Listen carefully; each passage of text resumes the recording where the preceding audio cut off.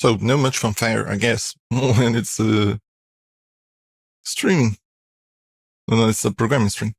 It's not that much need for checking things if that much is random because it's just very simple things. What are you complaining? The audio stream's current bitrate is lower than recommended bitrate. We could recommend you use an audio stream bitrate of 128 kbps. That was because I was silent, you dumb fuck. And I can't have... God damn it, YouTube is just fucking weird. Just like I was silent and the thing just went to just, hi buddy, it's just the quality of the audio is not 100%, you know? It's just like, yeah, because I'm not speaking and I can't throw music in there. Sadly, there's no music in there. Alright, YouTube stream going on fine. Kick stream seems to be fine as well. Twitch stream, apparently fine. Yep, I can hear the music.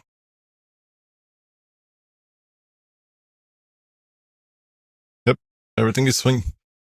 Let me just... No. Wrong thing. No, it's this one. Oh, goddamn, I selected the proper thing, you fucking dumb. There you go. We are ready to fucking do this. Oh, no. This window should go on the other monitor. There we go. And now... Yep, there it goes. It's all fine. So, things I was doing yesterday. I've, like, a little bit after the electricity went out and the string had to be cut short. Because, well, as you know, it's quite hard to string using having no electricity, you know. The computer, I tried to turn it on, but it didn't. So what I did, when the computer went back on and I was way too pissed because the electricity cut out like 2 times, so I just thought, well, I'm not gonna fucking start the stream, just like get cut out again. So the idea is, yesterday I've moved the regular code from the original app to, like, with some changes and just like adapted some things in order to work. So if we just do a big old run, this is the compiled version. It's literally just runs in here. Especially because the previous one that I was using was 10.0. This one is 9.6. But I don't like the fact that there's a bunch of things in here, but sure. It's not like I can change things like, as you can see, there's a bunch of shit open.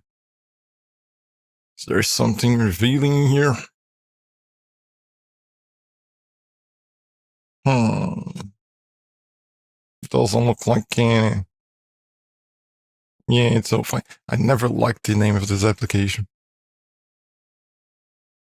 Well, he runs. Fine. All fine. So why is our string here? Oh, because I was testing things. I did this so that I can have a version that I can do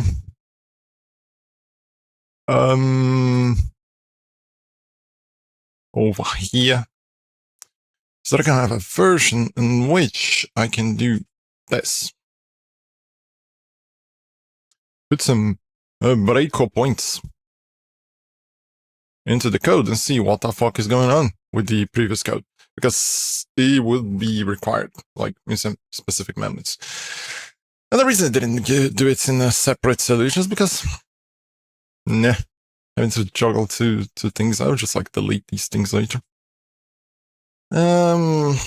Sure, it would be ideal just do it in a specific solution, but it's just, no, donk. I thought a little bit about doing it on a separate solution and then just like updating the things and then just placing it on GitHub already. But I see no reason to. I don't want to directly just post the same thing until I have the UI all working fine. So the things that we need to do right now is fix some of this weird ass code. And the issue is here because this is window forms.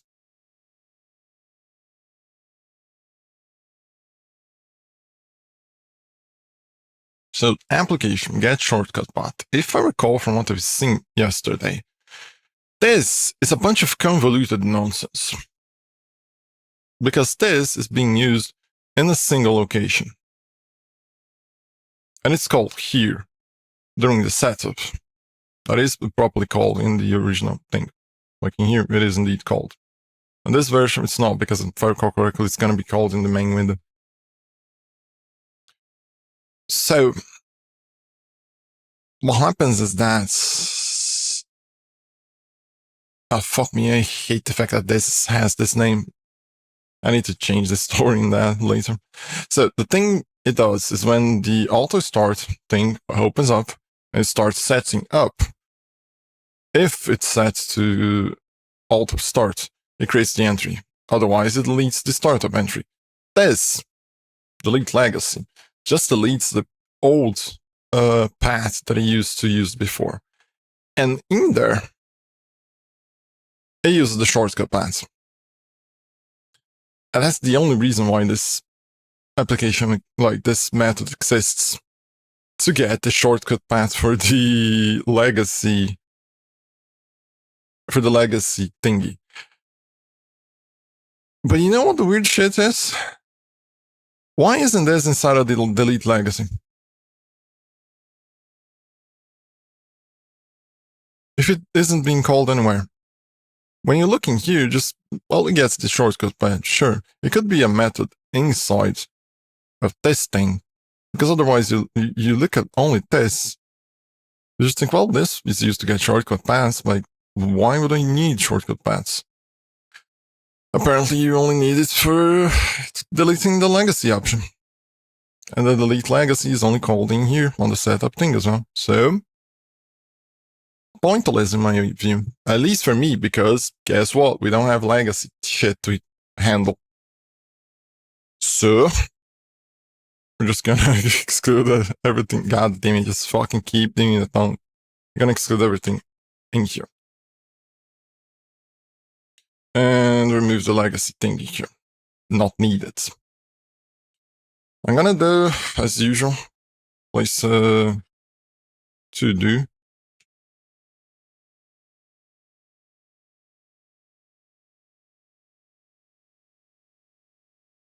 God damn it, the mic, for specifically typing, having to kind of look sometimes into the keyboard, the mic stays like precisely in front of it.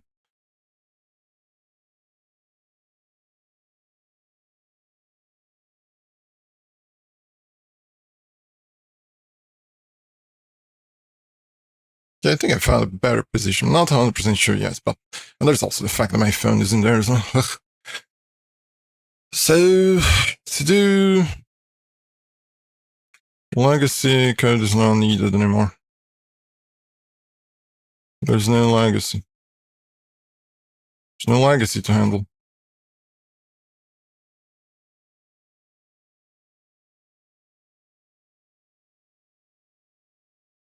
The new code base. So this dealt with. One less issue. The process watcher will deal with later because it's a little bit complex. Okay, the manipulation side of things. This is a heavy one. So I have forms, as usual. No. Cursor. The fuck do we use this for? Check to see if the cursor is new. In which method? Toggle mouse. Goddamn, I forgot that it shows up there. Toggle mouse cursor invisibility. No, visibility. Makes sense. So if I understood correctly, this gets a cursor file that is blank. So it's not literally making the cursor disappear, just switching the cursor for a cursor that doesn't exist. Which basically does the same. like does the same thing. But I wonder if there are. No, for now, we can look into later. The most important thing for now is see where the cursor is really used. So this assigns the cursor. Load the cursor from file. And this is just like a regular native call. It gets a string, which I presume to be a directory or path, and then it gets an int pointer, which I presume to be something like the handler for the cursor. So the native set the system cursor as well. Fucking phone. I need to find a better place to place it.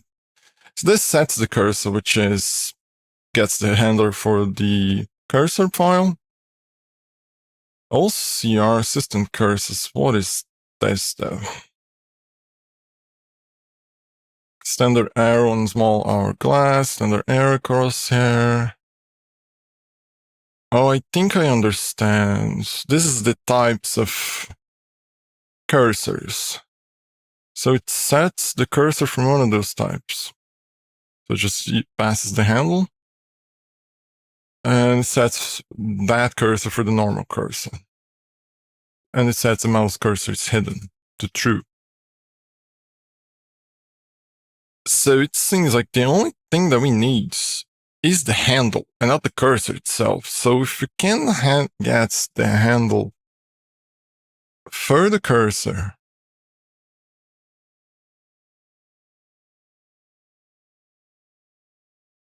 wait a second. Well, where is the fuck? Where is the sound? Come out, let's see. So just gotta go to the same location there, which is set cursor visibility, this one.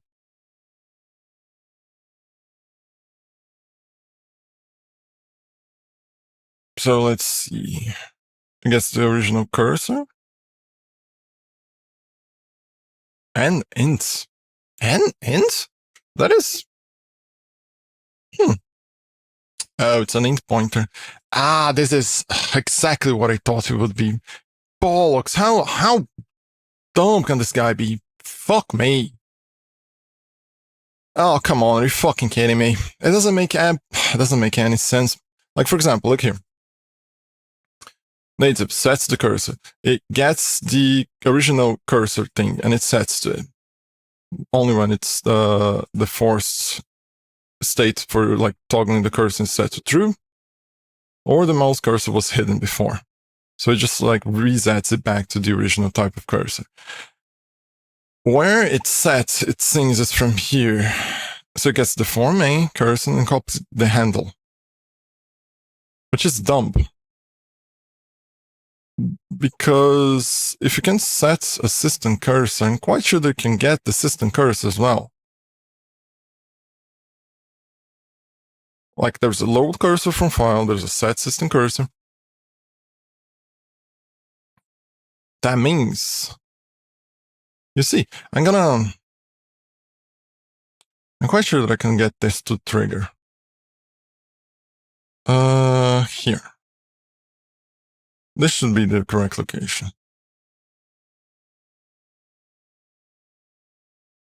Yep. I'm quite sure I can get this to trigger, and then we'll look at it and see that it's basically the same fucking thing. Yeah, that doesn't need to run that one. Oh, the 40k music. This one is the Noosphere. Nice one. It's from... What is the name of the fucking game? Mechanicus. I wish I liked that game more. I like the vibes. I don't like the gameplay that much. Alright, so this doesn't need to run as well. These I was using yesterday to test some things. Alright, it opens up the thing. Toggle mouse cursor visibility. Do you really want to hide the mouse cursor? You may have a difficult time finding the mouse again once it's hidden. If you have enabled a global hotkey to toggle mouse cursor visibility, you can press Windows, scroll, lock to toggle the mouse cursor on. Exiting borderless gaming will immediately restore your mouse cursor. Where's the... It says about the use mouse hide hotkey. Windows scroll lock. Let me see. Where is it? Oh, there could be some problems.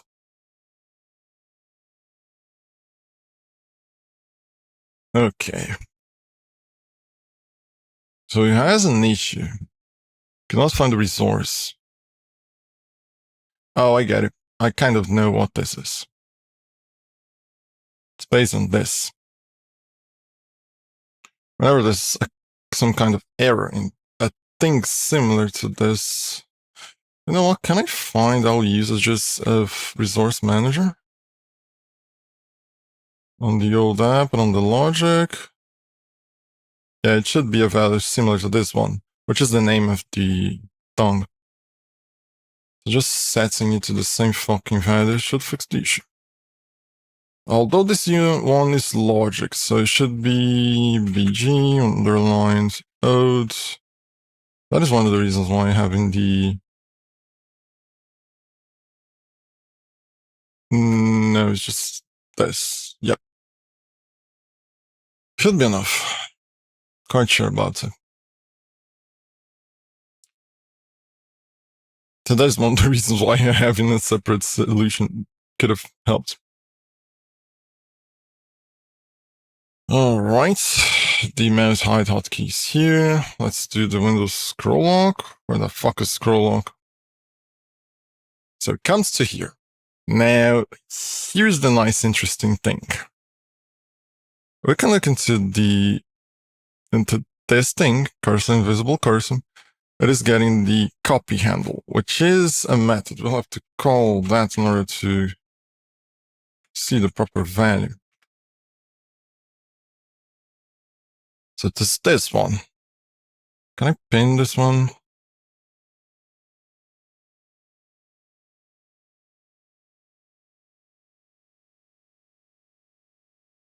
Can we inspect and leave it open?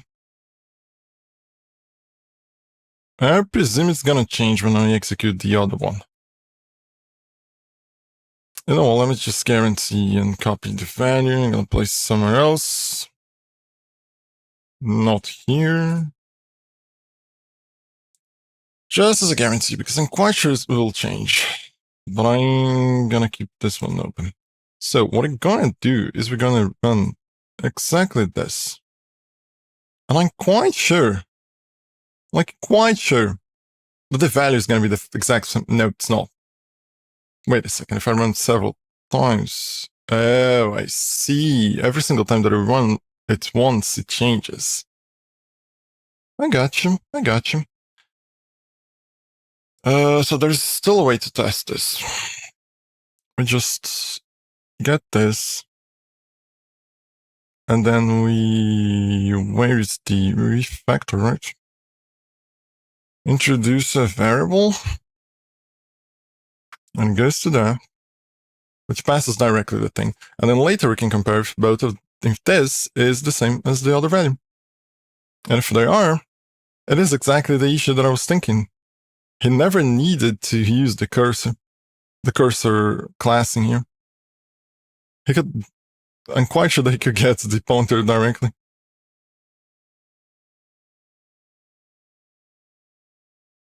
Because since the thing gets the... Oh, goddammit, that value is gonna fucking... It's gonna go out of scope, anyway. Yep, it's gonna go out of scope. Quite sure about that.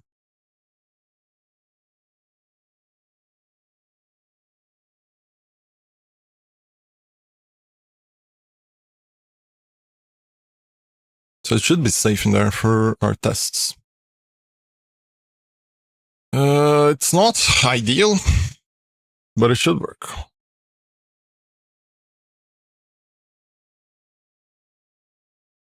Should it? No, it won't because it gets the file name from inside of here. No. Again, we just moved the declaration to outside. Yep. Now it's declared on the outside and it's loaded on the inside. So you can still see it. I'm quite sure both of those values are going to match. Quite sure about that. Alright, then we triggered the Windows scroll lock. 163103. You know what, I can just always... Where's the option? Am I blind?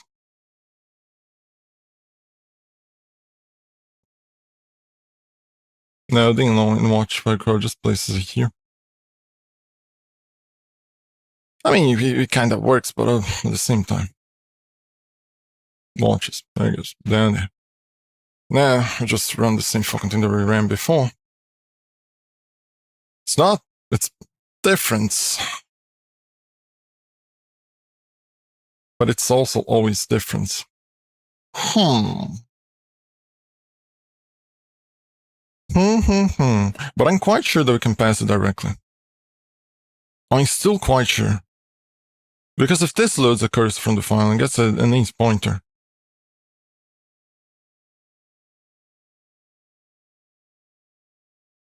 let me just... Yeah, the mouse disappears. Like the regular mouse. So just do it again, it shows up. Alright. So it does what it's supposed to do. But now...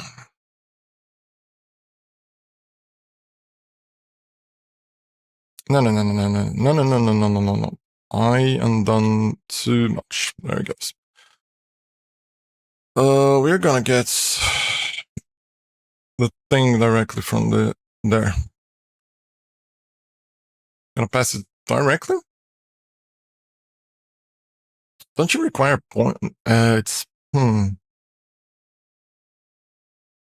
still an int, so what is the issue? Why not be initialized? That's the problem.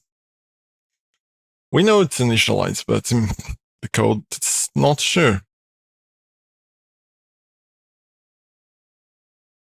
There's no guarantee. Although it could be that just passing a 0 could work in itself, or we could... No. I think we have a better option. But this only passes if the cursor is new. Will I need to change that much in order to... Because if I understood correctly, this is basically just caching the thing. I can always place it inside of there, but then the next time it's not going to run. Because the cursor is not going to be null. I could just place a true in here. Right? Yep. It's dumb. It's stupid. But it works. And that stops complaints that it's not going to be initialized. And then we just remove this because it's not needed. I mean, even if it's set, I don't think it would have done anything. Because it's basically not being used anywhere. So, if I'm incorrect, unless there's something else in some other location that I forgot to look into. Let me see. There's the cursor, invisible cursor. Just loads a new one from here. I checked if it was no a little bit earlier. And just sets to the same thing. Yeah, I get it. So it's not that much. So that should work. Yep. Although it went back. Why?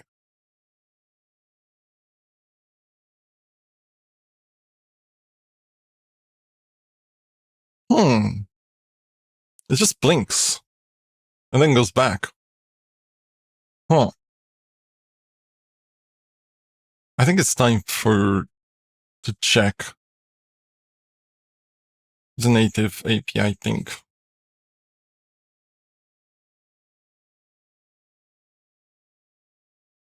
No. I think I know what's going on.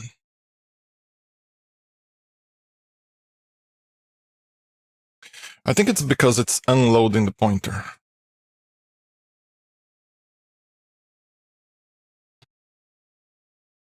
Yep, I'm quite sure because it's as soon as the code ends, it unloads the pointer and the pointer is gone. So as long as you place this outside, should still work, right? Because it's gonna keep the value. I think it should work. And it's basically what is happening here, but without using the cursor. Yeah, that should work. Should. Should, it's a very good guess.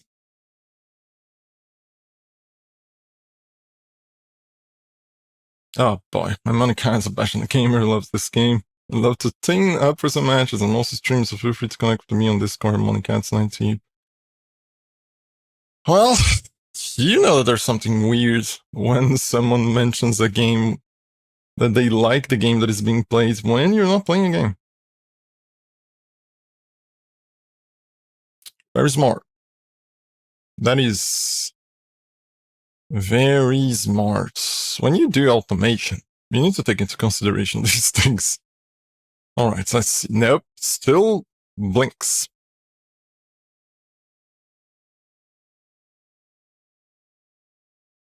Wait a second. It worked now for some reason. Is it a finicky implementation regardless? Is that the issue?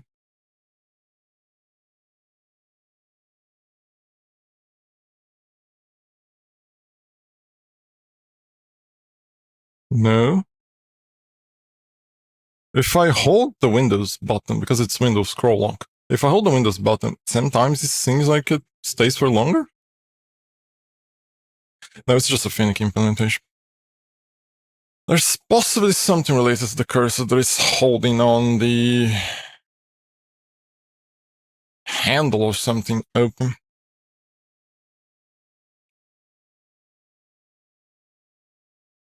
It's not that complex.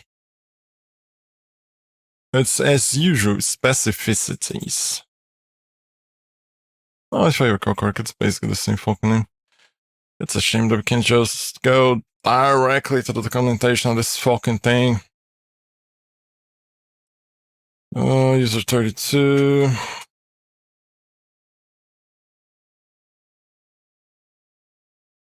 I forgot to play C#. I mean, it doesn't change much if you stop and think about it. Let's not get cursor position, but there should be other cursor things in there, man.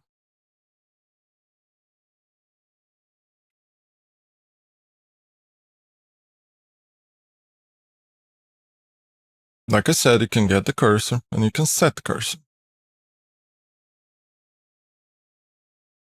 And option, no, I don't think this is C#, right? Yep, it's C++. Fuck me. I had the C# implementation previously, right?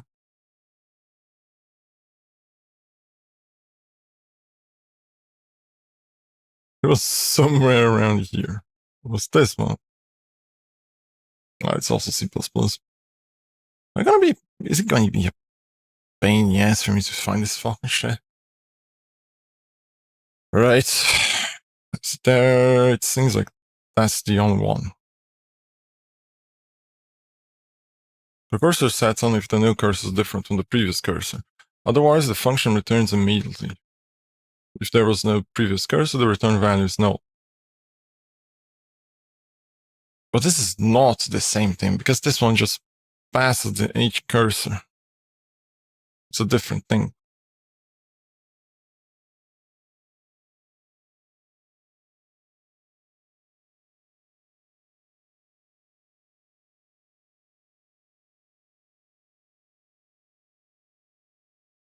There must be a location. I fucking hate these things.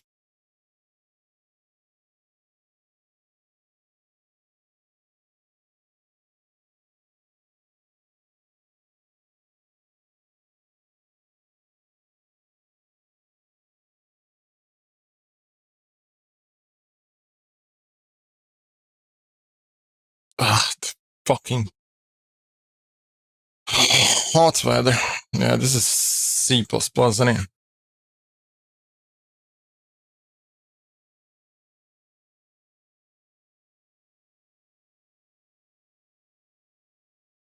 I'm not using with dealing with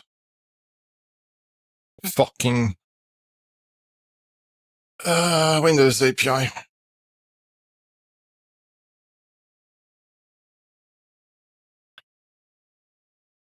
It kind of seems like it isn't at the same time, like it isn't. Just put the whole fucking thing in search for it. As long as I find one location where some of those things are, oh, fucking, they're pissing me off.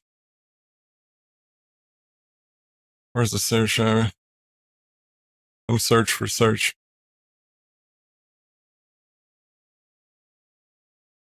Fuck you and your thing. On a regular thing that makes sense and whatever the fuck it is, this.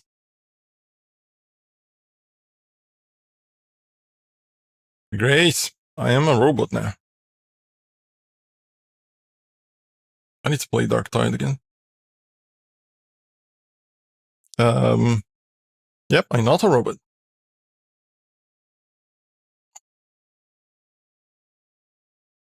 This is a good thing, though. Oh, it's 13 years ago. But I saw that there was a show cursor somewhere in there.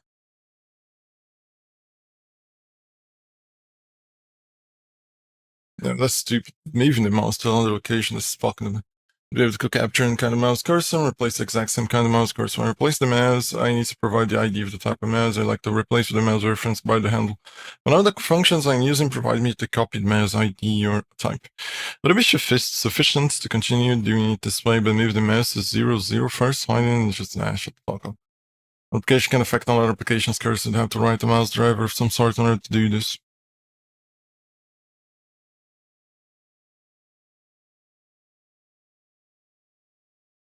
Doesn't involve screwing around system cursor. Danger because the app crashes or otherwise throws a bug, the cursor will be changed permanently until the next reboot makes sense. Instead, I implemented a transparency window over the whole desktop.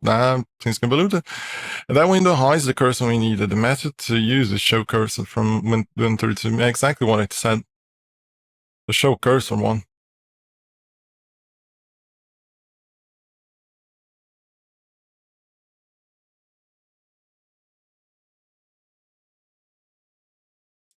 Sure. It worked on his machine, apparently.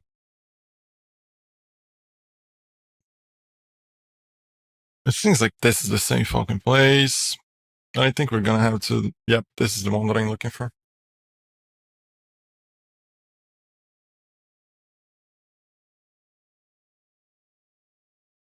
What is the difference between this and the other one?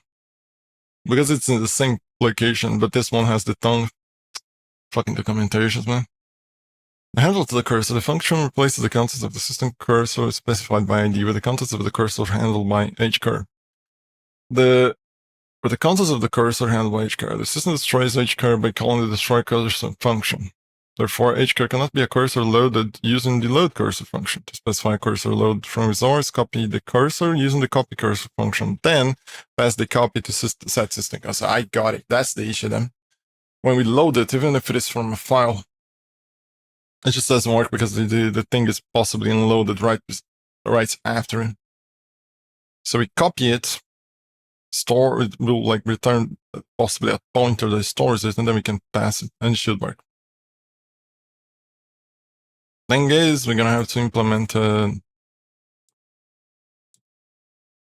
tongue on top of it. Okay, H cursor, copy cursor, P cur. A handle to the cursor to be copied. If the call succeeds, the return value is a handle to the duplicate cursor. If the call fails, the return value is null to get extended string. Okay. Copy cursor enables an application to allow to obtain the handle to a cursor shape owned by another module. Then if the other module is free, the application is still able to use the cursor shape. Yeah, that was the issue that was happening. It was freeing the cursor. Before closing, an application must call the destroy cursor function to free any system resources associated with the cursor. Do not use the copy cursor function for animated cursors. Instead, use the copy image function. Copy cursor is implemented as a call to the copy icon function. All right. I think I get it. so he does have a copy icon in here, so go figure. Yeah, he only has copy icon. So if I understand correctly, it's basically the same fucking thing, although it's gonna return a pointer, right?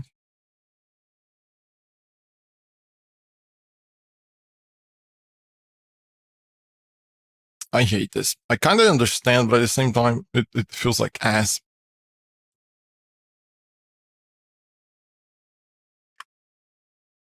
So just change it to copy cursor.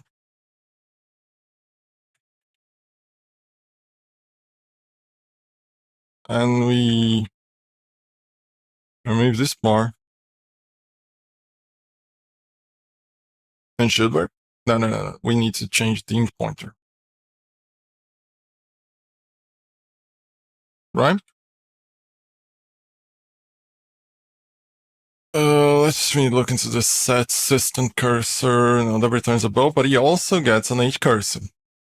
So it's basically a pointer as well. That's H possibly relates to handle.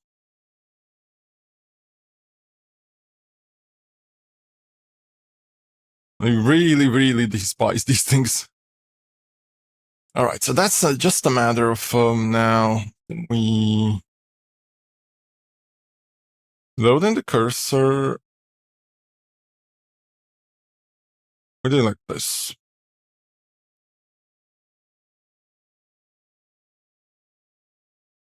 I see. If loads.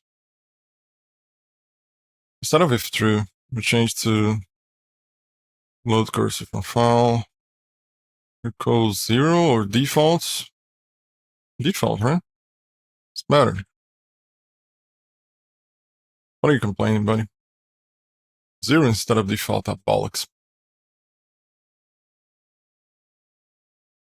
If it's 0, we file cursor. Let me basically pass the same fucking thing up to here. But then over here, we pass its native copy curse. Fucking hell, should have auto-completed.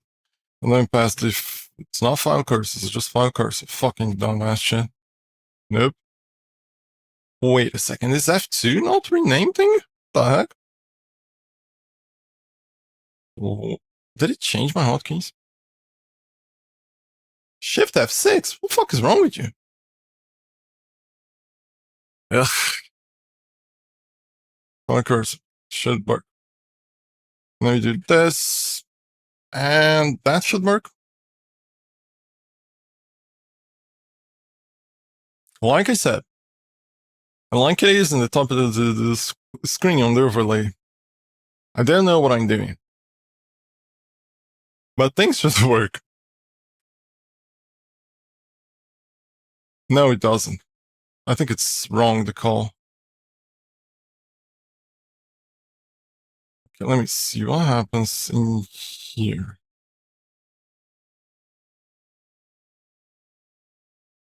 You should have loaded a thing, right? Did it stop up to just minimize fucking thing?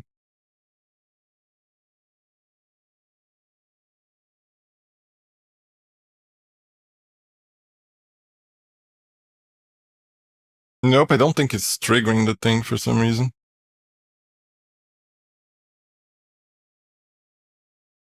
Yes. It's not even triggering.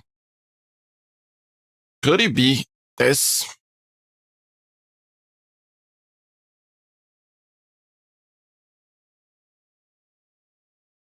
That's always true again. Okay. As long as it works in a way that we can test and know that things are correct.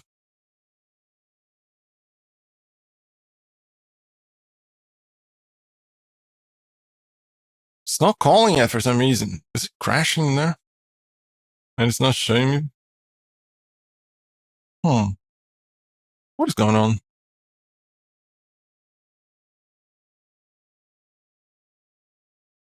What the fuck is the thing again?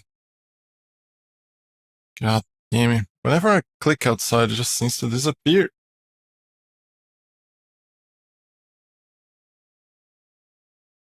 Let's see. Yep. So it gets there. This gets the cursor. The load cursor at the moment is 0. I think the call is wrong. I think that's the issue. And it's keeping like the thing at 0. But still that doesn't explain why it's not going there. Oh, I see. It really fucks things up. Unable to find an entry point, yep. That's the problem, it's not the correct thing. What did I place wrong? Do I need to place the name exactly the same? So I don't believe it, right? I changed the proper logic one. Maybe the name needs to be precisely it, otherwise it doesn't work for some reason. Let's see. We'll discover. And that's the issue with like empty caches. The fucking thing crashes and I don't know what is going on. It just doesn't goes anywhere because it just crashes and nothing catches. Alright. It doesn't exist. Because I'm calling it wrongly.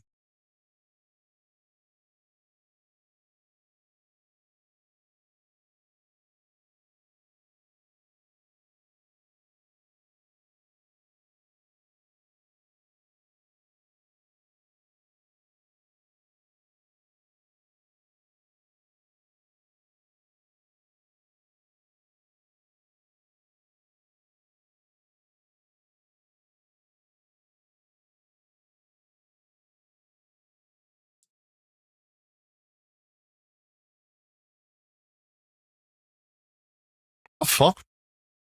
Just fucked up my hotkey. For muting the...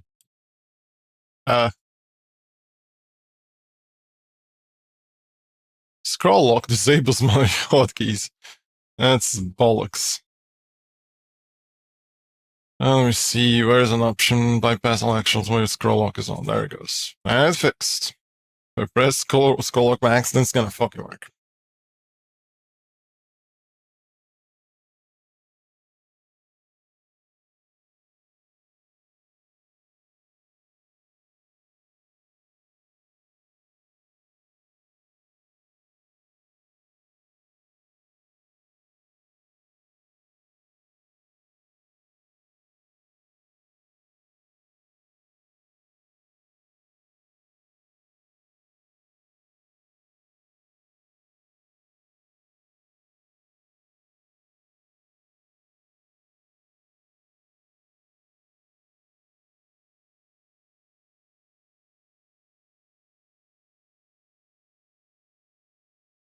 Gonna find a way.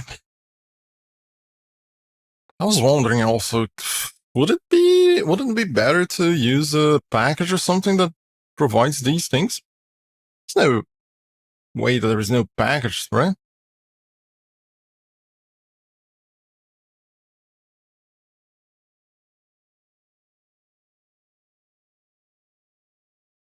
Sure, if I get a package or something like that, I'll have like way more things exposed. And it could also open up vulnerabilities bots at the same time. I have to bother.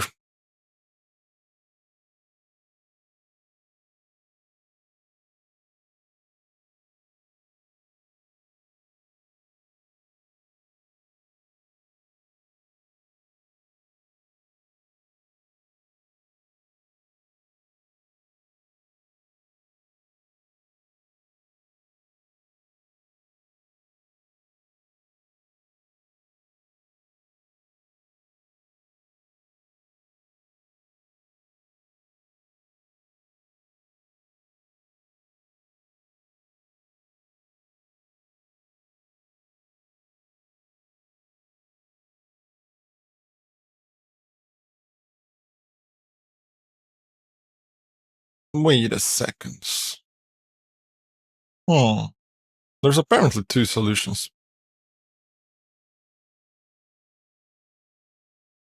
There's something called Vanara. And there's source generators. Source generators seems nicer.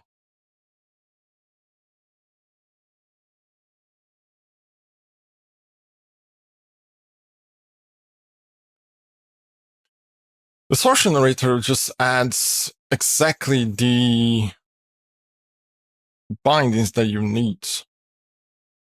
And nothing else more to your code, so it doesn't expose weird ass APIs that could be abused in a way.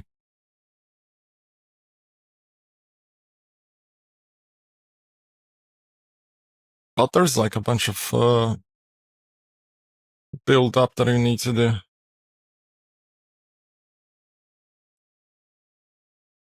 Okay, let me look if I find the things.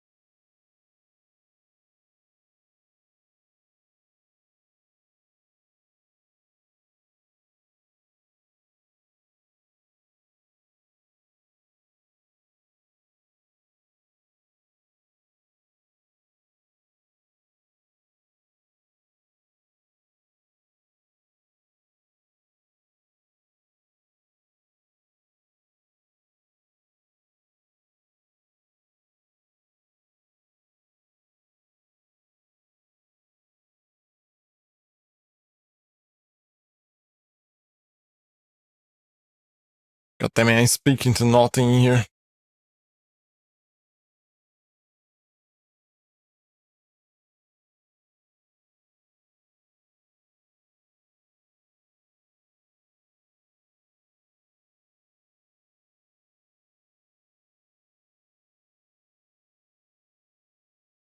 was talking a bunch of forgot to unmute, isn't that lovely?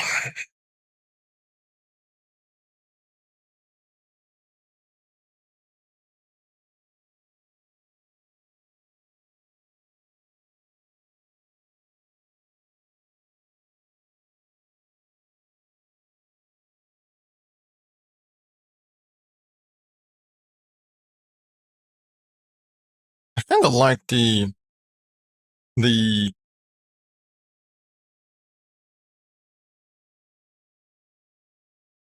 source generator one though.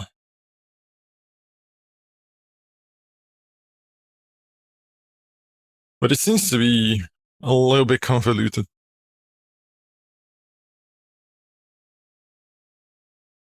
I kind of apparently have to add to JSON or something like that the methods that you want access to. And then it generates the methods for that. These are methods text file with content that includes create file. The ping invoke methods can be found on the Windows Win32 ping invoke class like this. Constants are defined on the same class as the ping invoke methods by default the Windows Win32 ping invoke class.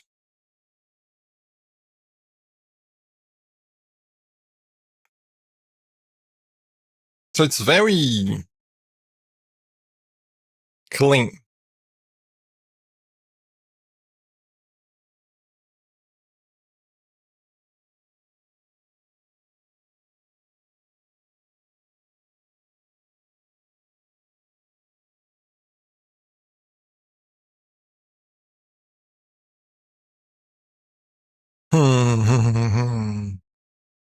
It's compatible with a bunch of frameworks.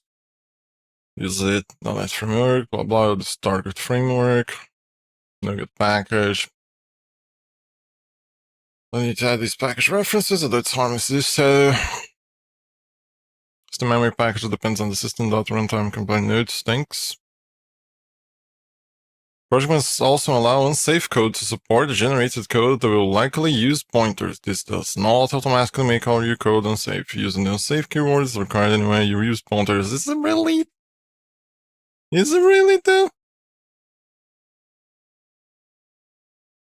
I don't see unsafe anywhere here, so I gotta name it right properly.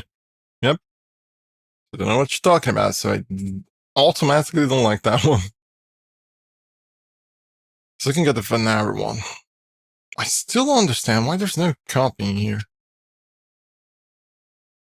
We copies. Possibly can use the copy icon directly.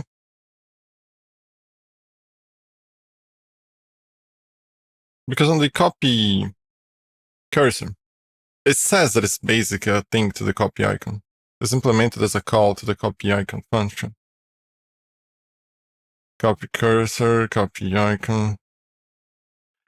Oh, I think I get it. I think I get it. This kind of does the work of copy cursor, but it actually is calling copy icon. So maybe that's why there's copy icon there. But now it makes me wonder if all the things in here, there's no way that these are all the native methods, right?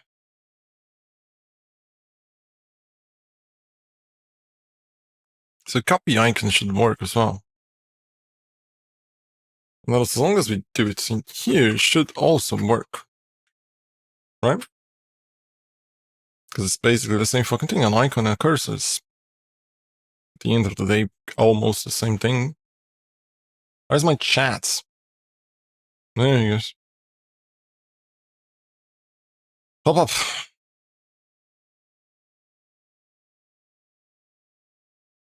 Oh, they're down there. Toggle. Yes. So it goes here. That one works, and it loads a value on it.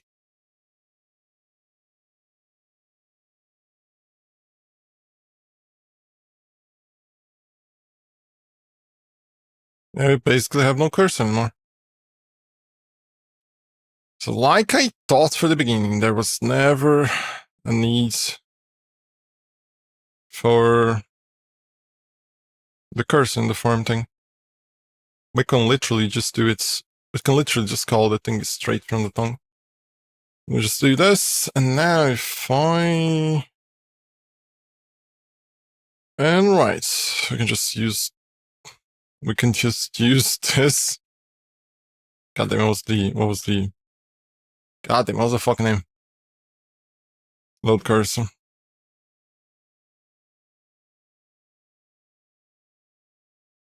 equals 0. It's gonna run once. And then all further points in time, it's just gonna... I will have to look into all the catches and place like regular exceptions inside of them. That's gonna be some work. God damn, I forgot to remove this breakpoints. It works. But it doesn't seem to work the second time.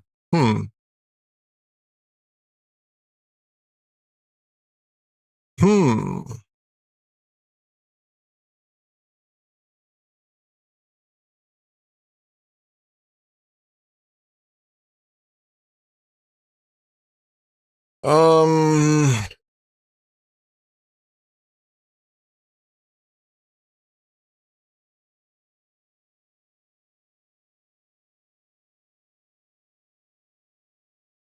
it's likely that he was using the cursor to keep the value in memory so that he would call only once.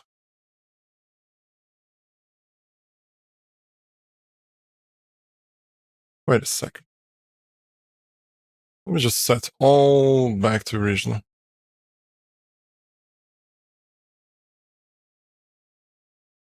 What happens when I try to set the thing twice? Will it work all the time?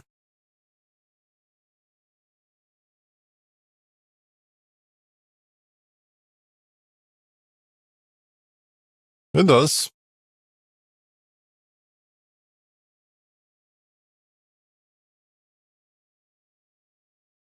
As expected, it doesn't work for all types of cursors, but just the normal one is enough when you're playing inside a game or whatever the fuck.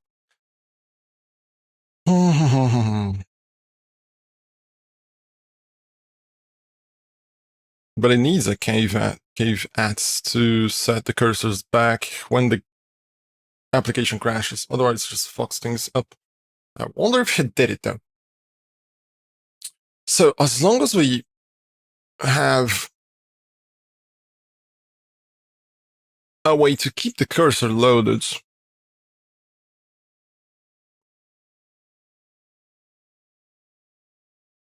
it should work, right?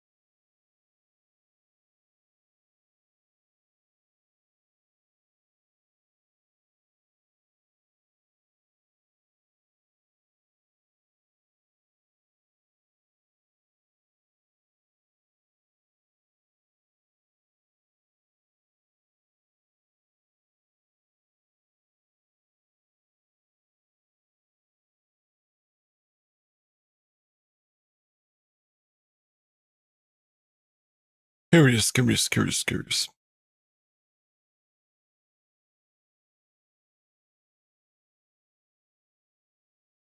What if we...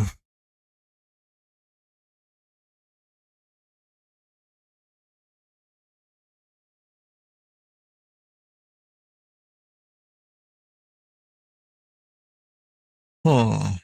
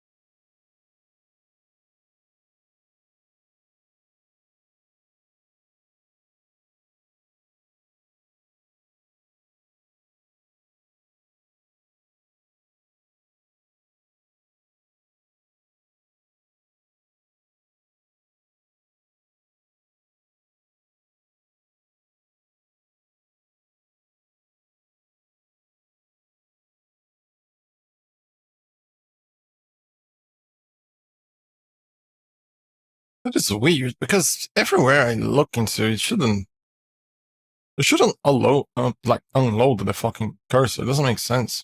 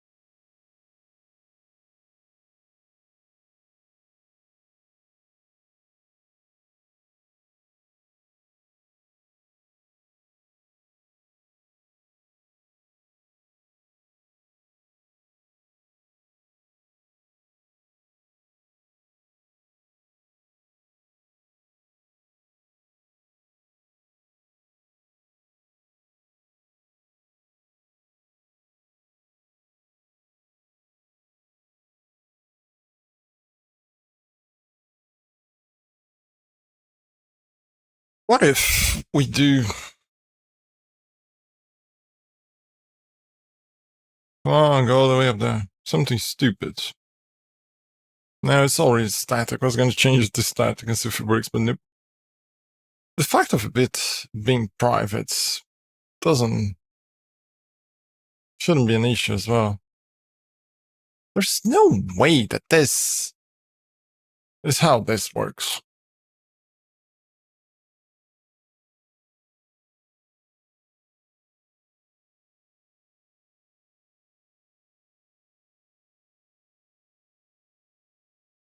Let's just change this to true. Every single time that I fucking call her, just I load the thing from.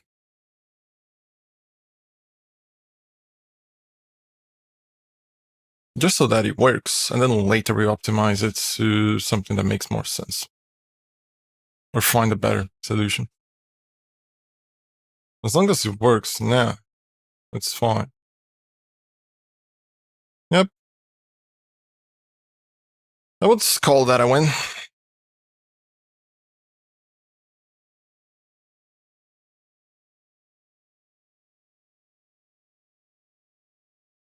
It is not optimal, but it works. Yep. Alright, let me see one thing though. He must have destroy cursor, or destroy icon, or whatever the fuck. Yeah, destroy icon. Where the fuck he calls it? Only in the manipulation. I don't like this. I don't like this.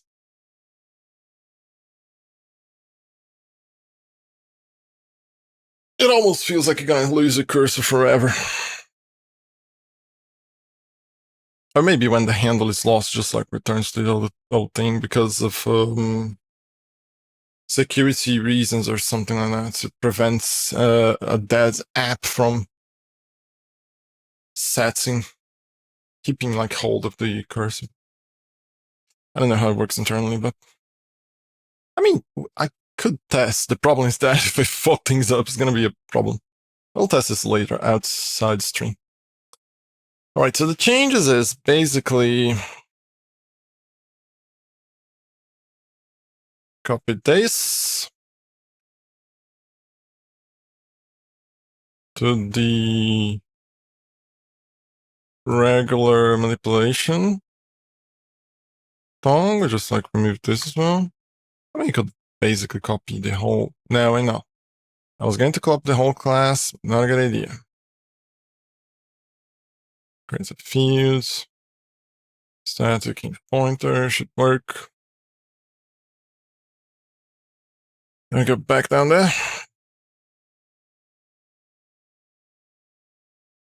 Let me just change this. God damn it, bump the fucking mic.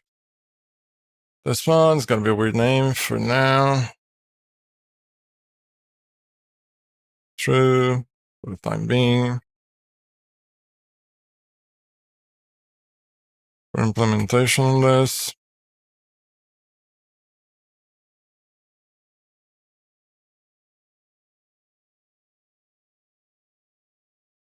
As long as it works. And it's like one less issue in a nightmare amount of issues in this class. Start from the top. So we don't need this anymore, right? As far as I know, there's no need for this.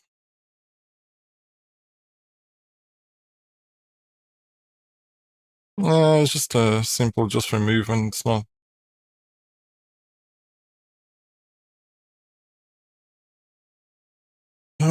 Just so that I don't forget, because it's in the middle of things, it's easier for me to see this one, but it might not be as easy for me to see that one.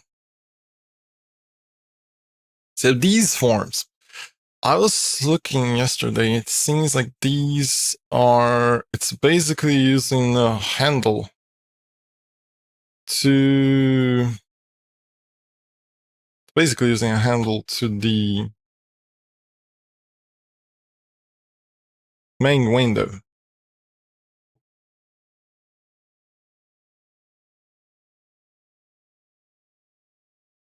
Like over here, it passes this. Yeah, there's a bunch of errors in there that I don't care about. It's basically because of how this all works and how I implemented things in order to be able to run shit and just execute the code. When I delete these, those errors won't even exist anymore because that's basically a Windows Forms issue. Yeah, I know. Don't care.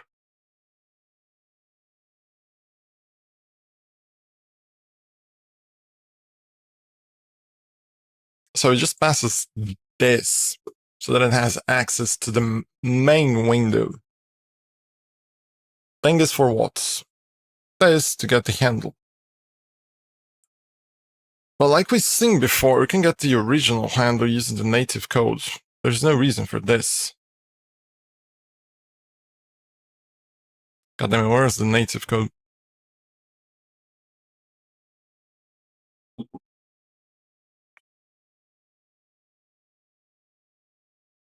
Let's first look what it does properly. So it gets the tongue, so that it uses it to get the handle of the cursor, set the cursor back to original. But you can get the system cursor, which is better, I think. And then we set back to the original one as well. It's way better than getting the system handle than getting just the application. Because I see no reason to.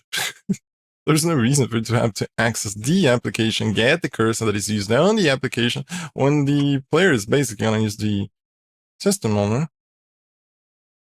There might be a caveat to that, but as far as I know, there's no ulterior reason for this. Where are we? Around here. So the only reason he uses it in here is to get the handle. God damn, I forgot. This is the original one. We need to set things back to original.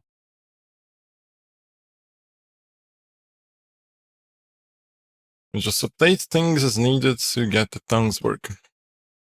So this one, we can basically, like for example, you see how it passes this entirely fucking big object just to get the thing? Why not pass just the handle or whatever the fuck, or just the cursor thing? So it makes no sense. So in hours, we're gonna go all the way back down there again. And we're gonna this part. And from this one, we're gonna get it to native. There might be an issue in here as well. There's no get scores.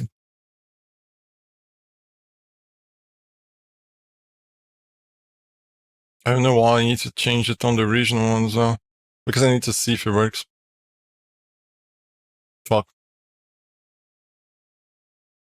Open up.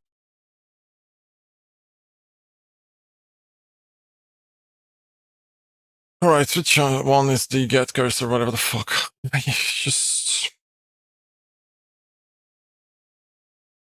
don't trust that much that one anymore.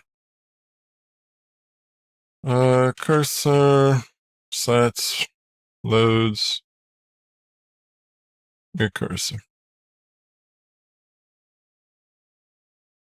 Basically just a pointer.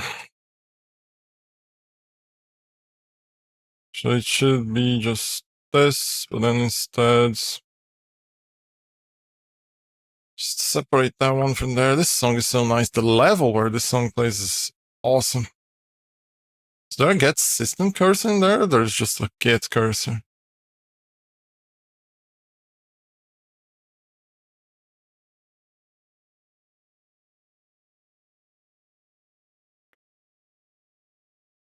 This could be a problem because it's the...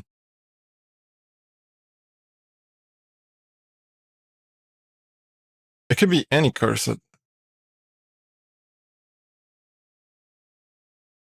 Because, for example, if I am like in this, in the text part, it could be getting the cursor, the text cursor, which could be a problem. A pointer to cursor info structure that receives the information. Note that you must set the CB size member to size of cursor info before calling this function. Return value, if the function succeeds, the return value is non-zero. If the function fails, the return value is 0. Cursor info structure. Size of the structure in bytes, the column set test sets of cursor info. Cursor states this parent can be on the following values: the cursor showing, the cursor suppressed. The flag is the system not drawing the cursor because the user is providing inputs through touch or pen instead of the mouse. We could use this instead of just putting a fucking file in place. Isn't that what the show cursor does?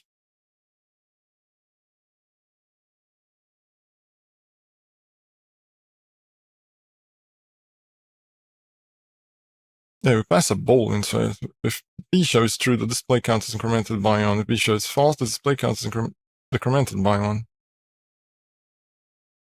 This function sets an internal display counter that determines whether the cursor should be displayed. The cursor is displayed only if this display count is greater than or equal to 0. If a mouse is installed, the initial display count is 0. If no mouse is installed, the display count is -1. Interesting.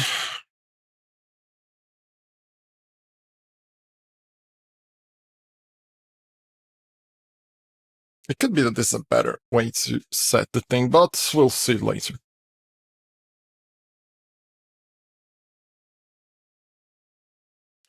Although...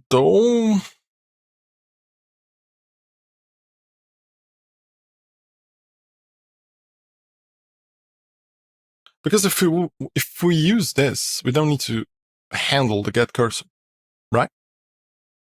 It just fixes the issue. We don't need to get the original cursor. We don't need to get load the cursor from a file. We just, hey, show, don't show, show, don't show. Although, I wonder, why the fuck wouldn't he update to using this? Is there a hidden issue somewhere regarding this that he might be aware of and I am not? So let's see, returns an int. If B show is true, display count is incremented by 1, B show is false, display count is decremented by 1. Internal display count is cursors should display. The cursor is displayed only if the display count is greater than or equal to 0. If a mouse is installed, wait a second. This function sets an internal display counter that determines where the cursor should be displayed. The cursor is displayed only if the display count is greater than 0 or equal to 0. If a mouse is installed, the initial display count is 0. If the mouse is installed, the display count is -1. So I suppose the return value specifies the new display counter. So I suppose we should pass a bool value, use a for a while and keep passing a value until the return value is -1, right? Maybe that's what he fucked up. There's also like these things in here that I might not be aware of how to properly use. And they might be fucking things up. But yeah, this one, if I recall correctly, is just nothing here. With a closure. Okay, this is just show. And I'm gonna hope that it just passing an int works.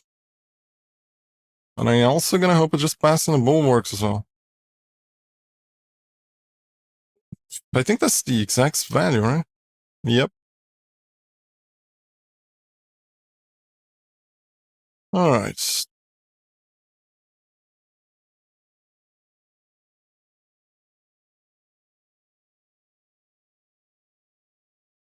Okay, we are in the toggle thing. Oh boy, another.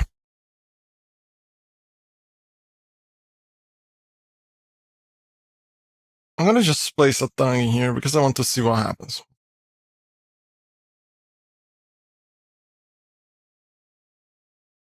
Because we can keep calling the methods until it works.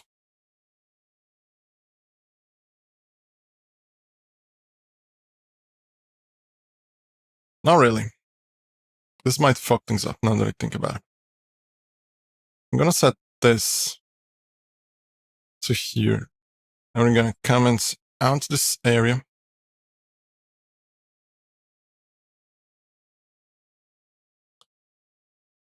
And this is like, it's not gonna set the cursor, just like it's gonna prevent issues from happening. So just call the fucking thing. Yes. It's gonna go in there, and from here we can call native dot show cursor. And just pass a true to it to increase the value. I just want to see, so it's 1. I hate that the thing is covering exactly the fucking thing. So it was 0 previously. If I pass a false, it's 0, but the thing is still shown. So if we pass a false again, it's -1, but the mouse still shows. Weird, right? It should be disabled. So does it matter? I can still see the mouse clearly. Let's leave it at 0, which is the original one.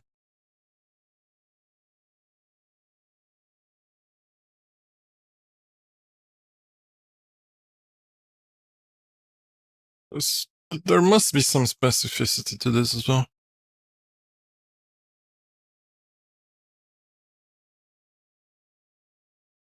Great, C#. Show cursor affects the mouse when it's over a window that was created by your thread. I get it.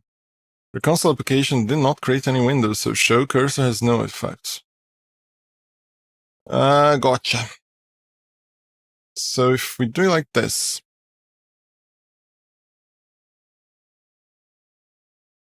that's the reason then. So we'll still have to use the other one. I am quite sure that there must be a workaround on this, but yep, when we pass the mouse over there, it's just like absolutely invisible. Only here, not anywhere else.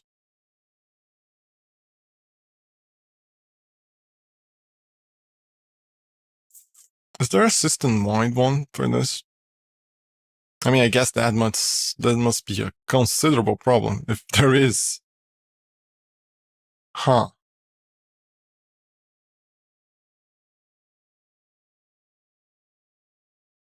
Alright.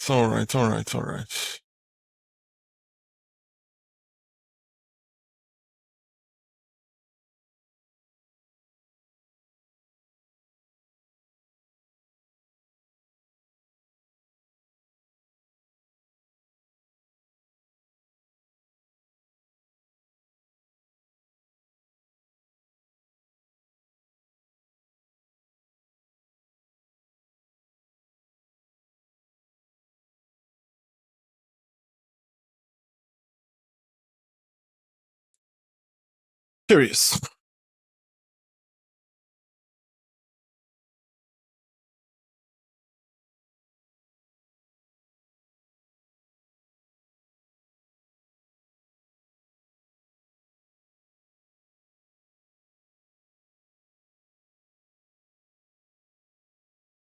Doesn't show, it doesn't say anything here regarding the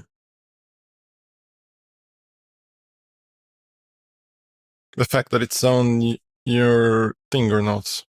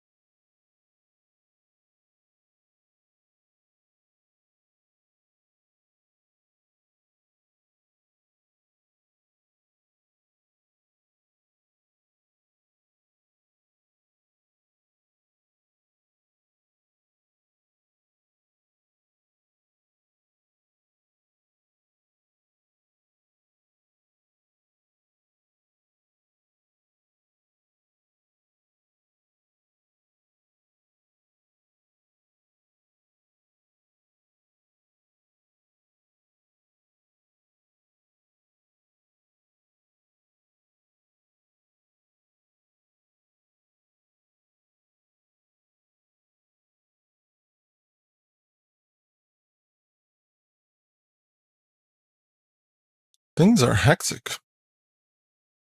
But sure.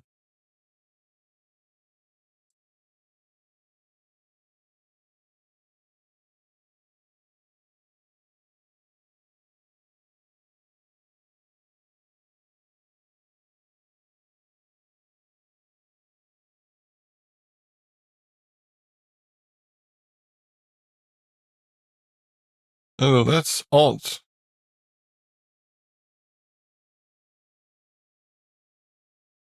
It's gonna fail? Yeah, it's gonna fail.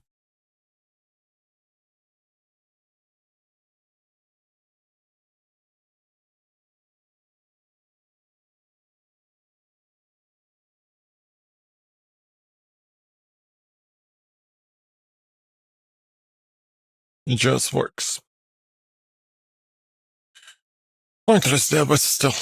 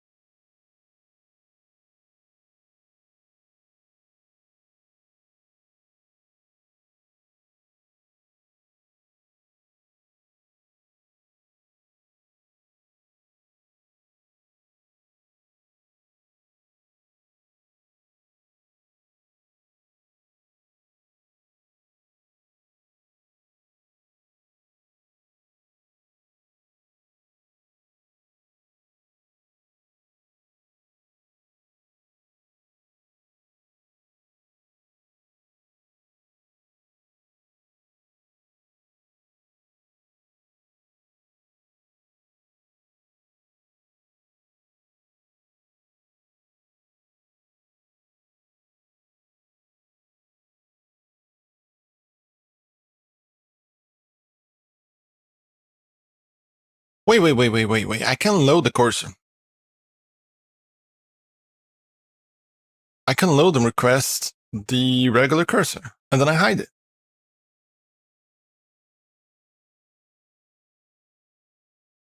I can load the original cursor, hold it in memory, possibly do a copy icon, whatever the fuck, to keep the handle working. And then if I can do that, then that works. I don't need to get the tongue from the tongue. Quite sure load cursor and load icon does the same fucking thing, right? What's the difference from the A to the W? The specified cursor results from the executable. Nope. Load cursor W. From the executable as well for some reason.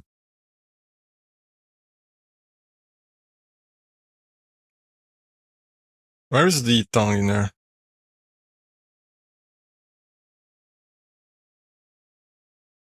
Destroy. Gets.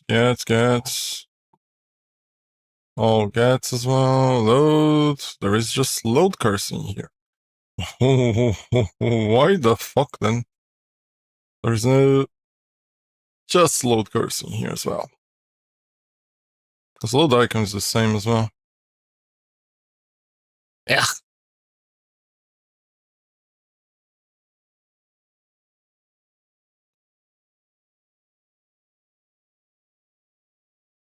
And guess what? There's a load cursor in one of these ones here.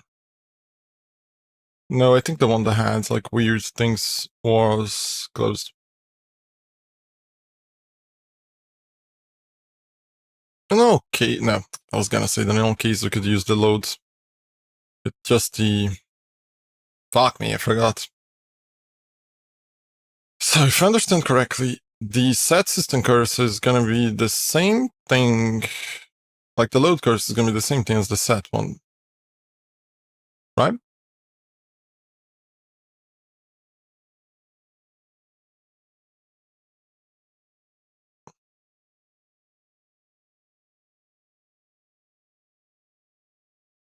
Sure, this is from like something else, but the inner workings might be similar, right?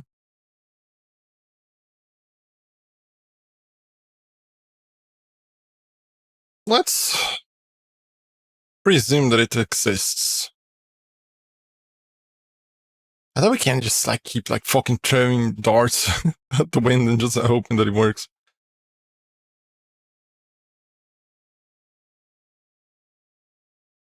Which native is one? This is the old logic one.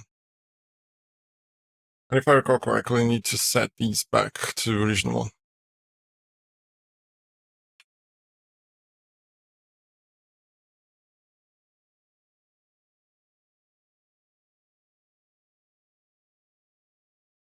Think, motherfucker, think. It's just the option for load cursor from file.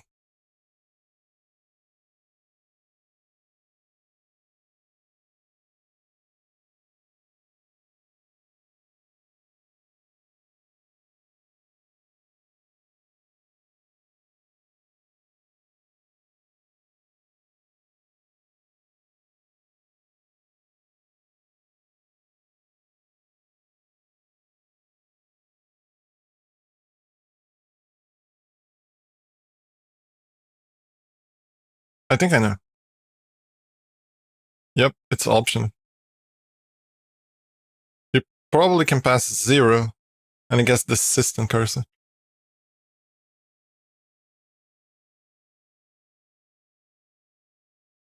Right? Handles the module for either a DLL or executable file that contains the cursor to be loaded. For more information, see get module handle. To load a predefined system cursor set, this parameters are null. If H stands is null, LP cursor name specifies the cursor resource either by name or ordinal. This ordinal must be packaged by using the make int resource macro. If H instance is null, LP cursor name specifies the identifier beginning with the IDC prefix.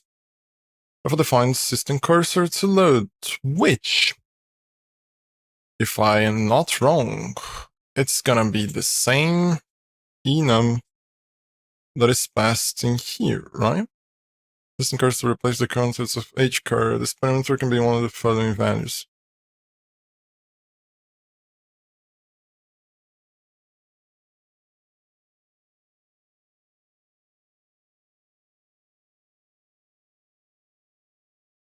No, it's different.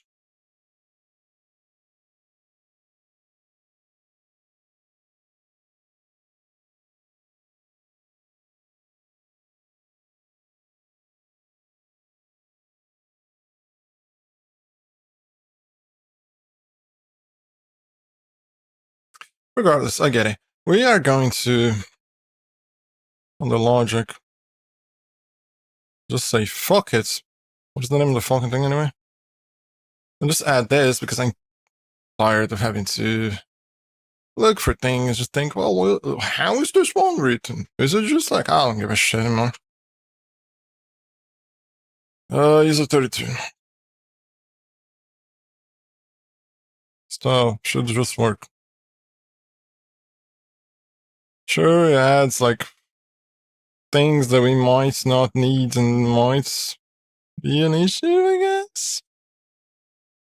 Whatever it is a bunch of having to search for shit that might not work. This one is set back. Now we know the show cursor doesn't work. But I need to look into the documentation for this because I don't know how the fuck this is used. I dumb, there should be a documentation thing in there.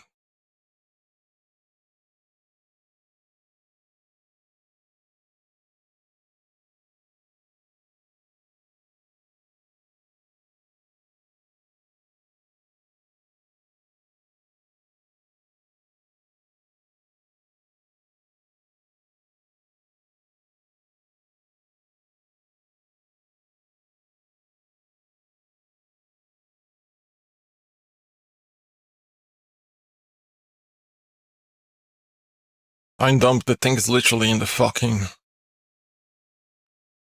in the thing in here, if I recall. No, I'm dumb, just, it's Fanaro.being invoked, like, you literally access like this. So it's supposed to be in here, so we get it like this, I guess. Vanaro dot being invoked dot user 32 dot cursor. So we don't need to implement anything, and the copy cursor is in there. Create a new. Oh, and there's documentation. That is even better. How we're gonna use this, definitely. Create a new cursor and copies. I don't care. I hope that there's not that many vulnerabilities in this. And any vulnerability that might be in this is like basically a Windows vulnerability. So create a new cursor and copies the attributes of the specified image to the new one. If necessary, the function stretches the bits to fit the desired size of the image. Sure. Get the cursor, retrieves the handle to the current cursor. Get information on the global cursor. If it's not owned by the current thread, use get cursor info, which is a little bit better. Close the specified cursor resource from the... We don't even need to pass the value in there.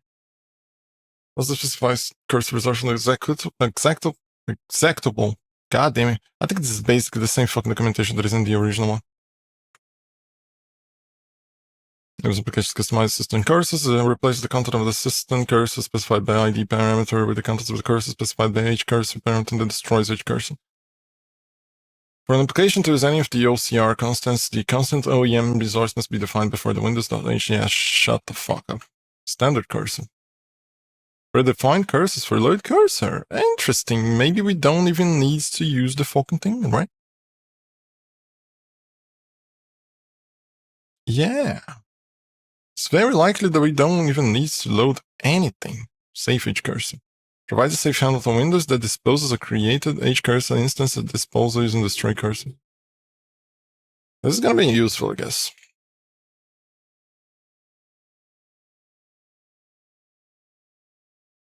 Or possibly like the cursors around there, like for example, the standard cursor is gotten by means of a safe H cursor. So that it just destroys it so that you don't need to worry too much about it. Why some of them have thingies on it? So if I recall correctly, the one we need is a narrow one.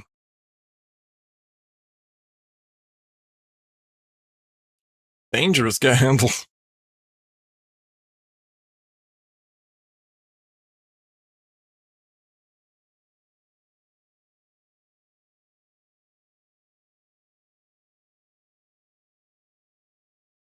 Dangerous get handled. That's an interesting name. So let's see, maybe we just use a safe cursor. No.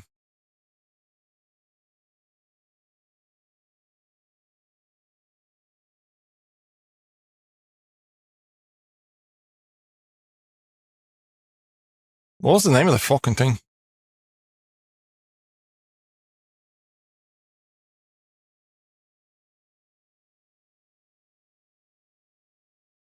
Save each cursor. Write like a human being, you fuck.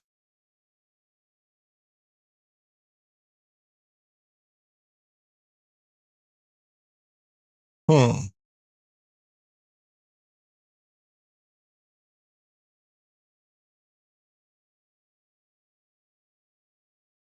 So maybe we pass the handling here?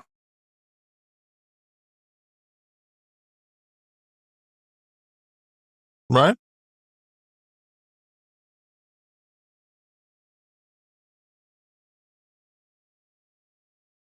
I mean, it makes sense that we would pass the handling here.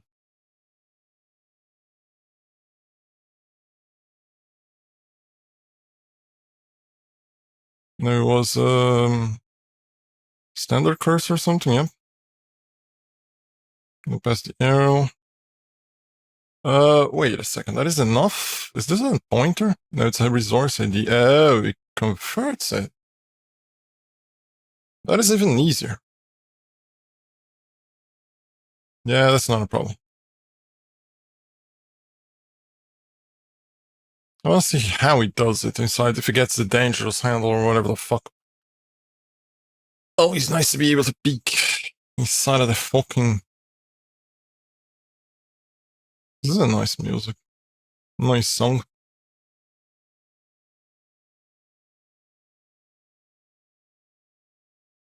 So it goes inside of the safe handle. Basal handle. What's the set handle? Pre-existing handle. So I suppose there's a set handle somewhere in here? Nope. It must be on the base one, I guess. Nope.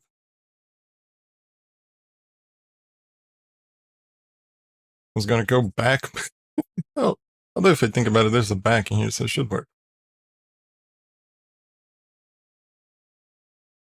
Set handle. Oh. Well, it does something. I could always look into whatever the fuck is the implementation. But I don't care enough. It says that it's safe. I'm gonna believe it's safe.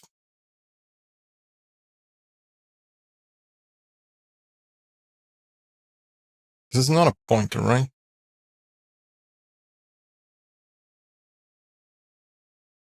So what can we do with it? It's closed. It's a value indicator where the hand is closed. This could be useful as well for us to load from the files and shit. And fix like the issues. So there's dangerous get handles everywhere. It seems like we still get the handle in the same way. No. Maybe. There is an internal conversion to a pointer. Each cursor. It gets the handle and it converts to the thing.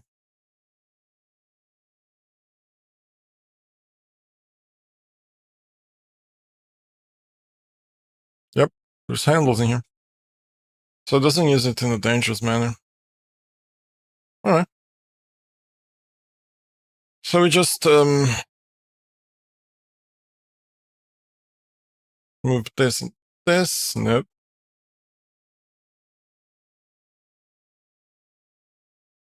We also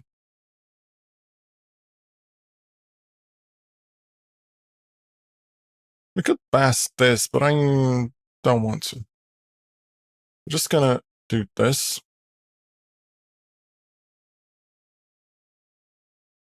I'm gonna change this for this. I'm just gonna delete this. And then I'm just gonna adapt the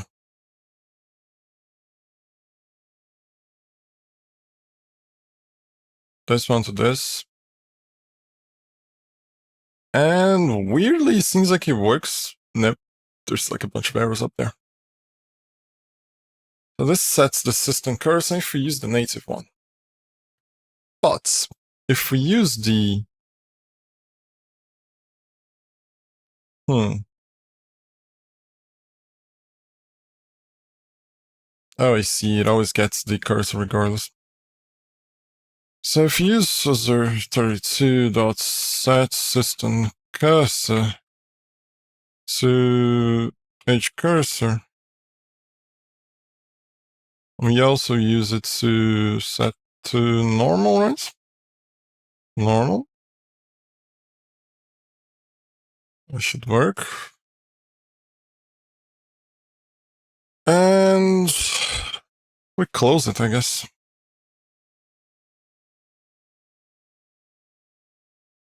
Edge cursor original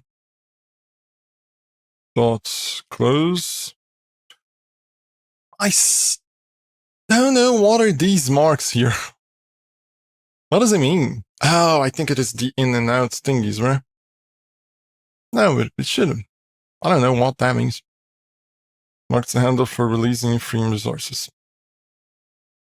So basically gonna do it kind of in the same way that it's being done in here, but in some way that it's not ideal, because I'm quite sure that we can do it better. We're just gonna repeat the behavior to have it as close to it as possible. Just set H cursor to no. I just typed wrong. There it goes. This basically... Shut up, buddy. Oh, goddamn it, if I convert it. Fuck it. This works. Alright, any other locations where there might be errors? This one, for example? Just pass no here, yes. Should work.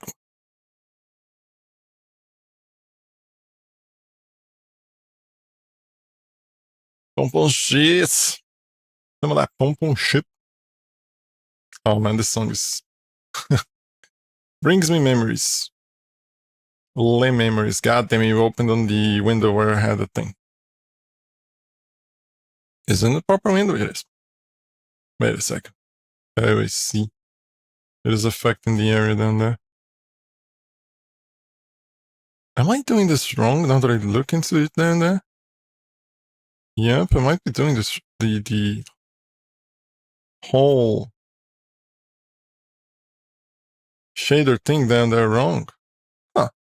I'll have to look into it later. Although I need a location for me to note the things that I need to look into later. Disables? Alright. Doesn't restart though. Are we gonna have a permanently invisible thing here now? Yep, it's not enough. Oh, yep, the regular one is disappeared. Nice. I don't have the mouse anymore. anymore. Yeah. I knew that something like that will happen. It took a while for it to happen. Okay, so there is some specificity to this that I'm not aware of. What the fuck is the... God damn, this is a little bit hard. No, I didn't double click on it. Fuck me. I guess. Wait a second, if the original code gets the original thing, it's gonna fuck things up. Because it's gonna get the disappeared one. I think I might have fucked things up.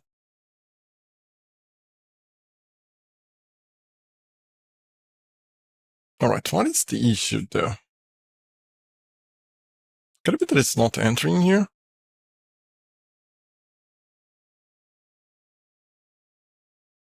I mean, with the invisible catches, it just fuck things up for me.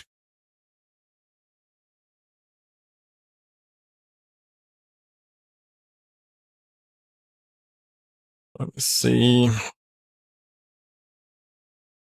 This one is not gonna work anymore.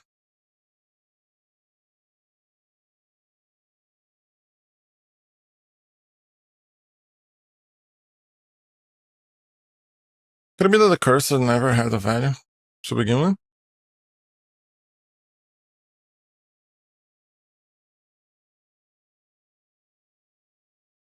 I think the best idea would have been for me to...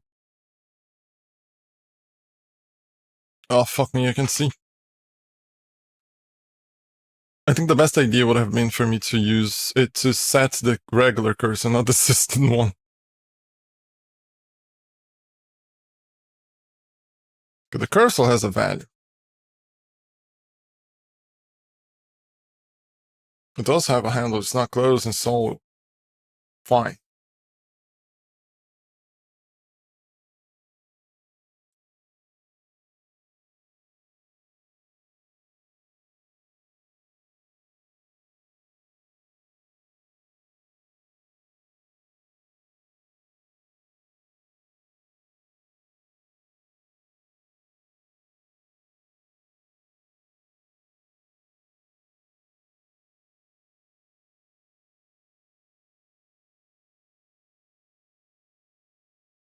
Can I try and run just things until... I mean, I can always go back to the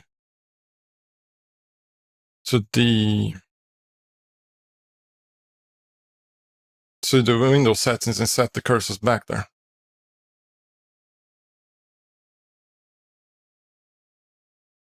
So set the system cursor, standard cursor. Let's set it directly. Let's see if it works. Maybe the safe edge cursor is needed only when you load a custom cursor or something like that, right? Get the fuck out of the thing. It looks like it's wrong in there.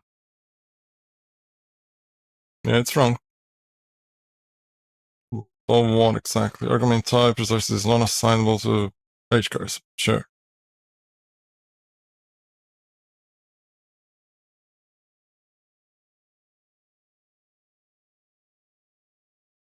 I mean, makes sense. Can pass just a handle? Bad idea, I think. False. What does it mean, false? It didn't work, right?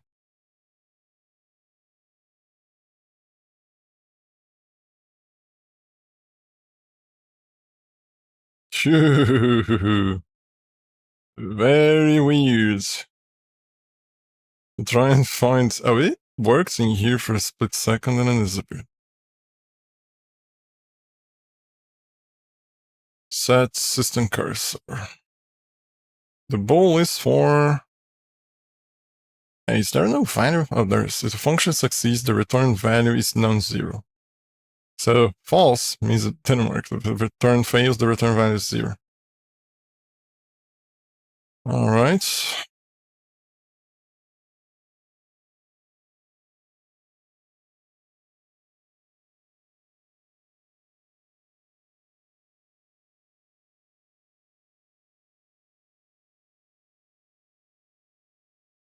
So there is an issue.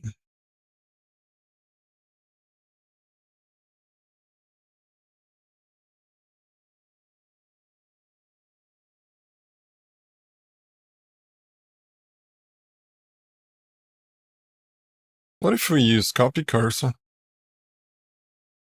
Pass. No, I don't think it's gonna work, right? User 32. Dot standards. Arrow.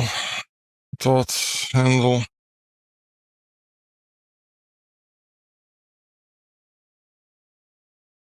Interesting exception. Invalid cursor handle. So what is the proper way then?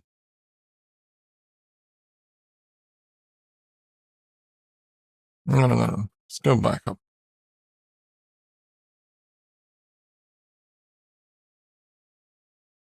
It's not like grabbing the tongue.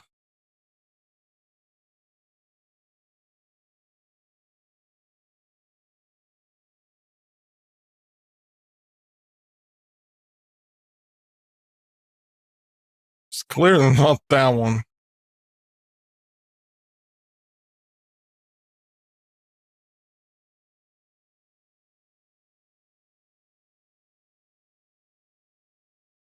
Yeah, there's not gonna have anything that is...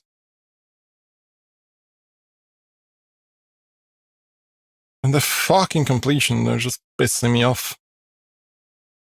Wait, I can directly access the IDC error for some reason? That's a resource ID regardless.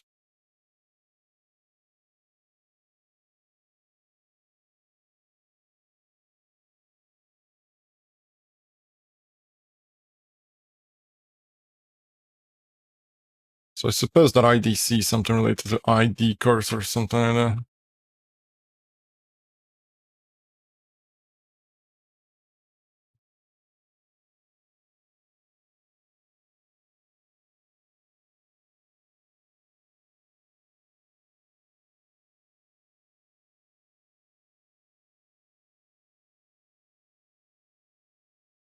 Maybe with this.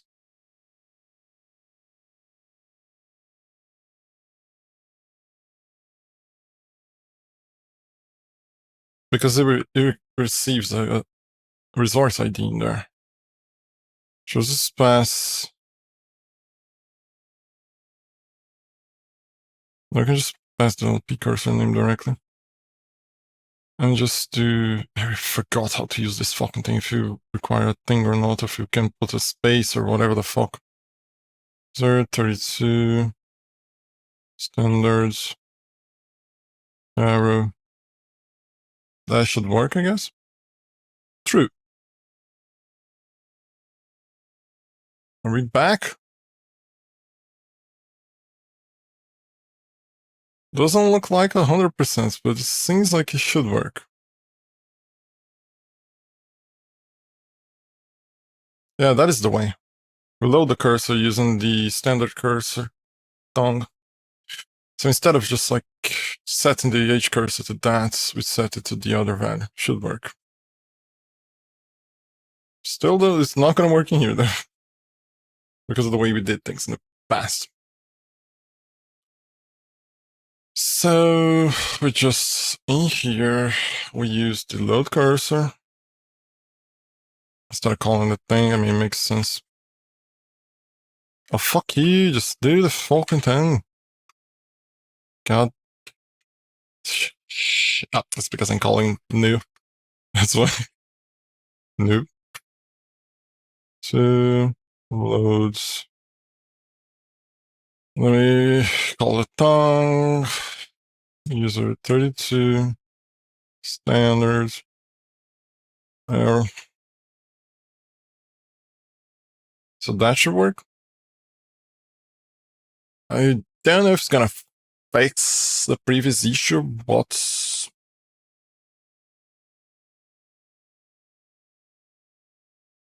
if it doesn't, I'm just gonna change things on the cursor settings on Windows anyway. And that one should fix that.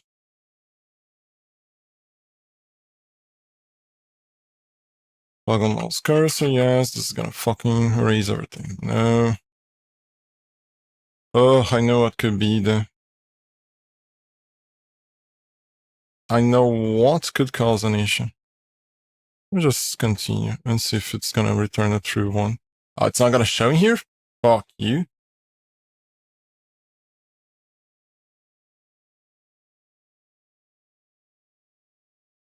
Nope, doesn't fix it. I suppose I know why. Since we made it invisible from the get-go, it's loading an invisible cursor. And that's why when we load from it, it gets an invisible cursor. God damn it, this is even worse than I thought. Okay, additional mouse settings. Pointers. This is fun. Let's change the scheme as a whole to its Windows default system scheme. Sure, just change to magnified as long as shit works and I can see these again. Yep, it's there. There's default system scheme. Yep, all back. We're back, baby. I'm gonna keep this up just in case shit goes down.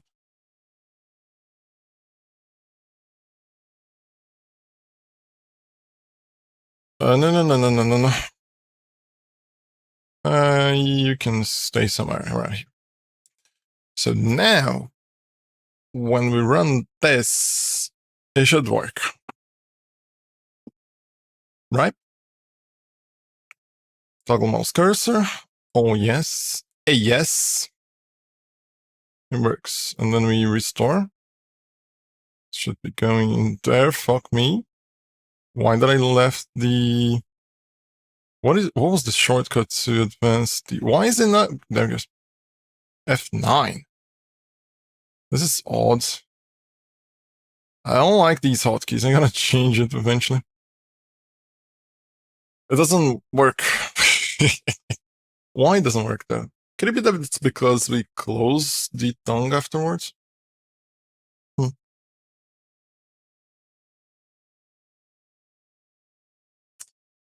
Where is the mouse again?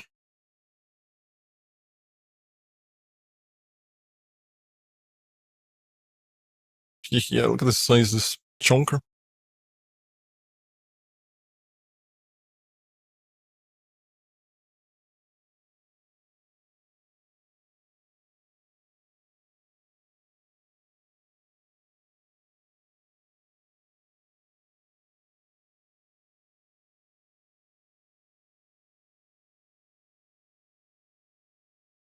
I think one of the main problems is that we are trying to do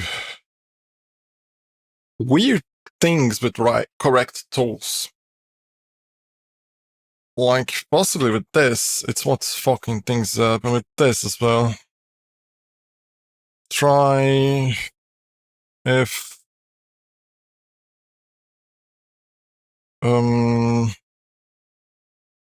H cursor original... I hate when this happens. It's equal to null. Although it's never gonna be null because of the fucking expression, but you know.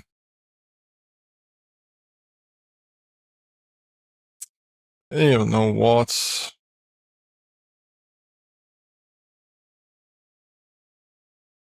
just so that it stops fucking complaining. No, not that. What the fuck?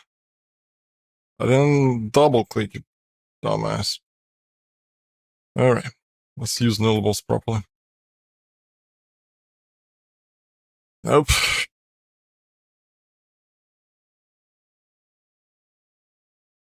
Okay, now we set the thing with the handle for the tongue.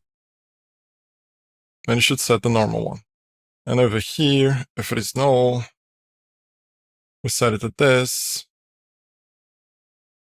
Don't know wherein we will release it though, but who knows.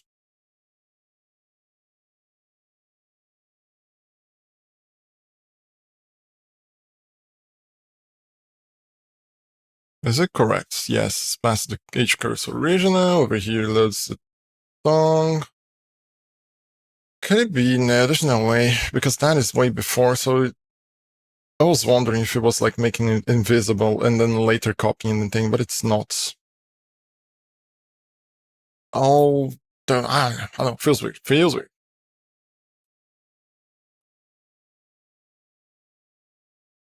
Let's see. Where is the... I don't need this breakpoint here, just execute whatever the fuck. Hopefully we're gonna have some time to learn Avalonia. At least it starts the UI. Invisible? Nope, doesn't show up again. Don't get it.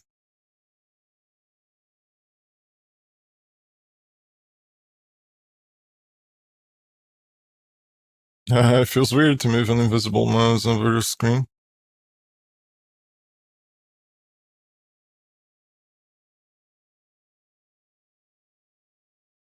Oh, bollocks, I closed it.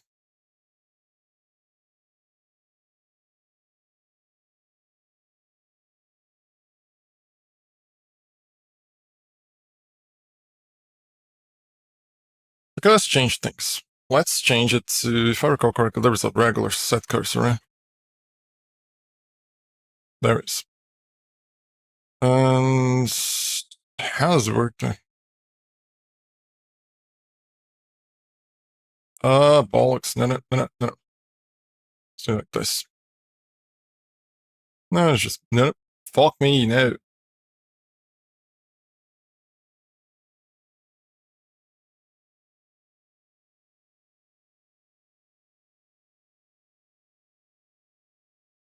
So this just requires the cursor and that's it. Which I don't like. Sets the cursor shape.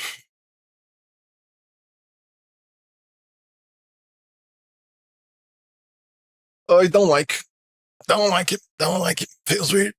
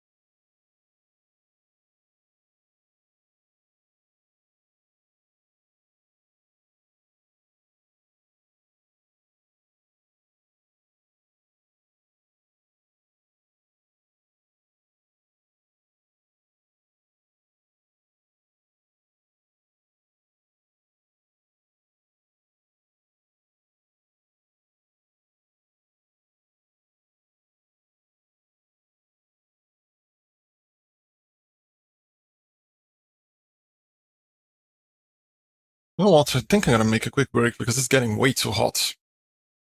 I need to air out things. I'm just change things. I'm gonna just make a quick break of around 5-10 minutes or something like that, and I'll be back soon.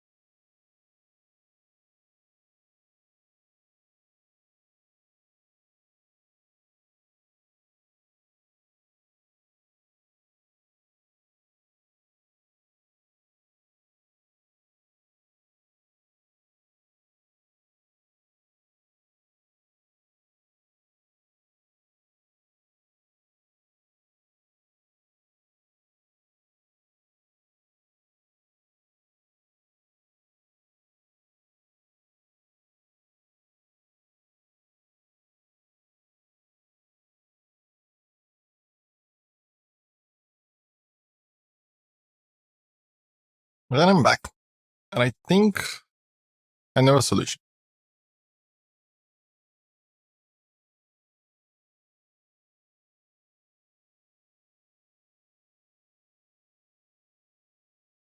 If I understood correctly, when you set system cursor, it destroys the past cursor. It destroyed this cursor here.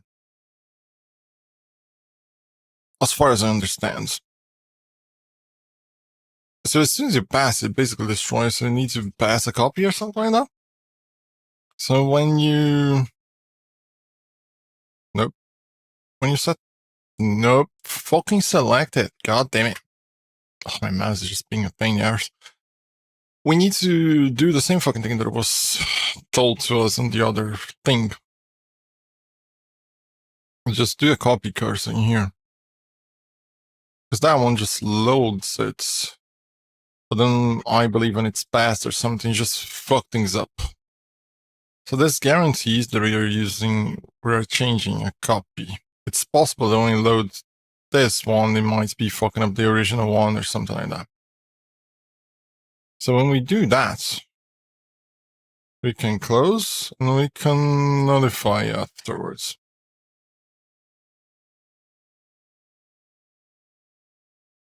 I think that should work, but just in case, I'm gonna still have the mouse properties open and automatically change to another different thing so that I can just click the apply instead of having to search for shit. No, wrong screen. There it goes. I think this should work.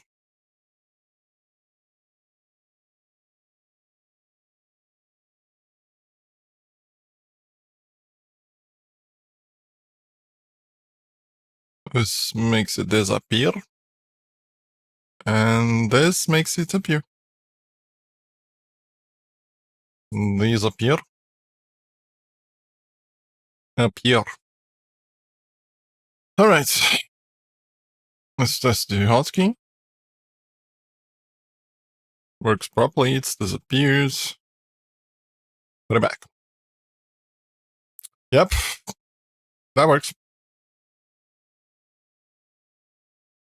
We just had to copy the little tongue. Alright, so off to... On the new one, we'll have to... Let's remove this. Parkour Park, I didn't add anything to the native, right? Right? Yeah, there's nothing here. Why is the object one open? So in here, we are going to just go to the regular manipulation logic. We're going to install the package for Vanara. User 32 in here as well.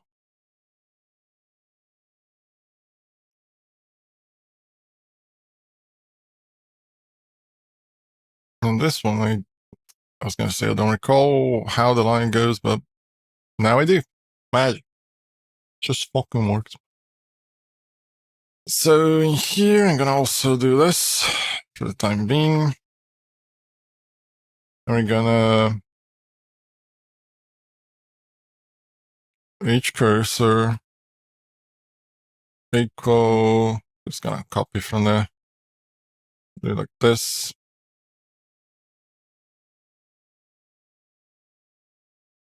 Each cursor is equal to null.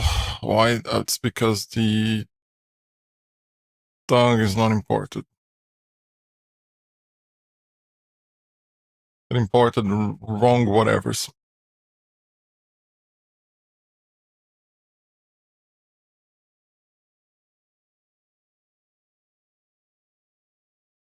You know, I think this is a simple method of just doing this. And fuck me.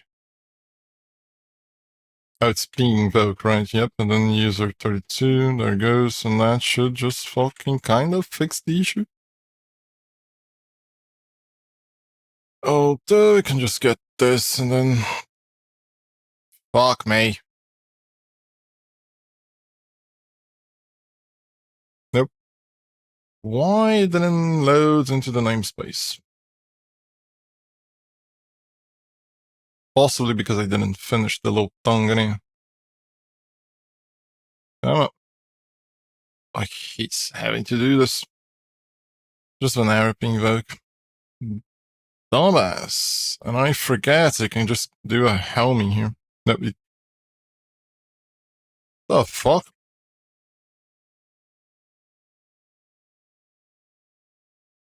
I guess. Just magically works. So in here, why the fuck are you doing it like that? Oh, I know. It's not working because it's trying to pass a thing to this. Change the type of the field. It's gonna fuck up things in other locations. Like up here, that's all fucked. Gonna just do this. And just grab the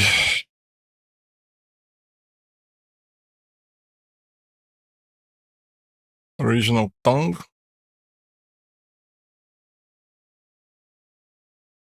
It looks like ass, but I'm not. And oh, then maybe I can just like use that. Yeah, sure. It's basically the same fucking thing. This is the whole thing with the calls not being passed properly. And over here, for main is not used anymore. So we can just remove it. Sure, we're gonna have to remove it in where it's called as well, but then it's just that's a problem for when we get to it. And over here, just gonna have an empty one, and we set there's a nullable one that works. Right, there's this next one, make window borderless. The for main is used to pass to the make window borderless delay, so we're gonna have to fix that one first. For main, did I change the thingies back? I did.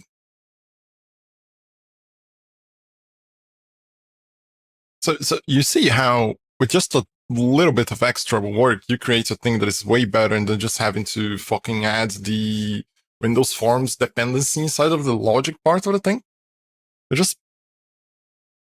There are ways to do it. You just do it like more close to the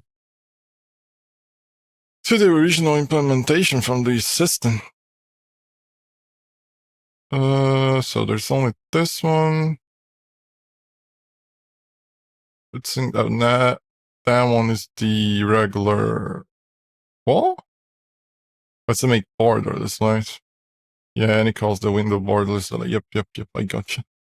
Although, why the fuck did it deselect the other one? That was fucking weird. Alright, so it goes around here, so auto hides the Windows taskbar. I did this before resizing the window. Wait a second. Should have processed details by now. The fact that he's having to comment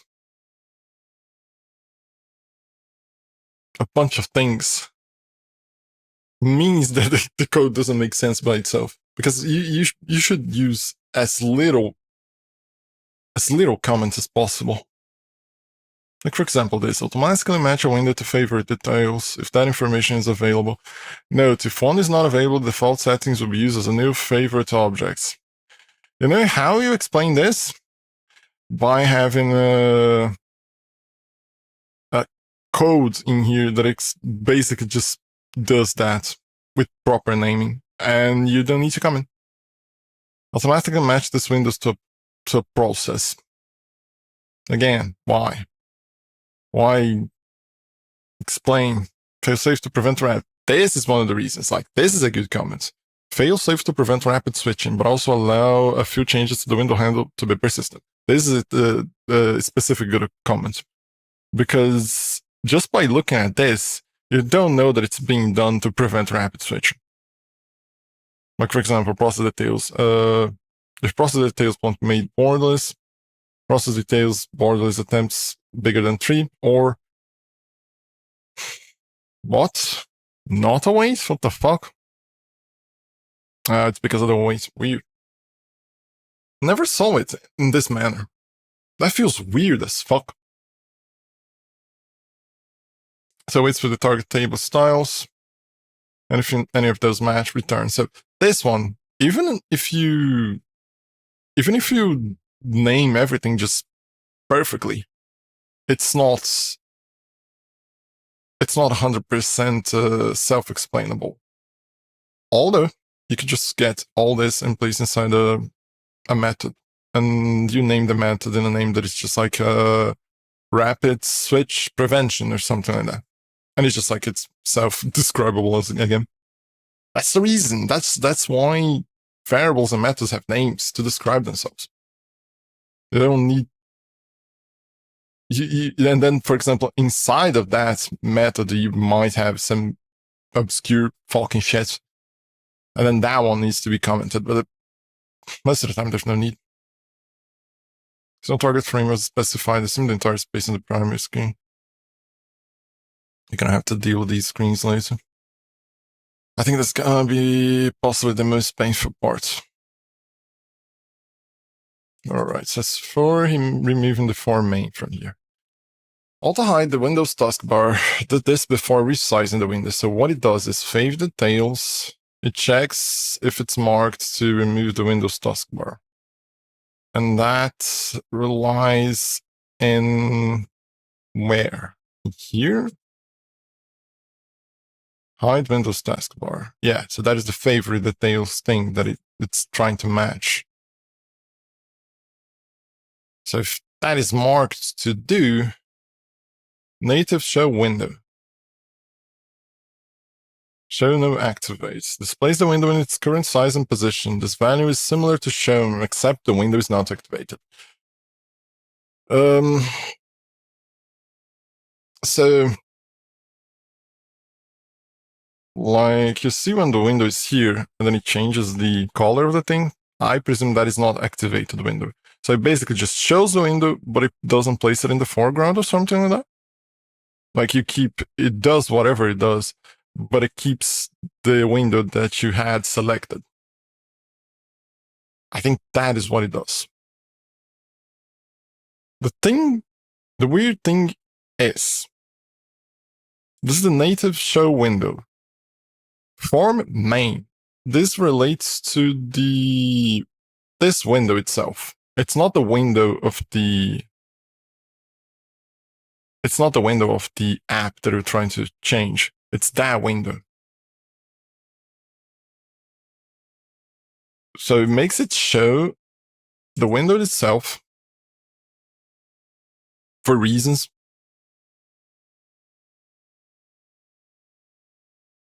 This is one thing that might be a specific issue. Like, for example, here, window show style, show no activates. This is easy. Sure, it depends on the current window, but I'm quite sure that we can get this handle without having the window forms, like, everywhere.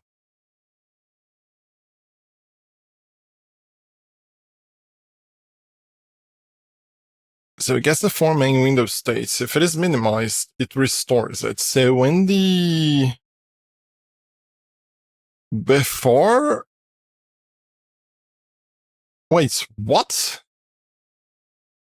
Isn't this show window supposed to do the exact same thing that this thing is doing here?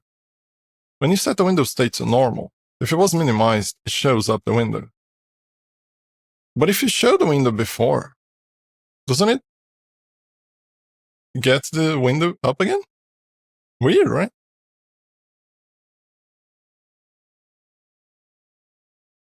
Oh yeah, let me just also, I forgot, I need to undo all the changes in here. Hopefully my undo is big enough. If there are errors, my undo was not big enough. Let's increase it. But as far as I recall, this is the only things that have changed. Let me increase the undo. Importante.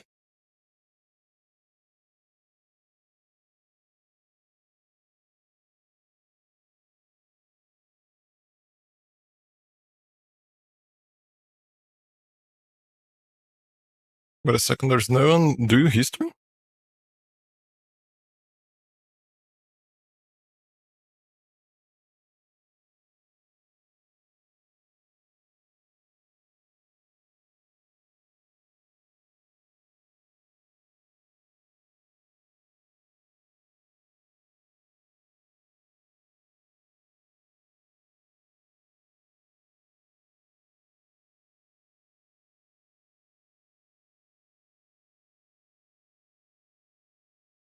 The fuck?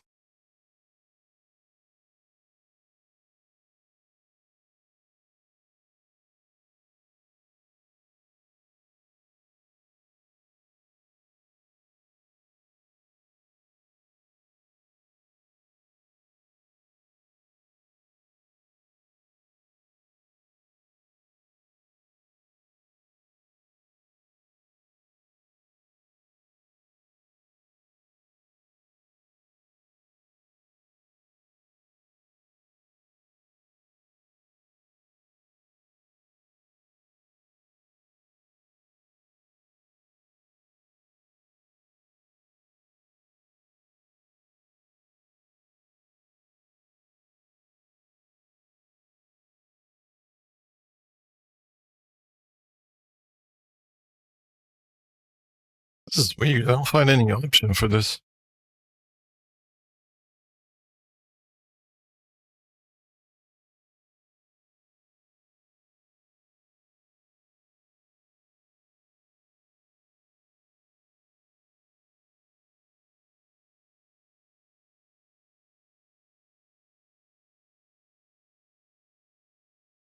Just a moment.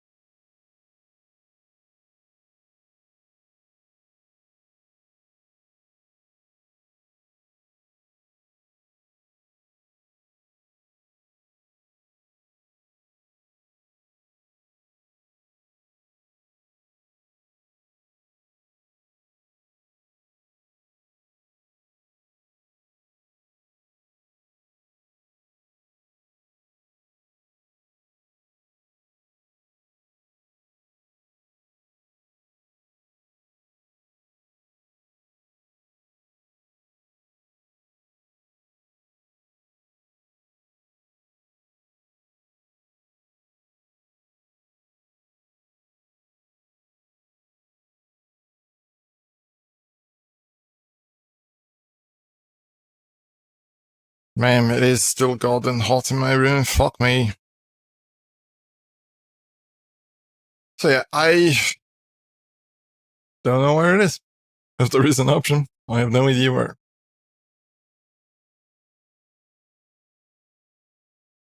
So the whole thing is, let's do this. Because it basically is documentation.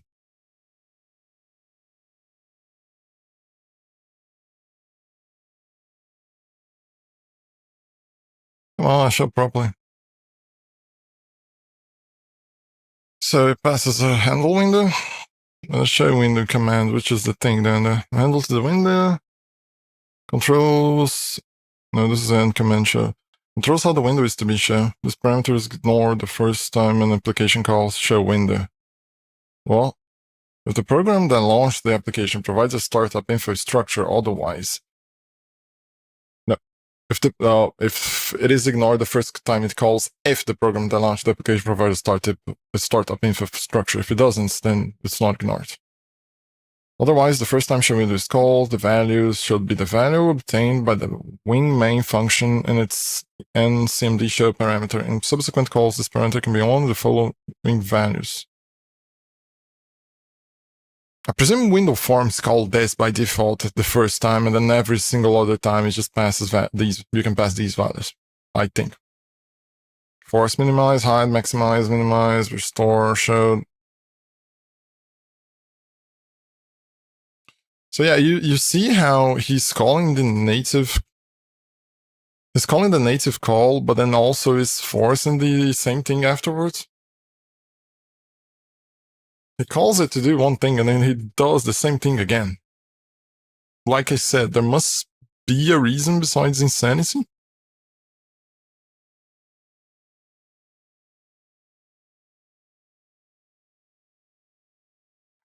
But if there is, because the toggling window taskbar visibility is here, so this is not dependent on it.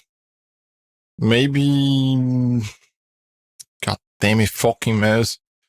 Maybe the toggle only works if the window is being shown. For who knows what reason. Regardless, I see that code as pointless, I guess. Toggle Windows taskbar visibility. But states, this one doesn't require like windows or whatever the fuck, just gets the taskbar by find window with the tray window as the name of the thing. I presume that there might be better ways to do this.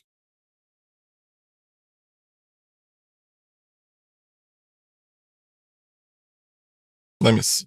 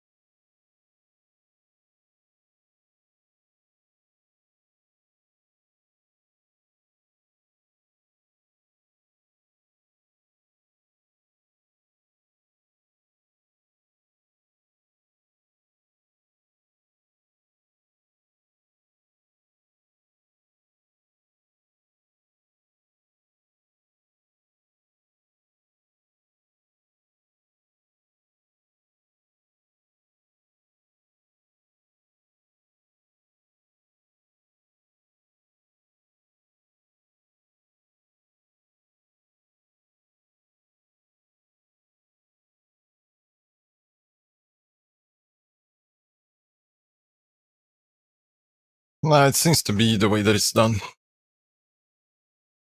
You find the window and then you apply some shit on top of it. Check if it's visible or not.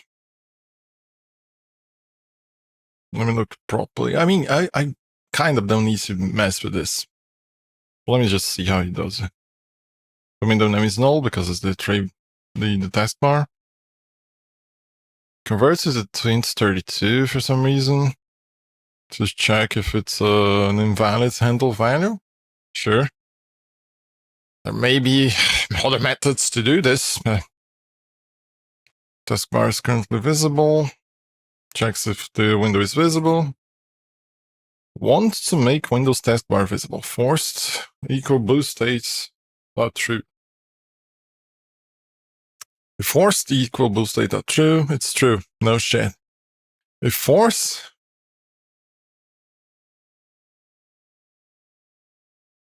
oh boy, that's weird. Otherwise, just checks for false and then has a catch at the end for taskbar is currently visible. Not taskbar is currently visible, so it only checks if it's there's a thing there. For force modes, if the taskbar is already visible and we're requesting to show it, then do nothing. No shit! For forced modes, if the taskbar is already hidden and we're requesting to hide it, then do nothing. What the fuck? This doesn't make sense. If we hide the taskbar, bollocks, you could just like have a single check. What the fuck? If we're hiding the taskbar, or even better, like this is the kind of thing that I said. You can just like have a variable in here and just like have a that is like better describable, and then you just check on that variable if it's like true or false, and then you don't need to write comments, and not even have two if statements one after the other. If you're hiding the taskbar, let's take some lessons on the original screen desktop work areas. Hamana. So there's going to be the screens in here. So I'll have to handle that one later. For each of our screen, all screens, OC, new original screen info. So basically, wait a second. For hiding the taskbar, let's take some notes on the original screen desktop work areas. Why?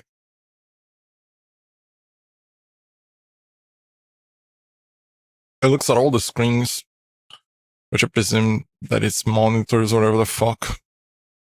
And then it adds to the original screens. Why? Show or hide the Windows taskbar, and then it does the show window thingy. And then it hides. If, let's see, this is the handle for the taskbar, I want to make, like, see how it's just H taskbar, it's C#, it should have written handle, or just taskbar handle, or whatever the fuck. Want to make Windows taskbar visible, show no activates, otherwise hide. Keep track of the taskbar state so we don't let the user accidentally close borderless gaming. What? Keep track of the taskbar state so we don't let the user accidentally close borderless gaming. Windows taskbar is hidden.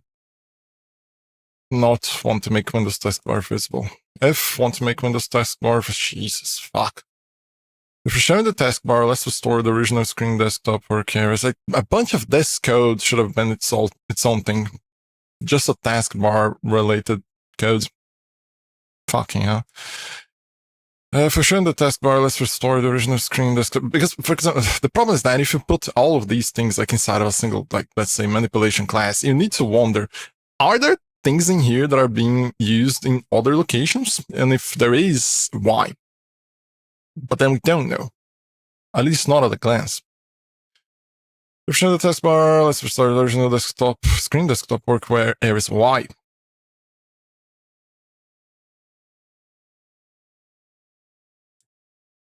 Why is that done? See, that's the example of a comment that doesn't add anything. It's literally describing what it's doing. And then forgetting, we don't need it anymore. Why? We need to redraw on the system tray in case tray.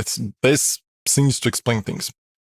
We need to redraw the system tray in case tray icons from other applications did something while the taskbar was hidden. Simulating mouse movement over the system tray seems to be the best way to get this done. See, this is a good information.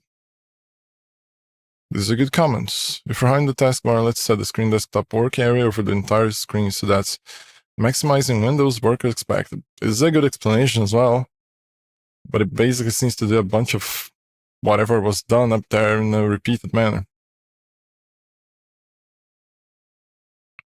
Native.system parameters info. Sure, window API system parameters info will automatically determine which screen binder rectangle we pass in. It's not possible to specify which screen we're referring to directly. Sure. Alright, back to the farm. So, why is there shit running? So this is specific to this tongue. What happens though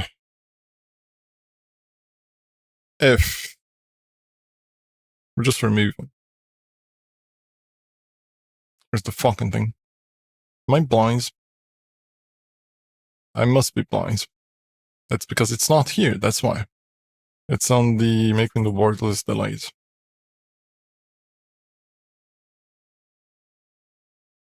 Is this really needed? Do we really need to show whatever the main window? This is enough to remove from the thing, right? No, there's still more shit for some reason.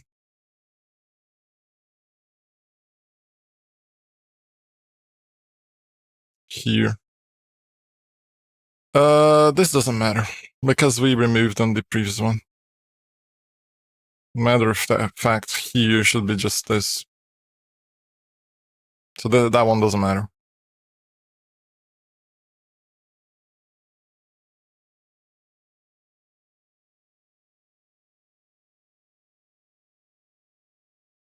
So this is specifically regarding window.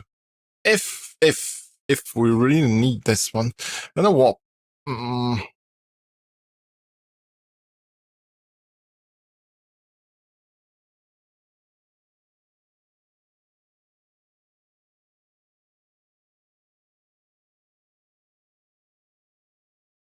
I think I know what we can do instead of removing it entirely, and then later we can see if it works or not.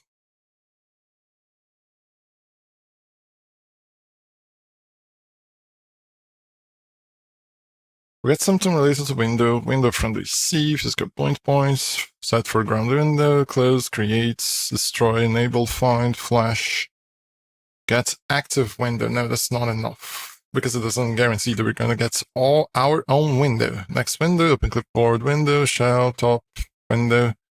Is there something that gets the window state? No, it just gets handles.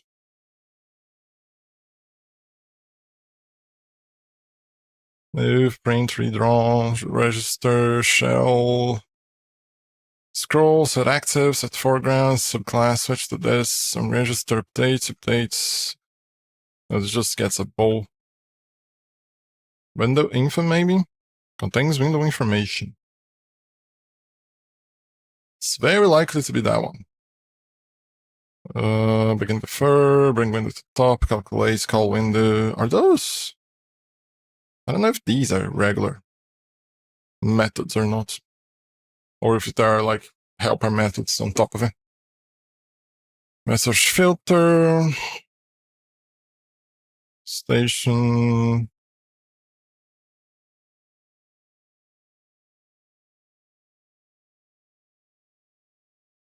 Because I'm quite sure that we can just pass the handle and get the rest of the info through it. The window info thingy one that uses a reference in there could be useful. It would be nice if there was a get window state in here, but it's very likely to be the get window info. Just accept the handle, right? Yep.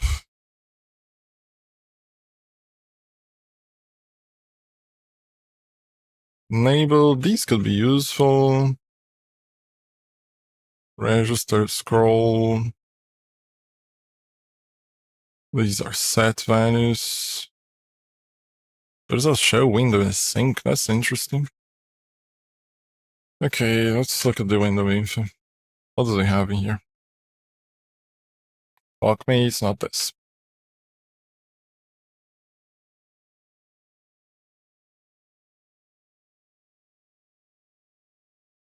Okay, what sort of info can we get from the window info thingy? Size, coordinates, client's area, the window styles, window status. If this member is stabilized active caption, the window is active, otherwise this member is ERC, borders, window type, creator version. Alright. So I presume there should be a Windows state somewhere, right?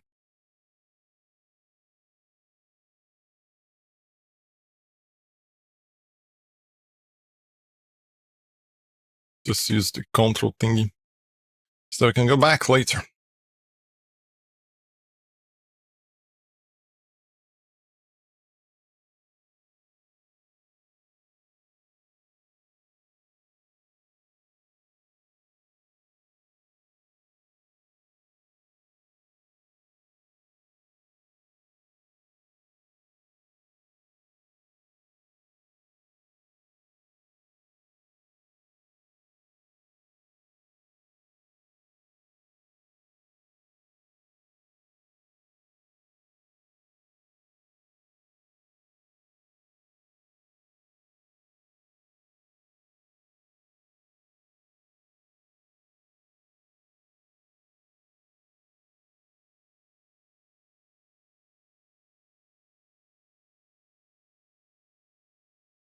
Okay, apparently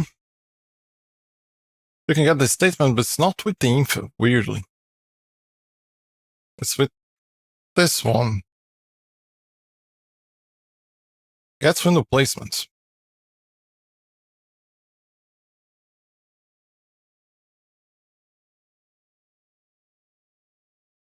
God, I mean, autofill for me would be nice.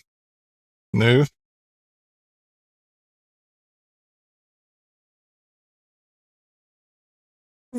Can't you just autofill? I remember they did.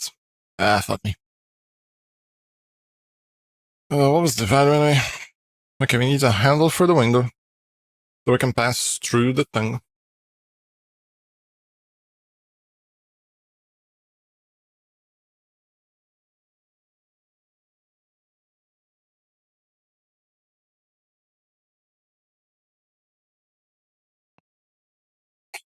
Yeah, let's do this in order.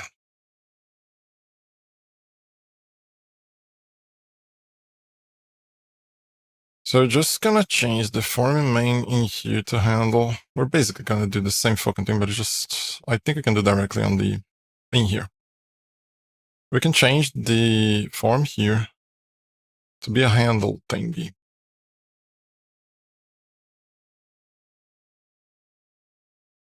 So for here, we're gonna do a wizard32.show window. Fuck you. Show window. And then there's a handle window. So that's what we're gonna pass up there.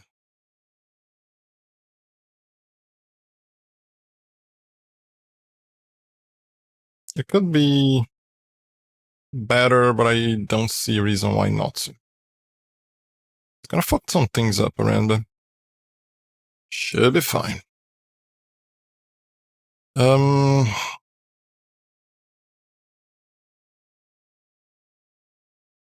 pass the main. And they basically pass the same fucking thing as they did there. Show no activates. That works. I'm just not going to rename it yet because I'm gonna fuck things up around. Okay, after we do that, we do the user 32 docket placement. And then we pass the handle as well.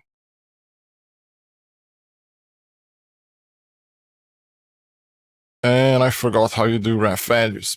I really forgot how you do this. Fuck me. Is it ref var placements?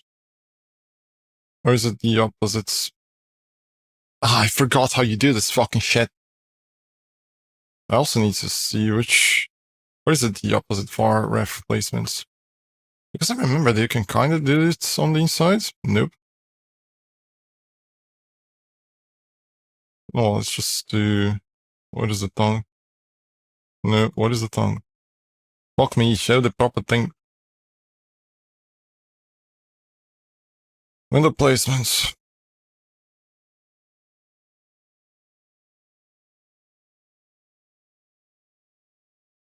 Placement new, whatever the fuck.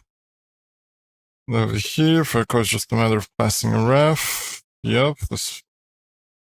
I don't know how the fuck I forgot that. Let me see if... No. If we have the proper...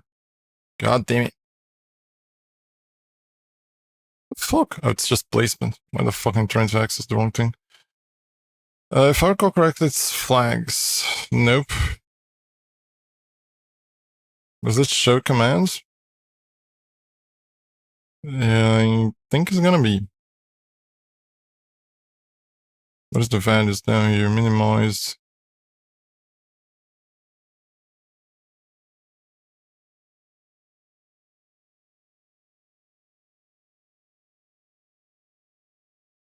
Oh, I see. This is specific to forms. But you can have something similar, right? The show commands or the flags. No, it is indeed the show command. The current show state of the window. This member can be one of the following values. Yeah, we can check for the minimize thing here or not. So just do an if.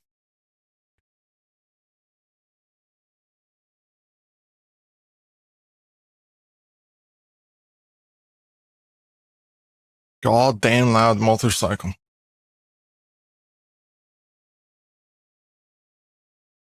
I think that's the same fucking thing, right?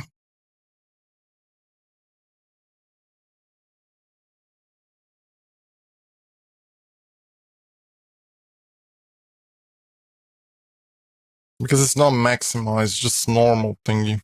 Unless there's a specific norm, there's a normal here. Yep, that's it. So if it's minimized, go normal. I presume that this should do the same fucking thing. Yet we are gonna comment it. I have a to do here.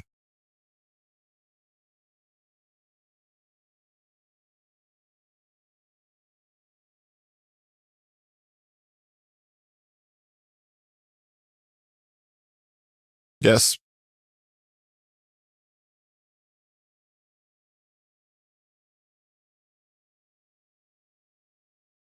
And if I recall, I presume I can change the things already, right? I don't think he uses anywhere, right? Let me just guarantee things. It's in here, and in here. We're basically doing the same fucking thing as the portion below, but using the APIs directly. So the only thing that we'll have to do, god damn it, I think I went way farther here. Just change this. I'm gonna keep the name. For now, because in case, although I think I would be smart enough to understand this. Because, for example, if I change the name, I maybe won't know that this is related to this one, but I'm quite sure that I will be able to. Because it's quite clear what is going on here. It's basically just a change. Yeah, I gotta change the name. But I will go too far, yep. Fucking, oh god damn it, I forgot that it's not F2. Ugh, where's the hotkeys? Fuck this. Why there's an E in there? IntelliJ?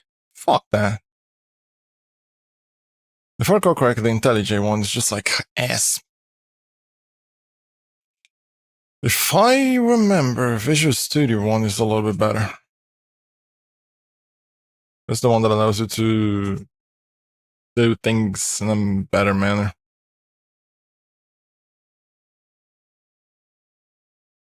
Right? Now F2 does fuck all. Control RR. Are you fucking kidding me? Is there a rider specific one? I recall that there was a rider one. Did I look at it and not pay attention to it? Sharper, I guess? Yeah, 3 sharp. Which is basically rider when you stop and think about it.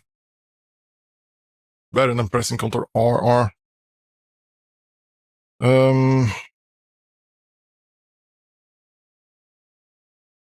Sure. Extremely descriptive.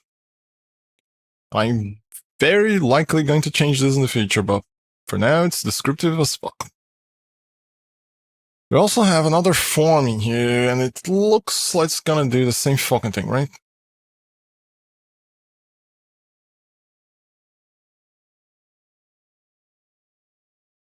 We got sent to the form main. Does something else with styles. Wait, what? Wait a second. Was it styles down there and never paid attention? Yeah, it is Windows Show style. I'm blind. So I'm quite sure that I can just switch from one in the other and just gonna fucking work. See, this is one of the dumb shit that I don't understand. Why is he doing repeated shit? Why is he repeating himself?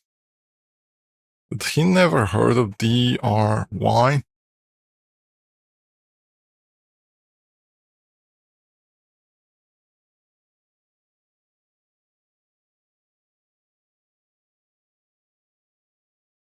It's gonna be an error for the time being. Update this one. That is what's passed in there. It's gonna still be the same because we're gonna still need the handle of the thing. this one, as I recall as well, it's not needed. It's the same fucking thing. Are we changing it? Yeah, it's changing the proper one. That leaves it only there, which means that we can change it to HWND. And then what was the name of it? This one, main window handle.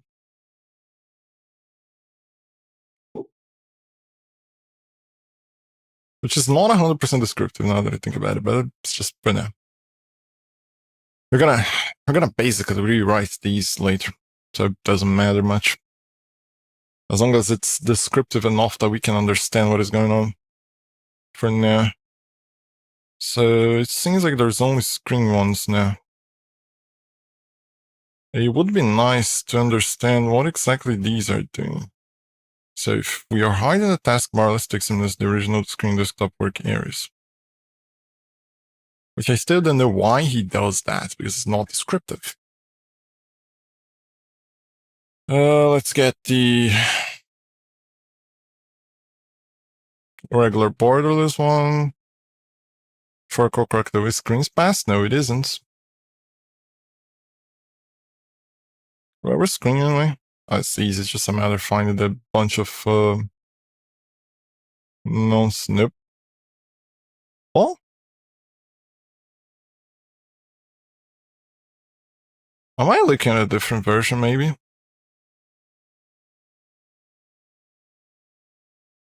The fuck? No, it's here.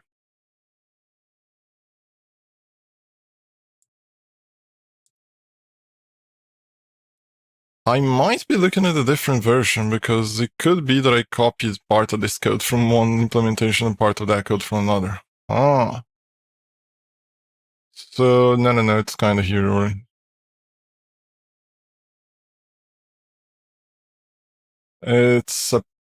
Yeah, it's because I'm blind. I was looking in the wrong location. Yep, that is the problem.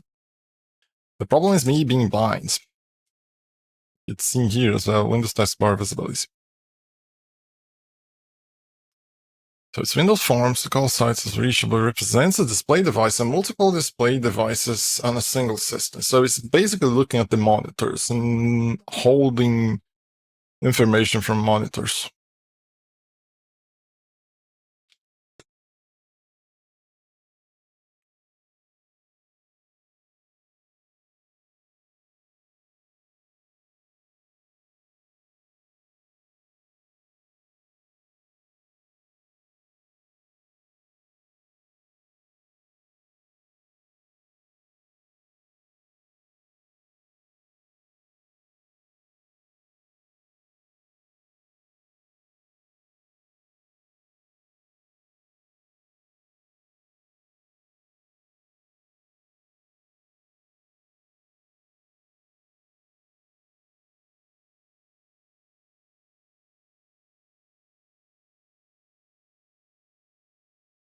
How easy is this going to be? Because it seems like this is, yeah, it's his own implementation. How many more errors do we have? 9 errors in 2 files. There's the 4 ones in here that is related auto screen. And there are some in here related to form, which I don't think is going to be an issue anymore, because if I stop and think about it, most of these are being passed in order to other screen ones is in here as well for some reason. Yeah, it's toggle mouse cursor visibility. This is one that's not even needed anymore. I don't know if I should just remove it. Yeah, why not, right? I mean, I don't think there's even a need to have the previous code in there. So the Windows states in here as well. And it can be gathered from the API. That's it, right? And then the rest is just screens, right? Yeah, if I remove that form value down there, basically there's no reason to use forms anymore. Okay, if I recall correctly, get sets using placement, right? If the form is not equal to new, which kind of doesn't make sense because this only works when the window exists.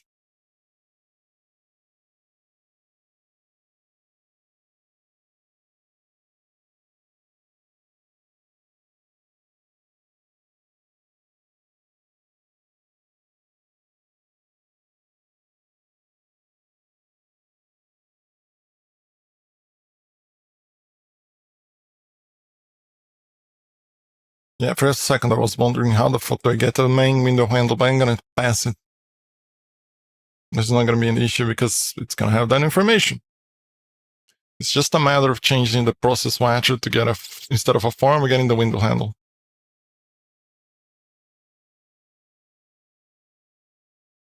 And I think it's always gonna get the window handle regardless. We're just gonna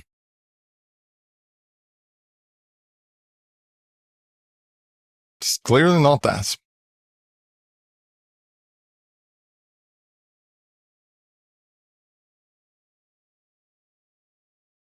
Any things repeated as well, that's interesting. Placement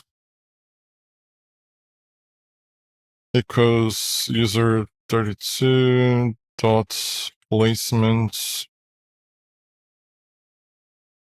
Did I do it correctly? Did I set to the set window placement in there or something like that? No, right? I don't recall how I did it. Fucking HD. No, that is the old one.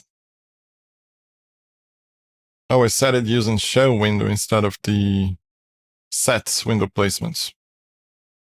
Wouldn't it be better then?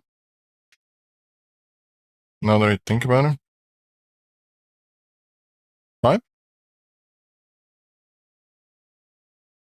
Oh, I see, but then I will need to change the reference value in there.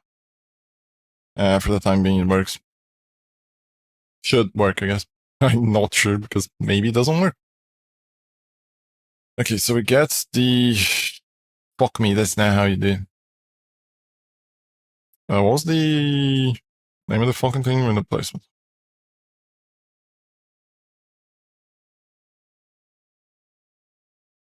Come on, buddy.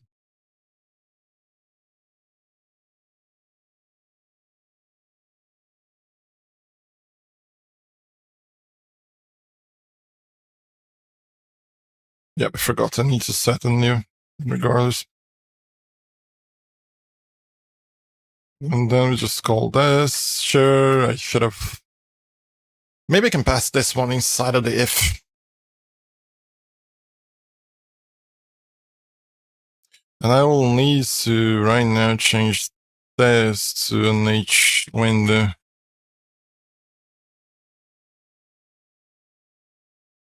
Make things easy.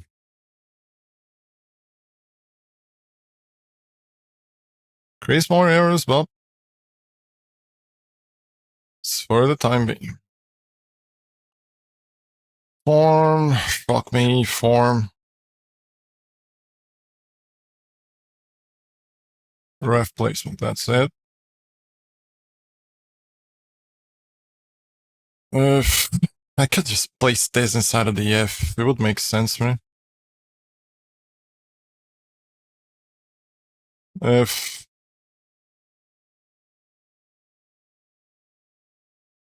though I don't like executing methods inside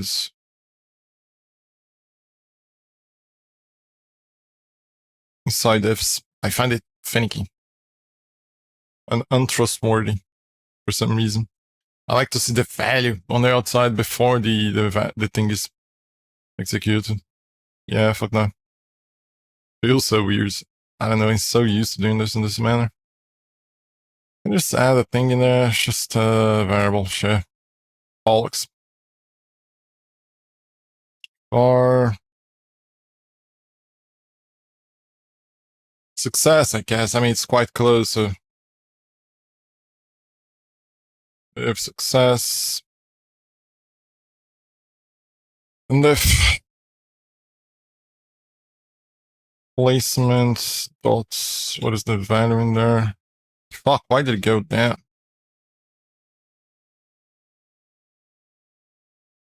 Dot show something at right show command equals minimize the specified window. No, it's not it. It's this one, right? Activates the window and displays it as a minimized window. I don't think that's that one as well. Minimize the specified window, activates the next applicable window into Z mode. I think it's this one.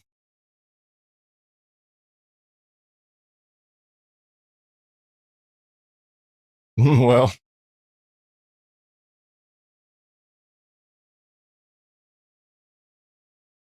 Still am not sure if that value makes sense. Because it almost seems like it's a command and not a... No, but it says the current show state of the window. This memory can be one of the following values. So it can only be one of those.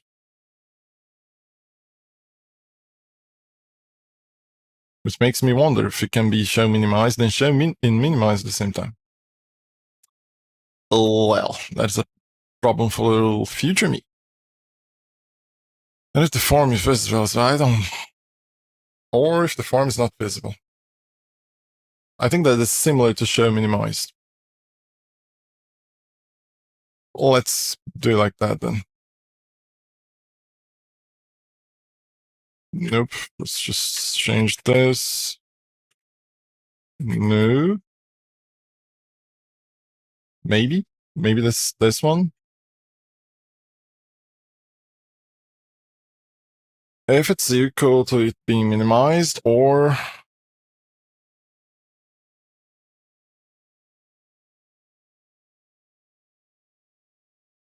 if it's minimized or it's not visible. I don't know what show minimized could be. Is there an explanation specifically on this one? Activates the window displays as a minimized window. Well, it's not there. Just return, I guess. And this can become this one to do.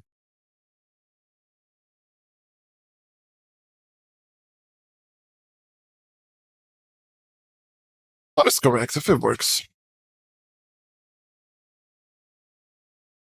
Should be enough. Single issue now screen. Fuck. I was gonna say that it's a code that it's not even being called, but it might be called in the original one by the main window. Right? It's this one. Yep, it's being called in two locations, the main window and the process watcher itself. Which I find odd. If it is called in the process watcher, why is it not? No, it is internally somewhere. Down here. Oh, recursion. Nice. Move the menu, resize the window, remove border, and maximize. What a bunch of things in a single method. I understand that this is like... Oh, wait a second. This doesn't describe what it's doing. It's just the same text on each one. Because this one removes the border, but this other one removes the border, but specific to a screen. And this one is specific to a rect. So this doesn't describe what it does. Great.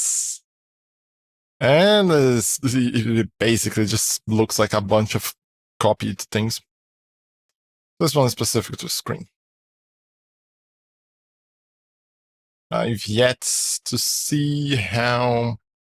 Wait 10 seconds before removing the border. See, it doesn't explain why. Why should I wait 10 seconds before removing the border? It would be nice to have a comment in here that explains why sometimes it needs to waste 10 seconds. If we made this process borderless at some point, and check for a favor that matches and undo some stuff with shit. So this basically just grabs the windows and it passes back inside to it. So when it passes back inside to it, what does he do?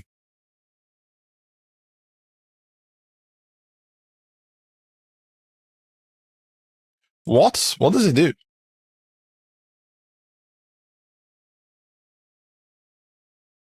Oh, down. It goes down there again. I somehow was looking at this as if it was down there. So it just goes and make the window borderless with the screen bounds and shits. So yeah, apparently he only uses the bounds in here. That's the only reason for getting the screen. So just passing bounds would be enough instead of passing the whole fucking screen. It's not that like the code inside knows what the fuck is a screen. Let's even go there. Let's see.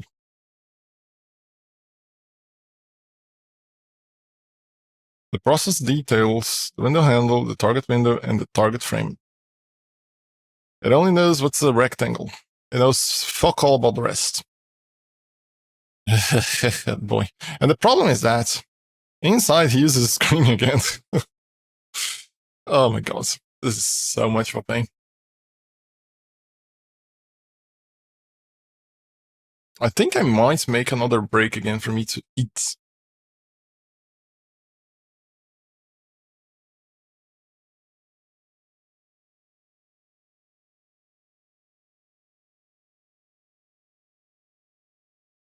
Let's see, this one. The bounce thing is just fine. We can pass just the bounce. We can get the bounce from the screen somehow. And then later pass to it. We can literally just remove this and pass it as a rectangle in here. And just move this to screen bounce, right? Right? It works, right? It should. I mean, here it's literally rectangle. Yep, we can literally do that. And it's going to fix the issues with process watcher. So I can just switch this to rectangle. Nope. Although I don't think it's a good idea because it uses system drawing, but who the fuck knows? And then this one doesn't need to have bounds anymore, just gets the screen. And then we just change the name of the thing to screen bounds. There we go. And it just works. There is no need to do anything on that class anymore. So we just need to change some of the implementations regarding screens in here. That is, if no target frame was specified, assume the entire space in the primary screen. Makes sense. This is sensible. But again, should be a method or something like that. Oh boy, I'm gonna love so much doing refactoring this shit. When we reach that part. But this only, it basically gets the handle from the target window. Oh, this is stupid. Let me see. It uses a target window, which is possibly the window that is being passed for the handle of the window that the program, if you want to get the thing, because it's not the form main, otherwise it would be form main. So I guess that this shouldn't be easy. Shouldn't be hard. I think this is just a matter of getting screen info from the what is the name? Getting the screen info based on the handle. And we bypass directly the use of screen entirely. This one is the same fucking thing. And there's this that is kind of a little bit nightmarish. I'm gonna keep this there. Gonna have to change this. But I don't think he does much with this, right? Yep. He basically only uses it to change codes. I think. Let me just properly see this. Oh, this is Ctrl U now. Nope, it's not Ctrl U. Is it still Ctrl B? Yeah, it is still Ctrl B. I was looking at the wrong thing. So there's a screen here. I should look into the proper manipulation one. Because over there makes more sense things. So just look into the usages. Literally just does that. It's not wrong. It basically is used only to get these info and nothing else. Like, it literally... Fuck me, man. Like, look at this stupid ass shit. Over here, he stores the screen only for later, only get the bounce. I thought this was going to be hard, but this is going to be easier, I guess. Although over here, he uses it for the working area and shit like that. But again, I'm quite sure that I can use bounce for this. Or get your working area through the native API as well. So we're basically just storing the bounce of the screen and the working area, which, as far as I understand, is supposed to be the same thing, right? There must be a difference between one and the other. Quite sure about it. It almost seems like it would be the same, but there's possibly a specificity into this. I don't know what exactly would be, but it's not going to be hard. I thought it was going to be more complex. It's just a matter of like acquiring all the screens in here using the native API, and then we pass the information towards these, and it should work, I guess. And it would be done, and we can go to the UI. So yeah, I'm gonna eat something, and I'll be right back.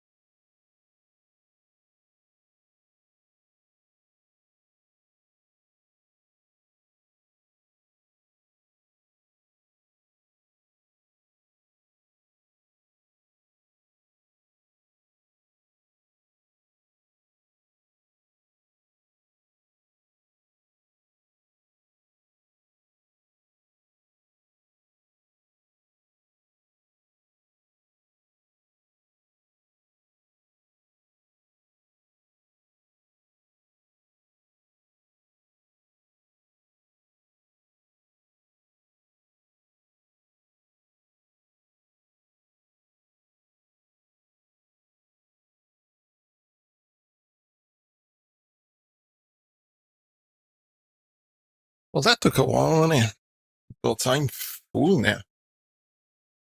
Let me just switch back the thing. It's nice because it frees me to think about how to solve the problems. It allows me to think better, I guess. It's always very nice to just like stop a little bit and just. Oh, this song.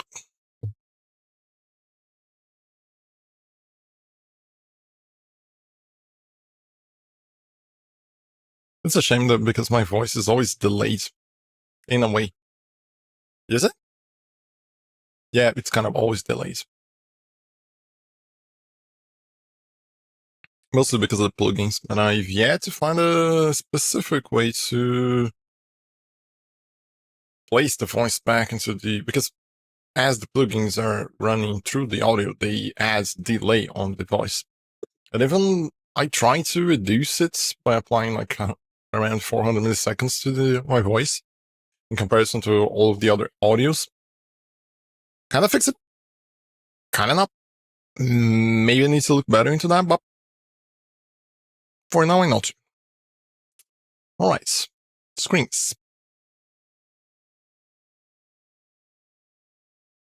Screens. Let me see. It's not just a matter of changing this to bounds. We need to change this to bounds and also add a regular work area thingy in it. No.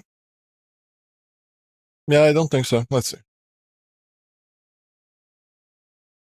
I need to first see which values are returned from the tongue. Does it go by screen? Client to screen, screen to client. Function converts the screen coordinates of a specified point on the screen to the client area coordinates, so it's not this. They have something like monitor.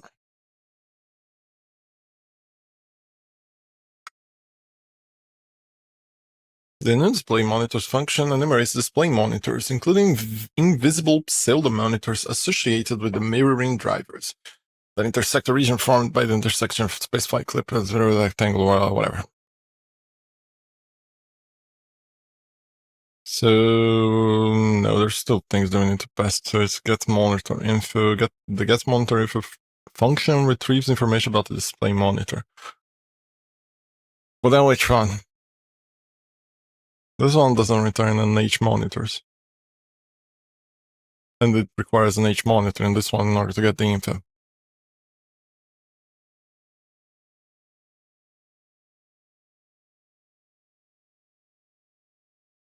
It would seem like it is this one, right? But I don't think it is.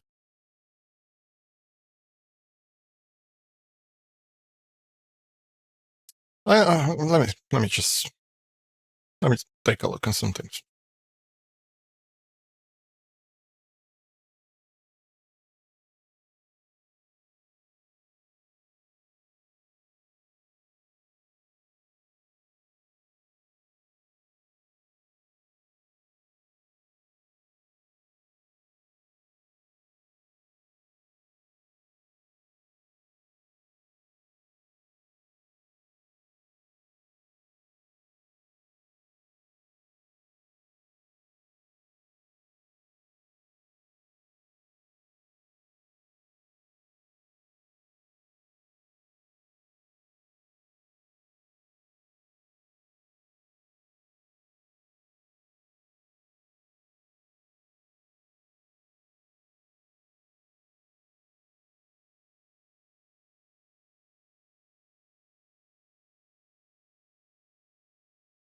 Huh. So it is indeed gonna be goddamn the in display monitors. We just need to understand how it works.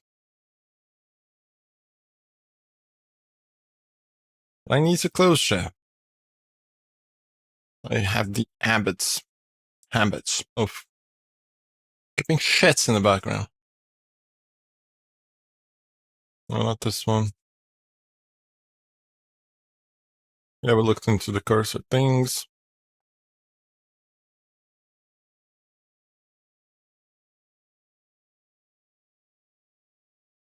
This is the command line parser thingy that we were meant to look into, but not now.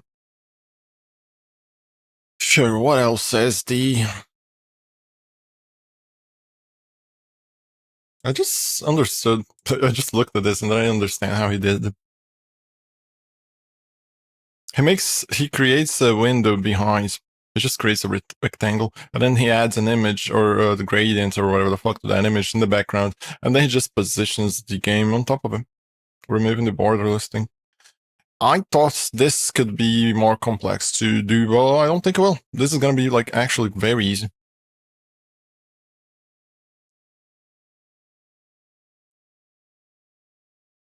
I thought it was like doing some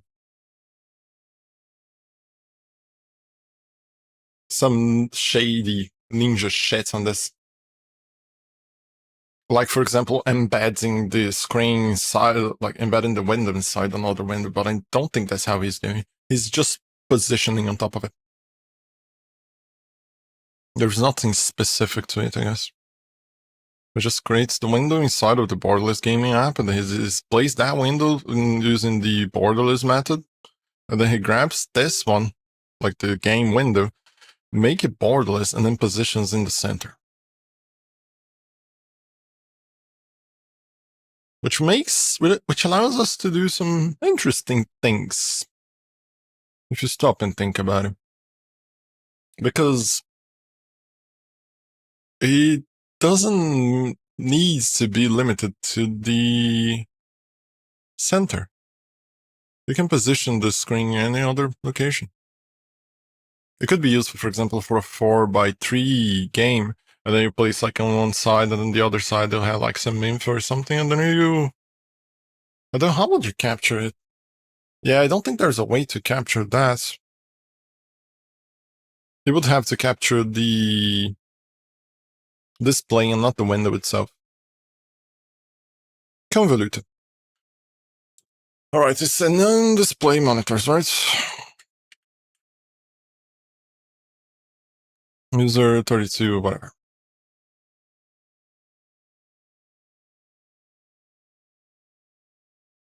Oh, I need to prove they're not a robot. Ah, look at the buses.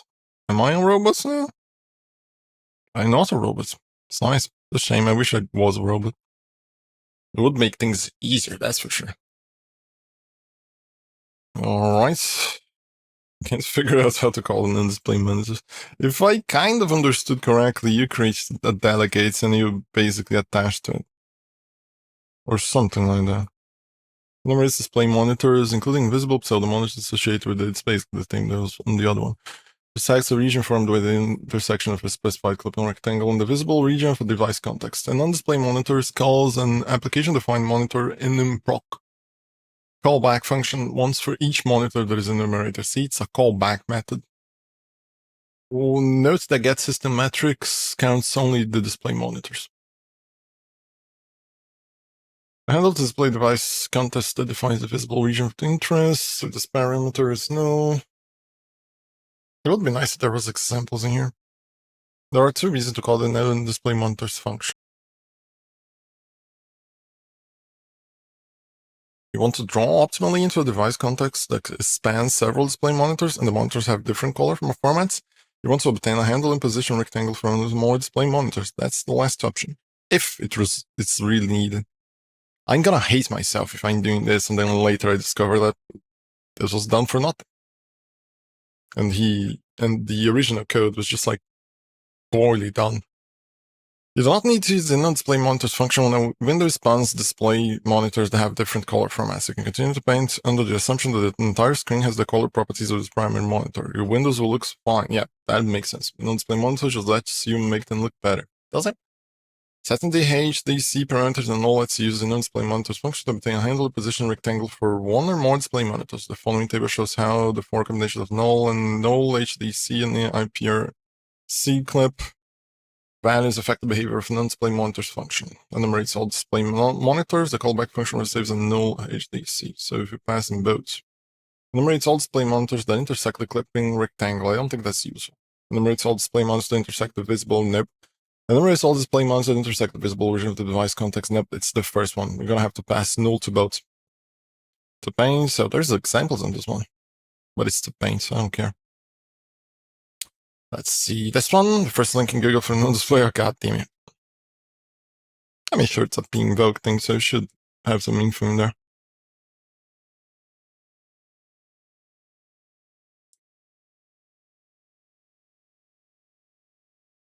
Would you mind me telling what's wrong here? What went wrong here? We're trying to pass delegates type instead of delegates, like trying to pass string instead of hello. Look at an example of being invoked. The pass delegate that receives each monitor info.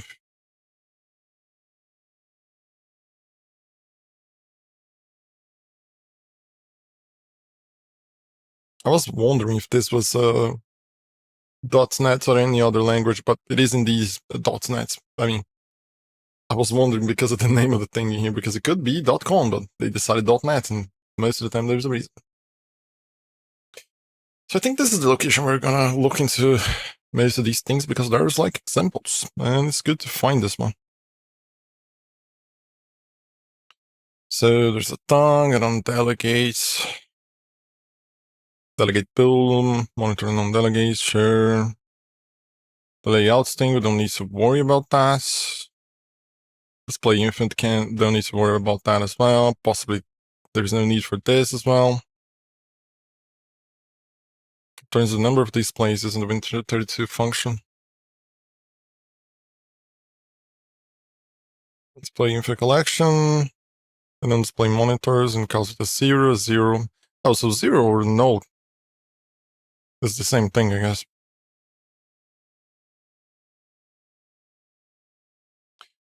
Hi, how are you doing? I'm fine right now. Besides the weather is hot as fuck. How about you? I'm just like having mental issues with this fucking nonsensical code. So it passes a delegate as sign of the thing, which makes sense. It possibly can pass a lambda or something like that, right? Then good. Good. That's good. Oh, fucking languages.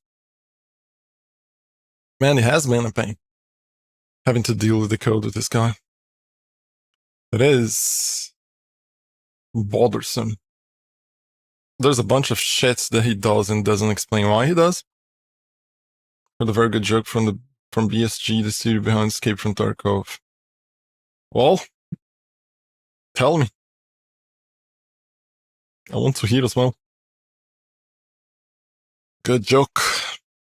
Game is going to full release in November of this year. I think I saw an ad somewhere about how there is like a patience thing now for it. Game's gonna become a nightmare. It is already a nightmare. It's gonna become worse. And I don't even play it. They will allow it to transfer our account to Steam. Okay.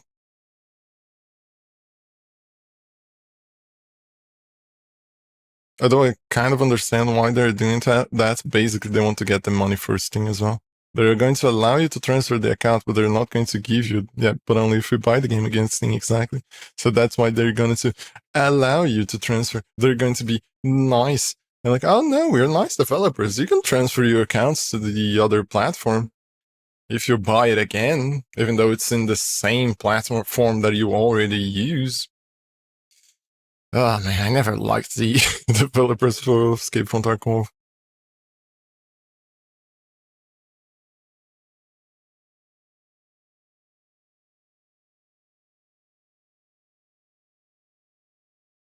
But yeah, if that is not the joke, I already consider it a joke. So if we do delicates in here, completely ignoring the fact some of us already spent up to 300 euros on the game, yep. Those guys are greedy. No, display is better. Monitor, there it goes. Those guys are absolutely greedy, man. So if I recall correctly, I can just pass the monitor and proc in there. Right?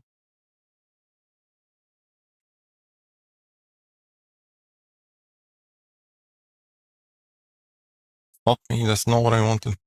Oh, it's because it's the wrong name, you dumb fuck. There it goes. Yep, it's exactly how I expected it to be. So that's gonna give me the pointers, the rectangle, the borders, all the shits. Right? I mean, it's meant to. Will? Who knows? If I can afford to lose 60 euros on releasing it to buy it to open Steam rent from 10 minutes, participate in the review, probably that will happen, then refund. I recommend that exactly how you said it. If you can afford to lose and release it, then do it. And then you keep playing the regular one. On the regular, on the, like the regular version of it. Just, well, fuck you guys, bye.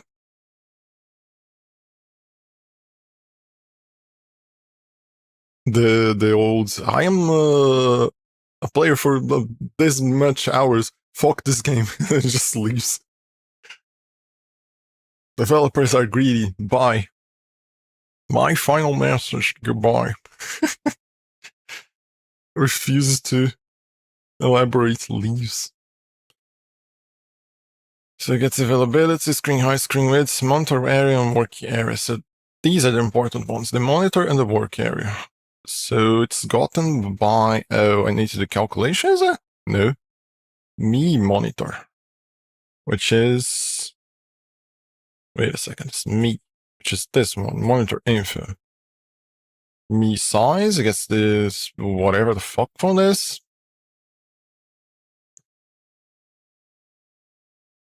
You know what? We can do it like this. We can literally just do this, and then get this, and then do a bunch of this, and then we do this. Oh, fuck me, the names are going to be different. It's just a matter of adapting. Improvise, adapt, overcome. But what is even worse is people are defending this. There's always people that are going to defend nonsensical things from developers. There's always those guys. Wait a second, where does it end here? There's this one and two opens, close, close. It ends here? Yep, and there's a 0 on the last part. Alrighty, so it's this part here. It's just like, there are certain people that like doing those things. Like, I think they feel, oh, god damn it, I forgot that there's none of those things. There are certain people that they like the feeling of belonging that this kind of thing gives, but it's just like so idiotic. Oh, no, I'm doing things wrong. I'm doing things wrong. I'm quite sure that there's a class already implemented that gets the info.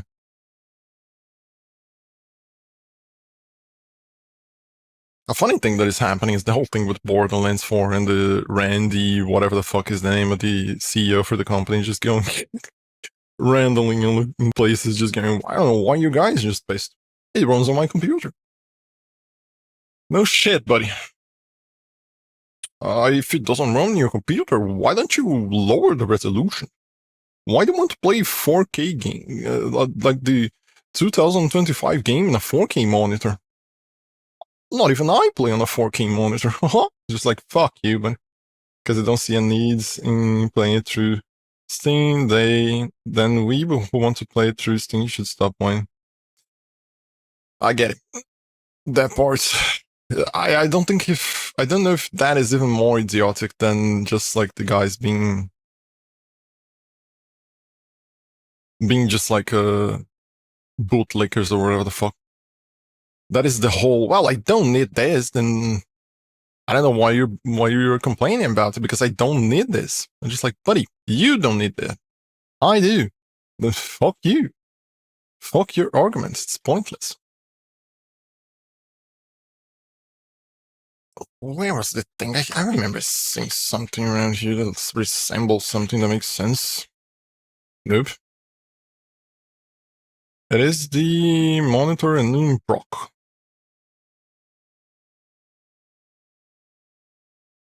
Is that it? Monitor and this one. Then we go into it.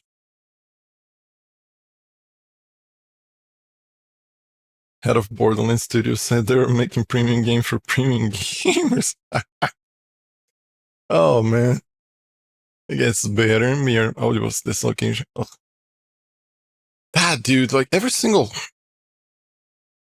I think there was a point. I don't recall exactly. There was like some weird controversy with him in which he had like I think a hard drive with like a bunch of photos of like women or whatever the fuck, and then a bunch of I don't know exactly what happened, and then he could just stay silent and just like let it go and just like people will stop talking about it. And then apparently he got the hard drive and just started showing it to people. Just see, it's not that bad, and he's like, "What the fuck are you doing, buddy? What is wrong with you?" Just like so, this is not that bad of a thing. I was just like looking into some other things. Just like, buddy, chill. Just stay silent for a little bit. The fuck is wrong? I'm gonna have to read these and understand. I know game dev, but I can't see how I can manage to get bad perfs on a cell shading game. It depends. Depends on the implementation of the cell shading. You can do like part of the implementation can be like specifically done inside of the because there's like I don't remember the names, but I know that there's like, if I recall correctly, 2 or 3 major cell shading techniques. It's gonna show the fucking 2D. There's one in which you basically invert the model itself, and since the model is now inverted, you color the interior of the model in black, and then whenever you're rotating around, you're always seeing the inside of the thing. It's not a tone shader; it's entirely different. It's if I recall correctly, it's the thing that they used on. Was it on this one? No, it's not. Yep, I think maybe this one. No, this is an outline material, outline separate material. This is the difference. This is just like basically a shader just running around, just literally just tracing the thing as it notices the differences between the depths in the background and the depth of the character, if I recall correctly. And then there's another one that I don't recall. I mean, I don't remember the names because I'm very fucking bad with names.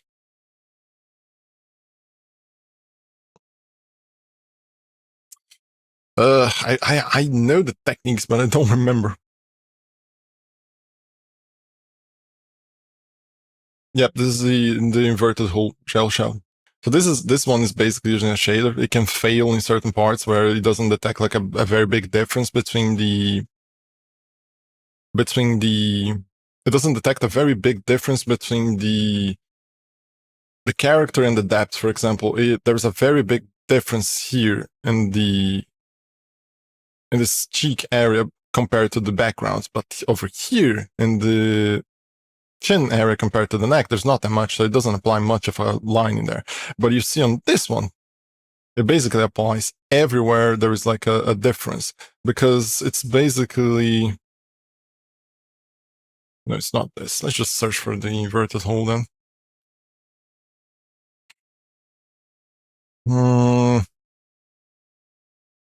Space cell shading should work, I guess.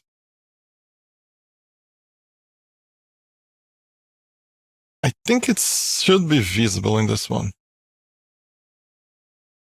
The whole idea is that you grab the exact same model that you have, and then you scale it a little bit larger, and then you invert the model. Like the textures are on the inside. So now that the textures are on the inside of the model, you paint them all black.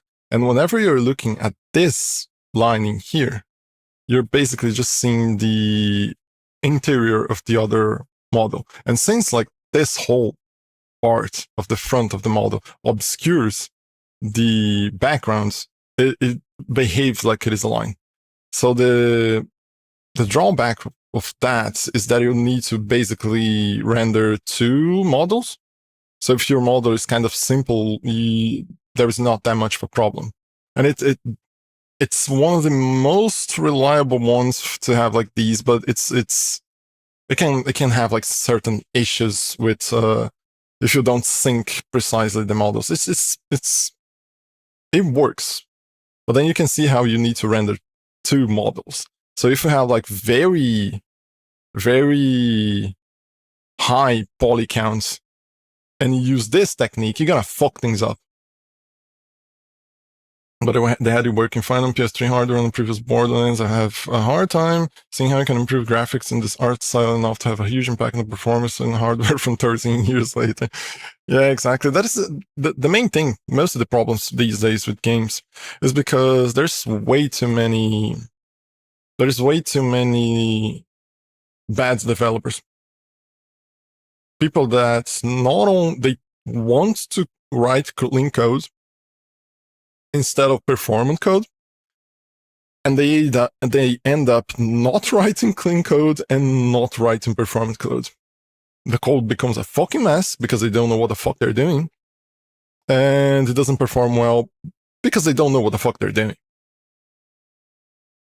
It's mostly the reasons why this happens, like with games being, like for example, I think I recently saw a video where a guy was comparing things regarding clean code, and which is like considered to be the standards for most paid jobs these days and shit like that, and like with logical code that makes sense. And he basically just grabbed like examples of clean code from websites that says, well, this is how you write code. And then he managed to improve the performance by, I think, 300% or something like that. I think, no, it wasn't 300%. It was way higher because there was a single change just made the code 15 times more performant. Yeah, I think we went into the houses of 3,000 improvement performance or something like that. It was like very stupid, simple code. So imagine if like people are doing that kind of code in performance locations, just fucks things up. In my opinion, the LSS is a cancer to harms optimization game, other games so much. It's mostly the fault of Unreal. Unreal has been a cancer on game development for a long time. I remember whenever I think around 15 years, I think. I remember whenever I thought about a Unity game, I always thought about, well, this is gonna be shit and it's gonna look bad. It's not gonna look nice. And then when I thought about an Unreal game, I just became sad because it was a guarantee that it wasn't going to ruin my computer. And it only became worse. It only became worse from that point on. Just Unity now basically runs nice in almost anything, and then Unreal became worse. It's supposed to have people lower end hardware have better performance than they should, but instead it's a crush for bad devs, and it's now mandatory to run most other games. Yep, there is like a bunch of let me see. There's the MSAA issue with a bunch of games, but the latest one that I recall is Final Fantasy VII, the remake one. Rebirth, I guess. So it would be nice if I learned how to write. Because most effects these days, it's not MAPA, you dumbass.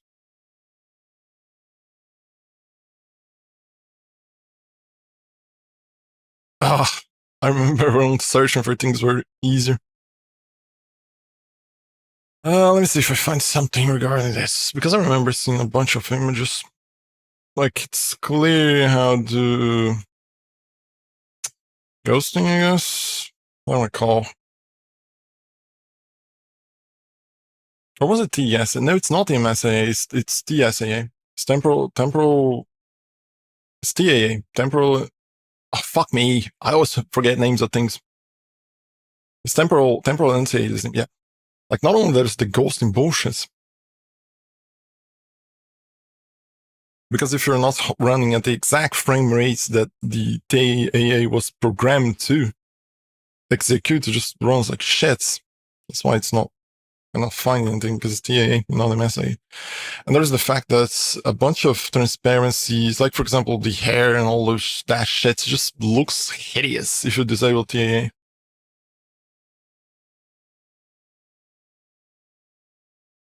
I don't recall where I saw it. This one, maybe?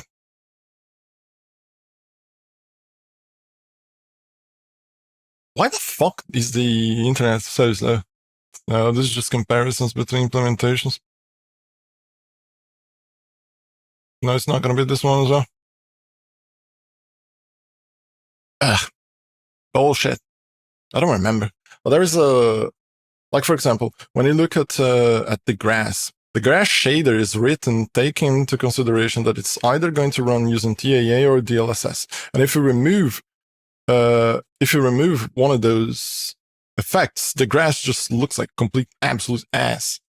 Like the effect doesn't exist if the either TAA or DLSS is running. It's just stupid. Suppose how that all read before. I'm just it's the dithering. I think it's the dithering issue thing, right? Ugh. It's kind of it's in this one. I can see it. Kind of can see because it's a photo of a monitor, but you can. Although it's gonna be even worse on the fucking on the goddamn stream. Like you can see how there's like a bunch of nonsensical bullshit around his hair, but that bullshit is removed when TAA is turned on. So if it reaches a point where there are graphical cards that have better anti-aliasing capabilities and they inject the anti-aliasing inside of the game itself, most of the games are going to have like a bunch of graphical glitches like that. The games from this era. It's going to look like a bunch of nonsensical bullshit. Because of it, so I'll have to say goodbye to my beloved 1080. And it's fine for most multiplayer games, but any modern single player game, put it on its knees. There was a game that I played on the YouTube channel, was the... What is the name of it? It was a game that I looked at it and it looks fine. It looks like the kind of game that I would like. And then I played it a bit, and DLSS just fucked up that game considerably. It just looked like absolutely atrocious. And the game was also like a bunch of the developers, I don't know what the fuck they thought about like the balancing of that game. What is the name? Let me see here, the playlists. Tankhead? Yeah, Tankhead. Just go to the proper thing. This game. It's funny because on Brave it's lower, but on Opera it's fine.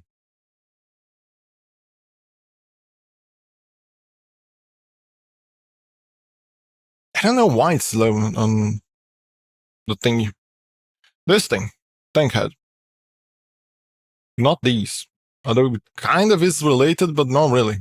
The whole idea is basically it's kind of a roguelite that you have a customizable tank that you destroy other tanks and grab their pods and just place inside of your tank and just go around killing more tanks.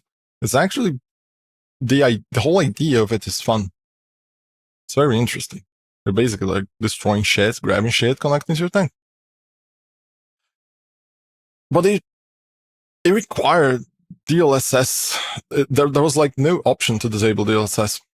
You had to run with one of the upscaling like algorithm bullshit. And if you manage to forcefully disable it using like other third-party software and shit like that, it just ran slower. It made absolutely no fucking sense. And I had to stop it, both because of that and because of the balancing in the game that it was absolutely nonsensical.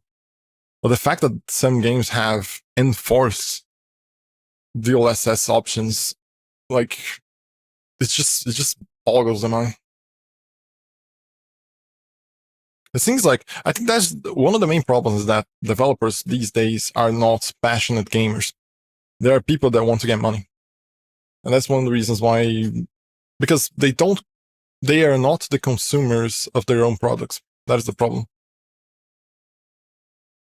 Since they don't consume their products, they have no fucking idea what the game is going to look at. And when you see games that are successful and that people love them, such as Baldur's Gate, I think Claire's Expedition 33 as well, even though I didn't play it, you see that the way they speak about the game is in a way that they understand how the game works.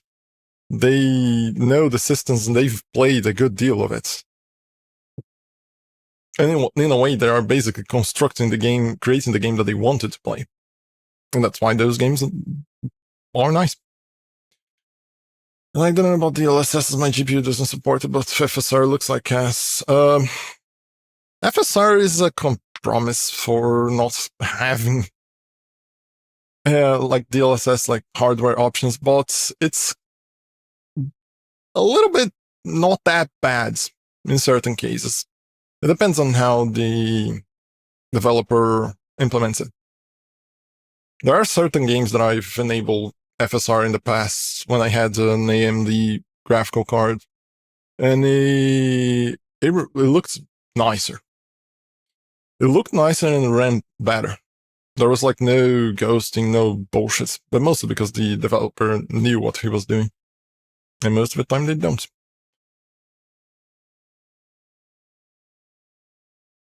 I hate how these are just args.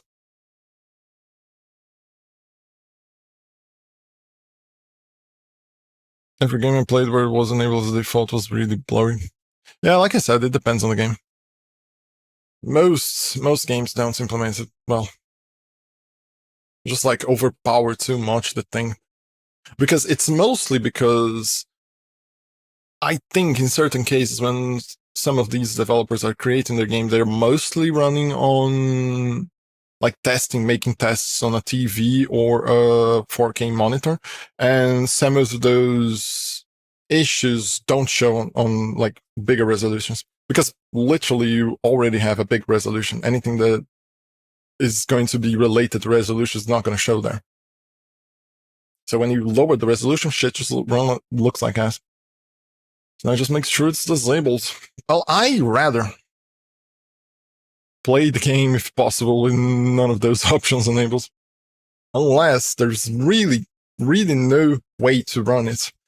Then I enable. Otherwise, I'd rather see the game for what it is and not for what the fucking graphics card thinks that it should be. I'd rather have hard edges all day than have like smooth, like ghosting bullshit.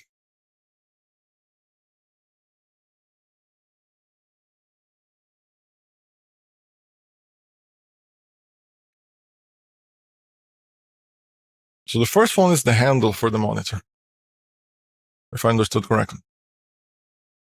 Yep, it is passing here. HDC monitor. So the second one is I can look at it here, right?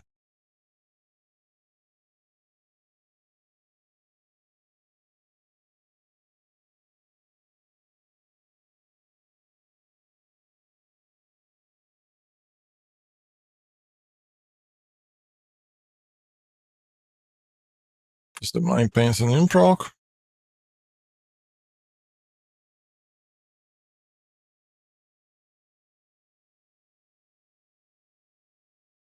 It's no 0. It's basically what I wanted to run, if I recall.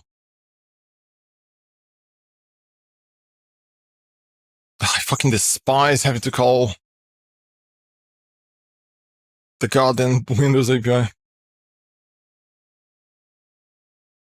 Yeah, I know, it's interop, but give me the fucking... God damn it.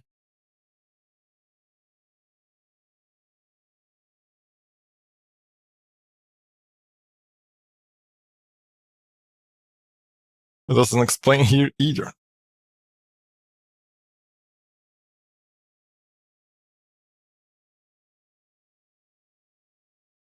I hate code that presumes that you know what the fuck you're doing.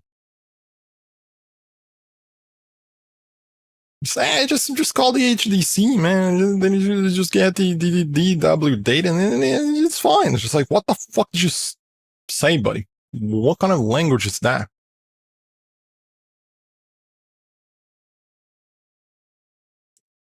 Fuck me. So this one, I understand. It looks like it is a handle. But what the fuck is this? It doesn't seem to be used anywhere in here. There's the H monitor in here. There's the ME that is grabbed from this fucking thing. And it captures the monitor info afterwards. Even though it seems like it's already here, I guess?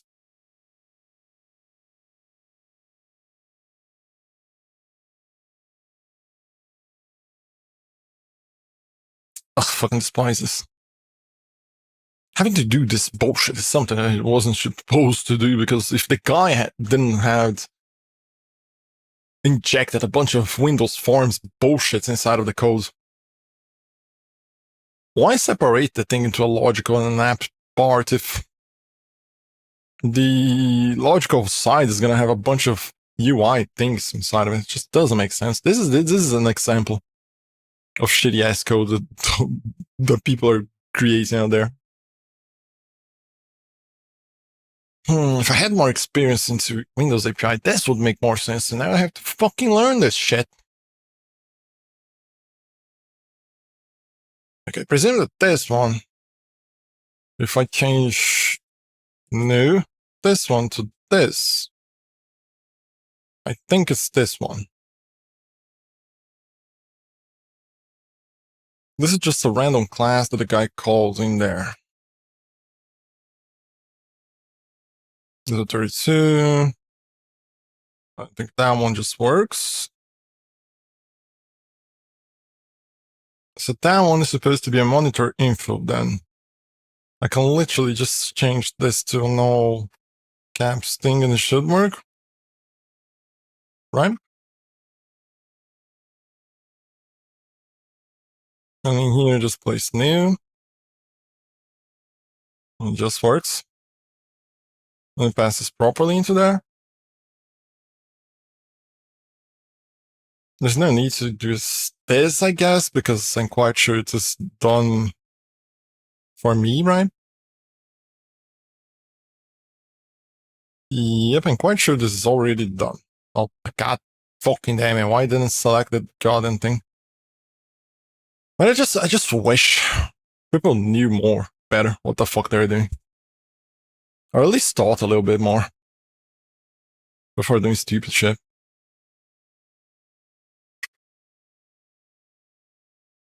Oh yeah, it's missing 0 there. Does it? No, I won't be able to do that. What is the last one? It's an DW data. This one is 0. This should work. If it calls this area. Now I just need to know what the fuck this means. This is display info and it calculates using the information over there, right? No. Because this is a specific thing. So me, UINs, I think it uses this one and uses the right one in there, right? Yep. So I can change any RC, any monitor for RC monitor. So it just should work. I could do a search and replace, but it's just fucking gonna probably take more time. Just a matter of changing these to RC monitor. This one. Possibly RC work. Makes all the fucking sense. And this, I suppose, is something that is called flag somewhere, right? Yep, DW flags. DW flags. What the fuck is this calling here?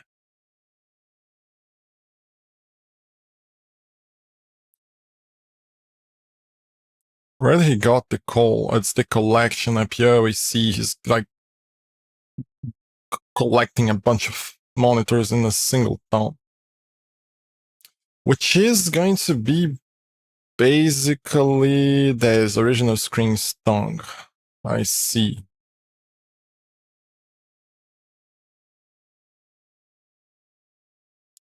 I'll need to change the original screen info class, right? No. Man, I just wish I had more time to play games. There's a, oh, I remember that I was supposed to record more games to place on the YouTube channel, like return recording again because I had to stop. But the problem is that since I used to upload 6 videos per day, I used a script to automate parts of the editing into the video editor. I lost those scripts. I need to create them from zero. I don't recall how they worked, which is possibly a problem. But oh well, I guess.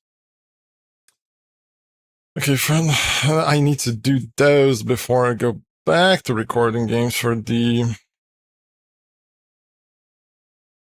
channel again. Maybe I'll take one of these days to, instead of like do this, create those scripts back. And there's also the fact that I need to find a moment, a point in time in which I have time to record games. I thought about doing it on stream, but it feels weird. So I presume I can change the display info one for these in here?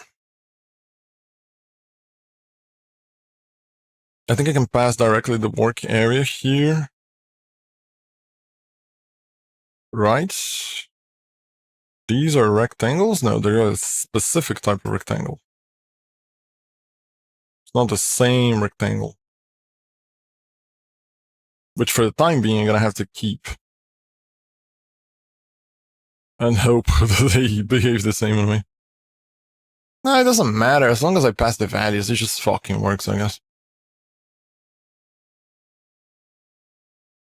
Although I'll have to... No, I don't really need to change it. I can just place another one in there, right? One is the monitor area and one is the work area. I can just... There's already a work area. Oh my fucking god, I just noticed. It doesn't use camel casing here. Area is with a lower A instead of a capital A. Fuck me, man. Ugh. The more I read this guy's codes, the more I get pissed. I can't wait for the moment in which I'm going to just fucking refactor everything. For now, it's just like damage. What is the word that I'm looking for? It's damage. Fuck. I forgot the words. I'm just trying to make shit work instead of like making things damage control. Exactly. That is precisely the word I was looking for. I don't know why the fuck I forgot that. And thank you for reminding me because, hey, I don't know why I forgot that bullshit. You get inside of this fucking thing here. Oh, it's literally down there. So we gotta do, man, I didn't want to edit the code, but fuck me, man. It's gonna get me fucking crazy. Let me use a public native, which isn't exactly correct, but sure. Monitor area, it's nice that it automatically fixes this shit for me. Eventually we're gonna remove the screens. Why don't we remove it right now? Why not, you know? Maybe because of these fucking bullshit. Although I can understand most of this. Okay, so now we can basically do the same that was being done down there. With the difference that we're gonna get the words from there. Basically the same stupidity. Hopefully this thing's gonna help me considerably. No, that's not gonna work, buddy. It doesn't work like that. Right? It doesn't work like that. I'll have to convert it. Unless...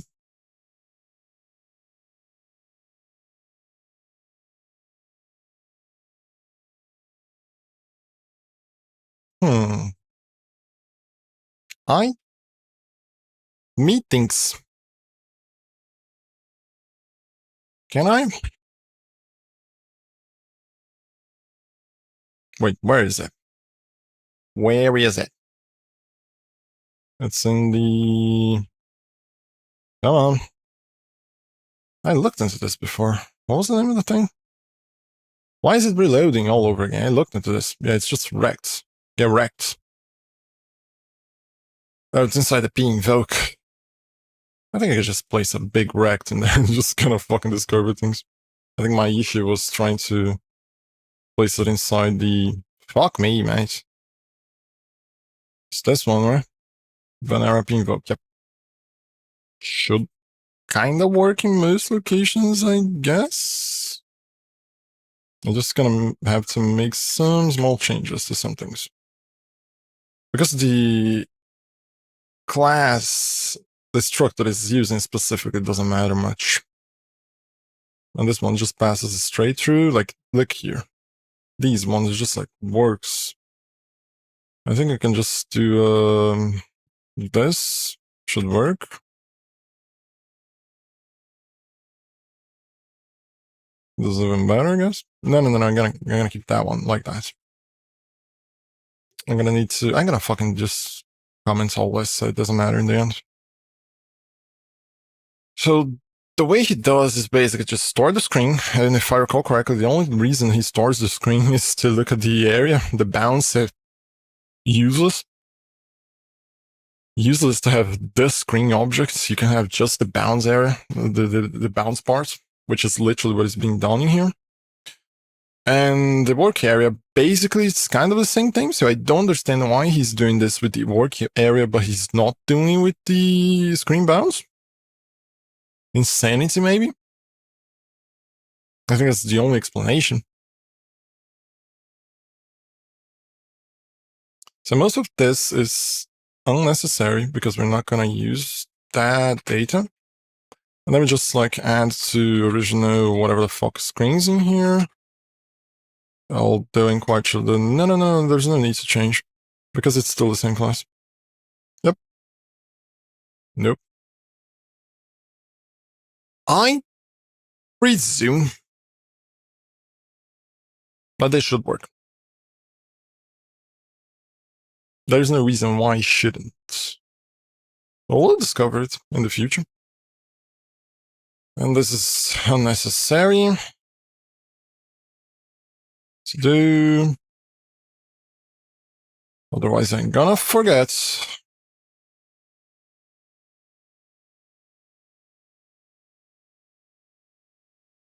It's in the middle so that I know that this bottom part is going to be deleted and the implementation above relates to whatever the fuck it is down here. This is one less issue. And over here, basically the same fucking thing. And this is where he uses the screen. I'm quite sure that I can just remove this, place it as a rect, and it's not gonna work. No. We're gonna keep this part. We're gonna do it anew. So he got the original screens. It's just a matter of getting the OC and passing it to the system parameters info for the user 32 of the other one thingy, right? Yep, it's just user 32 dot system parameters info, and then we pass a set work area thingy that must be there. Indeed, there is. And then we pass a 0 just like down there, and then we pass the ref oz dot, this rect is the monitor area. And then we pass send change. It's not working because there's no reference to the thing, right? Or did I miss a thingy? Cannot resolve methods. There's the candidates. Could it be that I need to change the 0 to a uint? Are you fucking kidding me? This is gonna be it.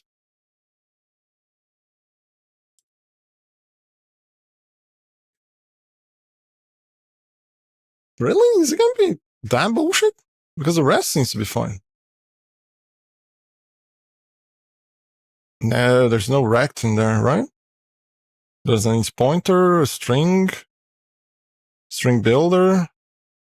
Oh, what is it doing down here then?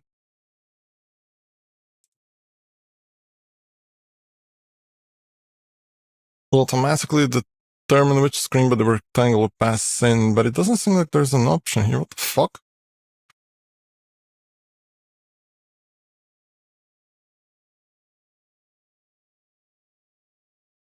Alright, there is the in, sets the value of one of the system-wide parameters. The function can also update the user profile.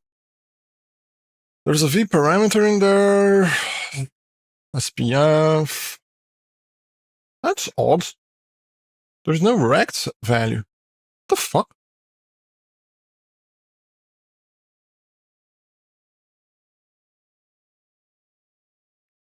Oh, I think I know. I think I know what this is. It's gonna be a custom thing? No, it isn't. It just gets the rect one for some reason. The fuck? Let's look into the... This is system parameters info. User 32 somewhere around here. The fuck? What the fuck is all this bullshit in here? System parameters info. There is two. One is parameters, another is just parameter. Did I use the wrong one? Is that a problem? And I didn't pay attention to it? System parameters info. And here it's system parameters as well, so it's correct. Also, by the fact that there's the set work area in there, because if it was something different, there wouldn't be. Because if, as far as I recall, it's considerably typed, this one. Ref T, v parameter, string builder. Oh, I know what he might be doing. Instead of using the T in here, he's using rect.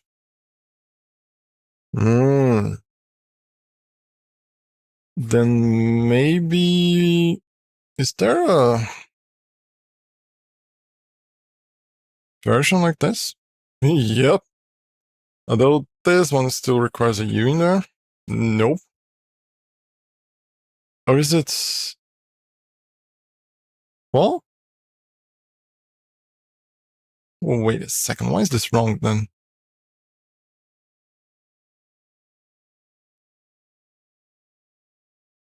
So if it is in that way, there's the UI action. There's the in rect. Oh, it's because it's different. Oh, I can literally just pass the value. That's fucking weird. Defines the coordinates to the upper left and lower right of corners of a rectangle. No, that's the rect of the thing. It just doesn't matter.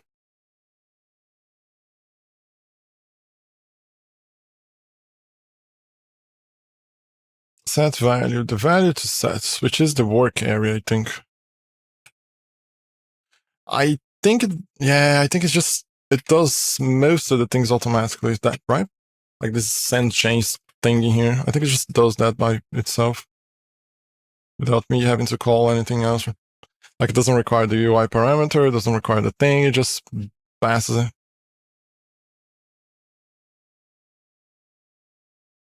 Oh, I see. This one doesn't use ref. Even simpler. Oh, and it doesn't even need the rect. Forgot about this. Polymorphism is a nice thing. So look at all this. This bullshit here. And you call it using this. Same fucking thing. Exactly the same fucking thing. Sure, there might be some magic behind this. But it's the exact same fucking thing. And the fact that it's just like just a single line is not the good part of it. It's the fact that it's understandable. It sets the work area using this area. That's it. Over here, he just goes, well, grab the screen thing and grab the bounds, grab to the left. Why the fuck doesn't he just convert the bounds to a rect? And then he just passes the rect in here instead of just grabbing every single one by one, just passes. Just like, it's insanity. When you need to fucking later look into this, you just... Ugh. Insanity. Automatically, no. It needs to be a to-do, buddy. Did you forget check implementation of the... that is weird. Did I write like that below there? Proper implementation of the cursor? Did I really write that? Because most of the time just copies whatever the fuck it is that I've written before. I think I did. Yep. Oh boy. It's just, I think I distracted myself. Check the implementation above. That's enough. Dumbass. That is one of the reasons why I like AI for coding. It's just, why is it not working? Oh, it's because I changed the tongues. We just changed the same fucking thing as we did up there. Up where? I forgot where. No, it's below, right? Not there. Fuck me, I lost. Here. Just get this. And then place it here. There we go. It just works. Squiggly lines, because it's supposed to be on Windows. Don't care. This is only going to run on Windows. So we removed a lot of nonsense that is... Oh yeah, the handle now. So this, if I understood correctly, it gets the handle for the target's window. Well, what is the target window? It's an int, which is a pointer. Wait a fucking second. Is this pointer... What? If no target frame was specified, assume the entire space of the primary screen. Target frame.width equals 0. Target frame.height equals 0. Sure. So it wasn't specified the amount of the area in the window that it's supposed to use on the screen. So the target frame becomes... Are you fucking kidding me? He's just grabbing the... Fuck me. Why use the screen? And this is even not correct. Because if it is... This is wrong. This code is wrong. It's not correct. Because, for example, if no target frame was specified, assume the entire space on the primary screen. So this basically checks that if the height and width for the target frame is 0, it basically says, well, use everything, which is literally what is explained in the comments. So there is no reason to comment for that.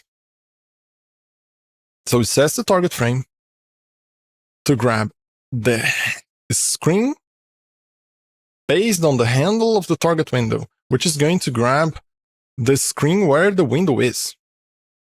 It's not the primary screen. If the window is on the secondary screen, in the secondary monitor, it's gonna grab the handle of the secondary monitor and not of the primary one. Oh boy, that's stupid. That's not how things work. As far as I recall, whenever you switch a window to a location, just like in the same way, like for example, just grab this bullshit. It's down there in the taskbar. As soon as I boop to the other side, it removes. It is basically calling a method similar to this. It's basically, well, when the screen handle of this target window updates, move the taskbar thing to the taskbar on that screen. That is what's going on in the background. So that means that whenever you get the monitor handle for a window, it always gets the window where it always gets the screen where the window is. Oh, bollocks. I'll have to write wrong code in here for this to perform in the same manner. I will fix it later. All right. Let's see. How will we do this? Can we guarantee that the...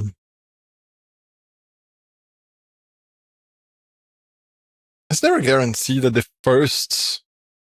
For example, in this part... Jesus, that's a mess, isn't it?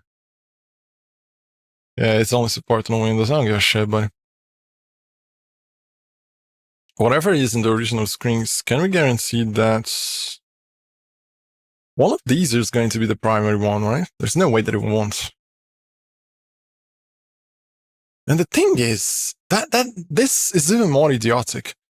I think, where was it? Where's the screen fucking thing here? I think he used to do this in the past. And then he updated to be like this, because this makes more sense. It makes it full screen on the screen where the window is. And he forgot to change the comments. That's one of the reasons why you try to not comment code. Because eventually you're going to change the implementation and you're not going to change the comments.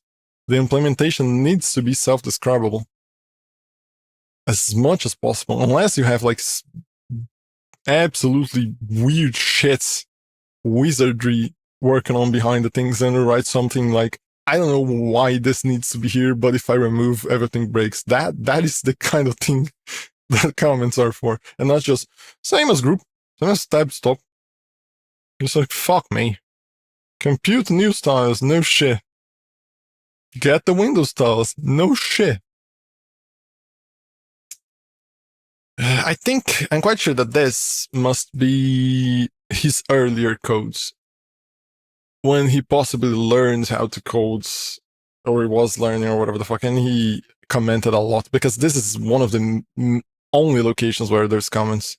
Most of the other locations, like, there's fuck all, like, here. There's nothing here. And this is like a location where it needs comments. For example, get window text, kind of explainable what it is, but it's just saying, this is the raw Win API. No shit. There's a DLL import in here. User 32. It's the Win API. And it says you may want to use get window type instead, since it automatically calculates the correct buffer length. Yeah, sure. Then why the fuck do you keep the get window text in here? Why didn't you remove if you're not going to use it? Insanity.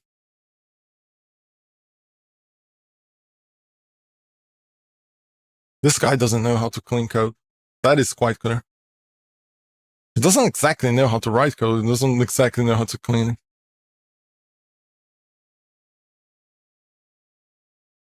Okay, so this. So this target window seems to be the handle. This should be better describable as target window handle. Otherwise, just target window, sure, I kind of understand that a pointer to a target named target window is gonna be the handle, specifically because it's going to pass to native functions and shit like that. But when you see just like here, it's not describable. Over here, it makes sense. You can see the type. Over here, nope, target window. So I presume that whatever calls this passes the correct handle. So the only thing that we need to get is the handle from the... Get a screen handle based on the...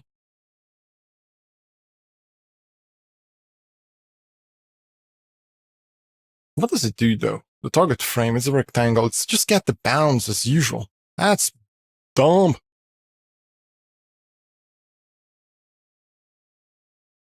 Alright, let me see. User 32. Weird code as usual. Monitor maybe from window. And then pass that handle in there. The monitor from window function retrieves the handle to the display monitor that has the largest area of intersection with the boundary rectangle of a specified window, which means the monitor where the window is. If the window is currently minimized, monitor from window uses the rectangle of the window before it was minimized, which is the window where it was, the monitor where it was. So it's basically this one. The only difference is that we'll have to change this one to be, which could fuck certain things up. Not really now. We're gonna get the... I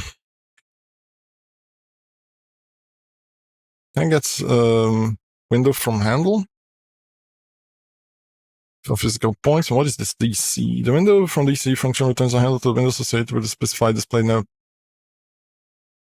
Is there, because I saw that there was like specific things before that, like with the cursor, so that I could get the specific window using a pointer. Passes matches information to the specified window procedure, kind of, but not really. From points, close window, create window maybe? No, it's not gonna be.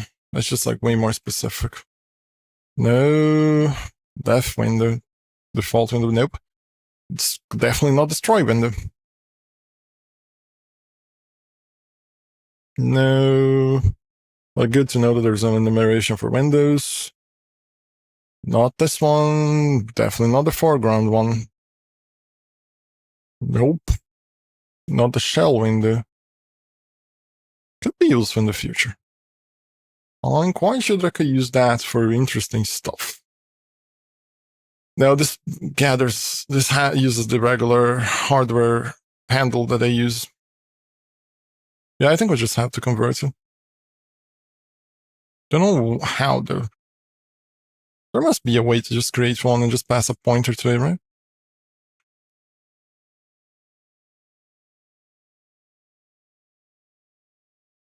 Nope. Oh, this is this window map. Nope. Could be map. If it was like something different. Nope. It doesn't seem like there's any methods that uses a pointer. Yeah, they're basically just using always their own implementation of a handle instead of just a pointer, which is better. Tile windows. Oh, it's to group and shit?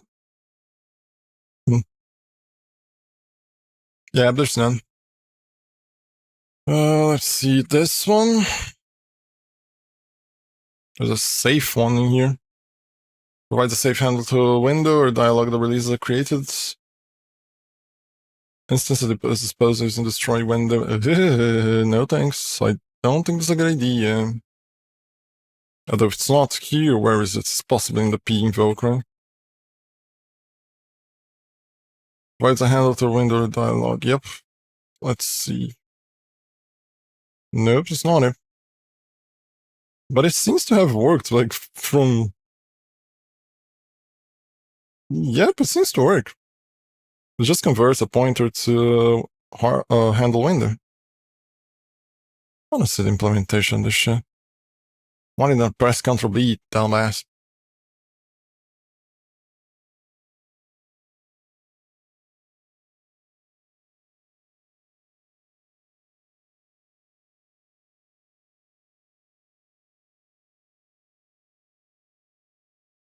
Oh boy, water. Water. So it literally stores a handle inside. Has some operations on it.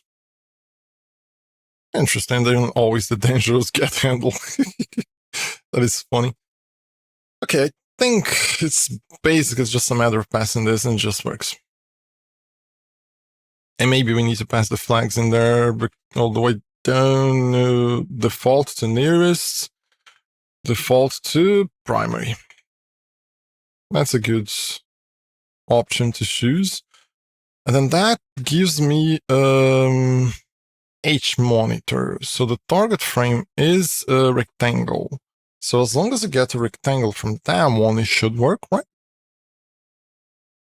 And it's a regular rectangle from the drawing. Yep. Oh boy, he's mixing like rectangles from the drawing thing, rectangles for his own native implementation. Just like, oh boy, just use a single one. Unless you really, really need it. I'm quite sure he doesn't. Quite sure of this, that he doesn't need it. Like the target frame is used here, here. Oh, the native recting here as well for some reason. There's some down here. Uses .x, .y. Is the other implementation has it? as well or not? Oh, this song is nice. I'm not gonna mess much with it. So let's just try and convert shits to. Let's just place whatever the fuck is returned in here inside a tongue. And then let's, this one is gonna just do this. And we do targets equals. There's no way that just passing monitor gonna fucking work. Where is the rest of the info? The fuck?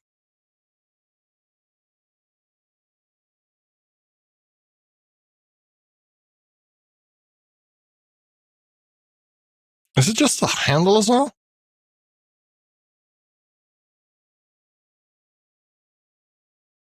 Nobody. It's supposed to go to a base. Handle? It's gonna be a handle only. We have to get the info from it. I think it's just a matter of getting calling monitor info or something like that. The thing is even auto-completing it from. Just write correctly, dumbass. And then we use user 32 dot monitor. Okay, monitor info, and we pass the H monitor thingy, and we'll have to pass a reference inside. We don't exactly need this, although it would be correct to use it, but I don't care. Just want to go to the not a political. Oh, damn it.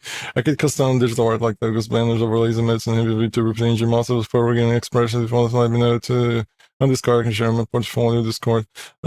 Sorry, but I don't need art right now. If you are indeed not a bot. And I wish you luck sending your art, but I really don't need it. Most of the art that I need is ass, and I created it myself. Monitor. Now we just need to get a monitor info tongue in there. And then this one we name monitor info, and then we pass it as a reference. This one is more complex, but for now it's just to work. That's only what we need, enough for it to work. And later I'm gonna fucking just create something properly. New rectangle. That looks beautiful. If it is going to indeed be that. So using an XY width and height. Alright. I think we're gonna have to. I'm quite sure the monitor info doesn't provide some of those tongues. By now I wonder, does it use the work area? I think it's just the monitor area. It's not the bounds of the screen are supposed to be the monitor and not the work area. Work area is something different. The fuck is this music that I don't recognize? Possibly is not in my playlist. The fuck is this?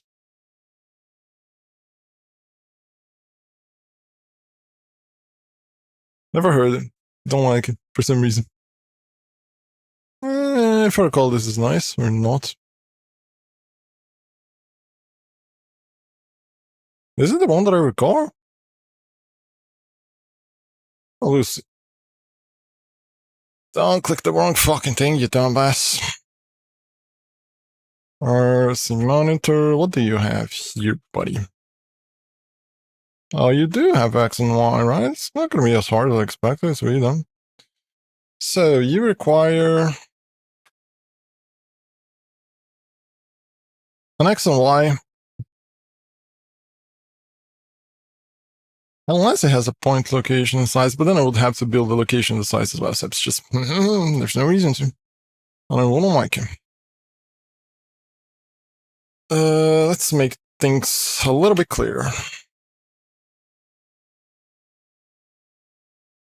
Or monitor. Rect. Fuck it. No. Just so that we don't have to do dot every single fucking time. Come on, are you not going to autocomplete for me? Come on, buddy, let's see literal work. Next is width and height. Yep. This should work. And now we are left with a single line. I thought I was going to be able... It's basically the same fucking thing over and over again. God damn it. This fucking guy, man. This fucking guy. He keeps repeating shit left and right. I don't even know where it was. Where was it? Here, right? No, it isn't. Because this is the placement location shit. It was in the area where there was like screen bullshit around, right? It's here. We'll just do this again. Come on. Autocomplete the thing.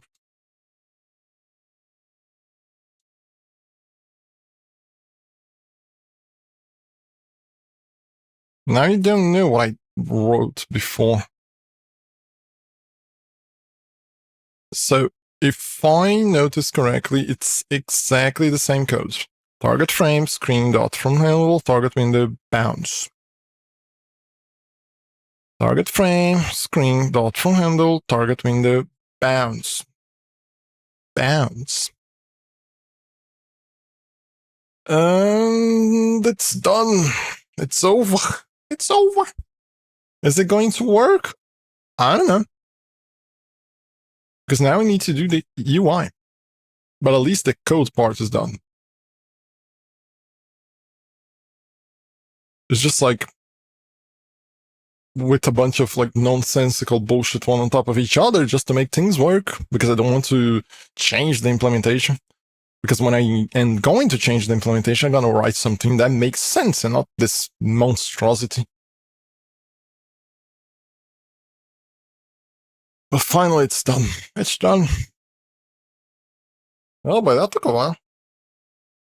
I don't think I will be able to look into Avalonia today. It's almost 8 hours. Let me just see it. I'll just go do a very quick break then to take copies and get some water. I'll be right back. I don't think if I'm gonna look into Avalonia if there's like more time or not. We'll see.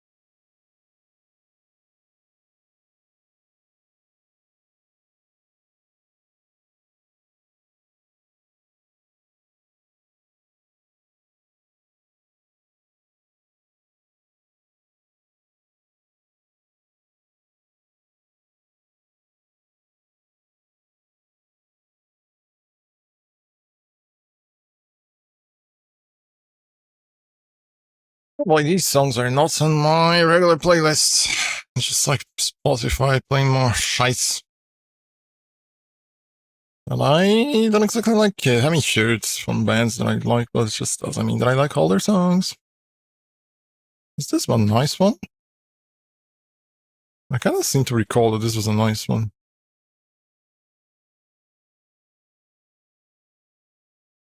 No, I don't think I ever heard this one.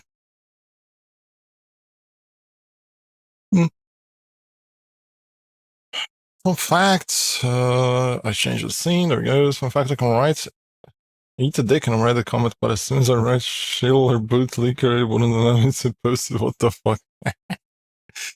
Oh, Reddit. Oh, Reddit. Never change, Reddit. But please do.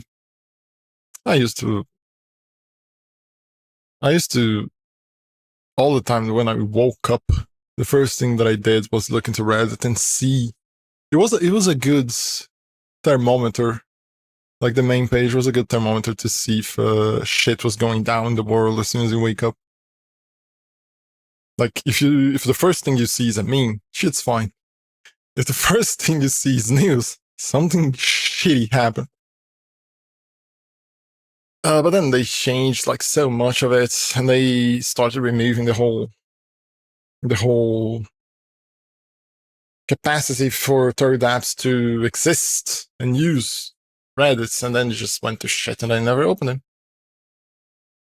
There used to be a lot on Reddit, but mostly migrators lame me when they killed hip third-party apps. Exactly. As soon as I used to, what was the application that I used? I even bought it on the Play Store. It was Sync for Reddit, I think. I think it was Sync for Reddit. I think I used some other one as well, but I think the one I mostly used was Sync for Reddit. It made it like enjoyable to look at Reddit. The regular fucking Reddit interface is pain to my eyes, regardless of it being on desktop or mobile. I look at it and just like, ugh, don't. Please don't. I don't want to see anymore. God damn, I need to buy a new headphone. Yeah, I don't like the song either. This is a good one, though. I'm gonna have to find a better playlist. There's a playlist for games in here. There's some interesting playlists. I can't just place my liked songs. It's gonna be a nightmare.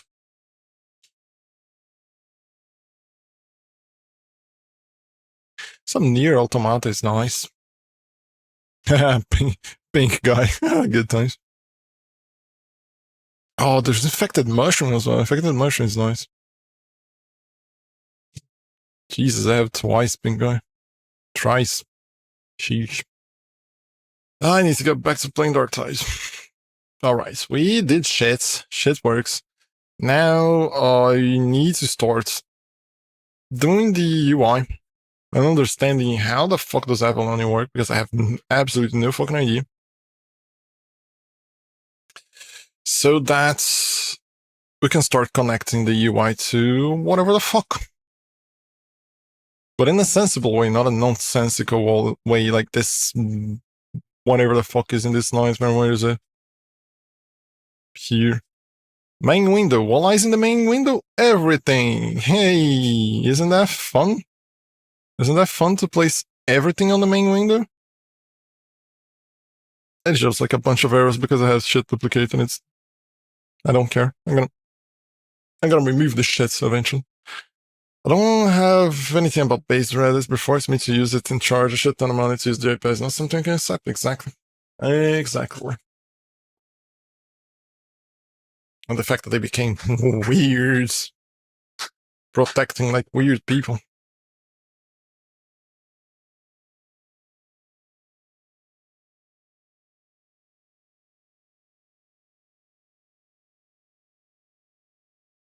Let me see now. We need. Oh, goddamn. Where's OBS? There it is. Yeah, it's this song, and then we're gonna fucking listen to some Near Automata because it's nice.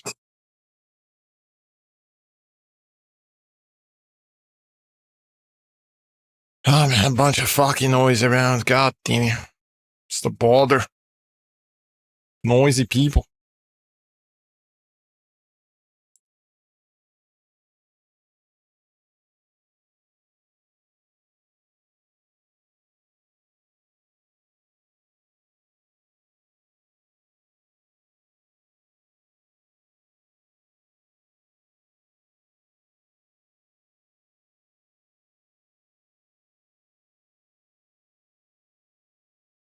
And then my throat starts acting up. Isn't that nice?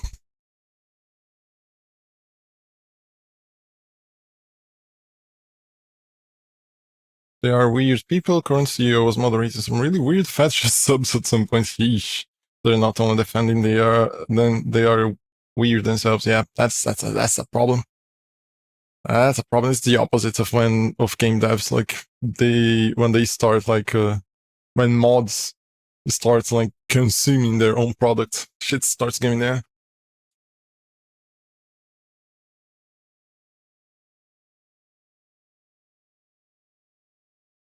Initialization code. Don't use any Avalonia to report your APIs or any synchronization context relying code before app main is called. Things aren't initialized yet and stuff might break.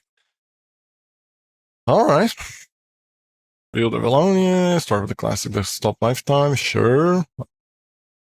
Shows main window and runs application made up. Makes sense. Avalonia configuration, then remove, also used by visual designer. Build Avalonia app builder, configure app, use platform detects with interfont, log the trace. Sure. Barely understand whatever the fuck is that. This is something I'm gonna have to get used to. The whole like XML and X, whatever the fuck. I remember I remember what this was, and now I don't anymore. It's been a while since I've used anything related to it's not XML, there was another name. It's not WPF as well. There is a specific name for these types of things that I don't recall. But as far as I understand, XMLNS, like it's the XML namespace, and they use this. XMLS, and then a namespace named X, I think, and it's this. So X class, whatever the fuck, requested team variants, default, share, default team variant, full system time variants, dark allies are other available options, sure. So those application styles, fluent team. Although it feels weird, because I don't see how the main window would be loaded. Am I dumb? Oh, it's in code behind, right? XML loader. It's XML. XML. XML? I don't know what the fuck I pronounce that. I won't get much into details, cause Twitch, but the kind of subs Epstein would have liked to be honest, if you see what I mean. Yeah. There's a bunch of weird people everywhere, man. I've seen my fair share of weird people, and Jesus fucking Christ. The more I meet and know about people, the more I don't want to get close to them. Just fuck me. Application lifetime is classic desktop style application lifetime. There it goes. Desktop main window, new main window. So this is how it loads the main window. And then it calls base on framework initialization completed. So when it does that, possibly calls this desktop thingy somewhere, and then it just works, I guess. And then here, more namespaces, namespace X, D, and MC. Why are those the names? Fucking eh. That is MC ignorable D. D design with 800. Is it D design? Then if D is design, X is what? And what is MC? Ah, fuck me. Title X GSF, welcome to Avalonia. That part I kind of understand. I'm quite sure that I need to place a layout in here, a canvas or whatever the fuck. And this just initializes the component itself, which is the window. So now we need to start loading shit inside of it. Using however it is. I don't think we're gonna have to be calling these somewhere else.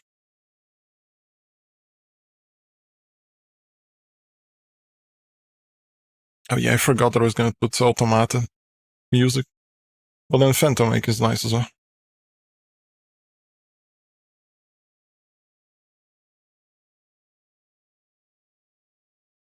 It's weird how those types of people are starting to become more and more prevalent and doing their shit out in the open.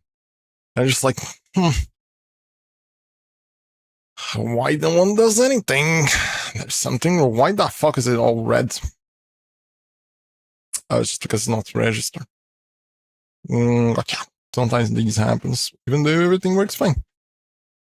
It's basically just a matter of having these shit and then kind of works.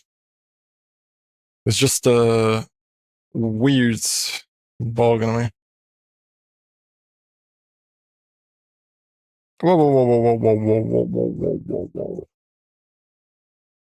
Support to runtime, net framework 4.8. Oh, it makes sense. I'm looking at the other thing. Oh, damn it, I'm dumbass. I'm looking at the other thing, that's why it doesn't make sense.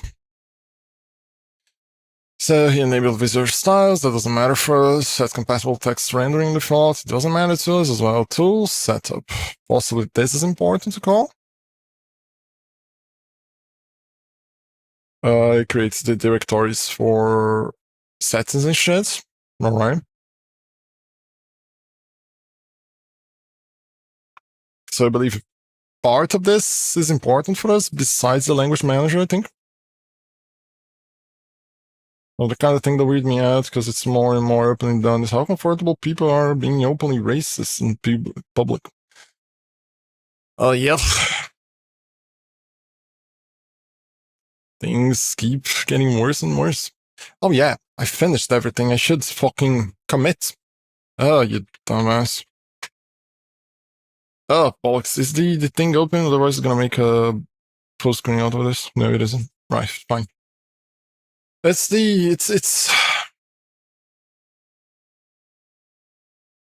weird. It's just like people are. I think people should. I think I've heard this around places that people should bring back shaming. I remember when like whenever reached that point where someone started saying dumb shits, everyone just shamed and ostracized that person, and they were like removed from social circles, and that person just got isolated, and either they solved their minds, or most of the time is what happens, they hid whatever the fuck was their craziness, or they just become isolated entirely. Which is what should happen in society. If you leave people just to do stupid shits, it gets to the point where things are right now. So people started shaming others. They stopped shaming others, and then now we have this. Whatever the fuck this is. Someone just shows up and starts saying dumbass shits, and people just goes and just, hi, and just like, nope.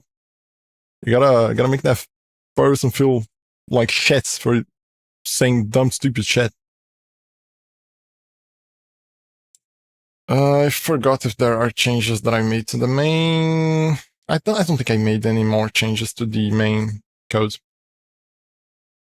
I heard coworkers I knew for like 2 days saying things they should have just kept to themselves. I feel like they're just testing the water, see how open they can be around people they don't know. It's likely. They're basically just fishing for more racist people. Just like, are you racist? Can I be... Listen, can I be extremely racist next to you? If I say that I hate a specific type of people, that I know for a specific type of things, but I'm not gonna name them, are you okay with that? They're just like, I don't know, buddy, don't come around to this weird shit. So we need to call Tooth. Tooth does setup. And then the foreground manager and subscribe. Yep, that's basically the only thing that is required. The rest should work by itself. At least the background part of it. And it should be outside of the main window part. So I presume it should be in the application. In the application here. And just in case, we're gonna run it before the main window as well. because over here it is instantiated before the main window. So we just God damn, I forgot. I need to commit. I forgot to commit the things, the changes. Fuck it. This place a big fucking thing feature. Updated to .NET. Didn't I place a fucking thing similar to that? No, that's not it. I did this before. I removed the references to Windows Forms.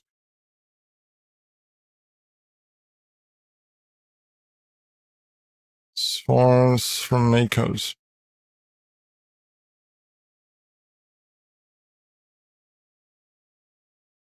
Logic code. There it goes.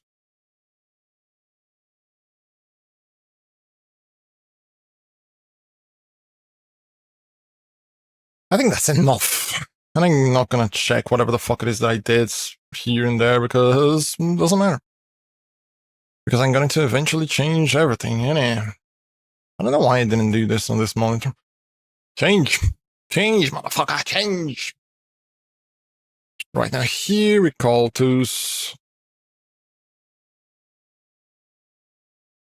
Yeah, I recall. There's no reference to logic because it didn't use the other things.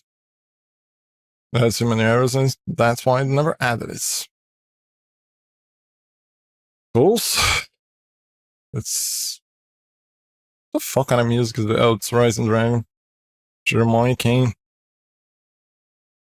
Tools. There it is. I need to change the namespace as well in the future. I just need something that works first. As soon as we get something that works, like an interface, and shit that works, then we can just like fucking do whatever. So we load the tool setup. Methinks I need to remove this language manager option from the logic side of it, because this is from the previous one. Because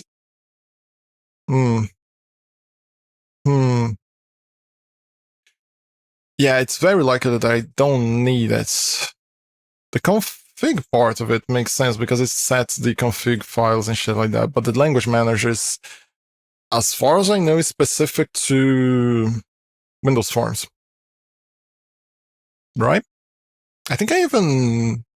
Didn't I fully commented the language manager? No, I didn't.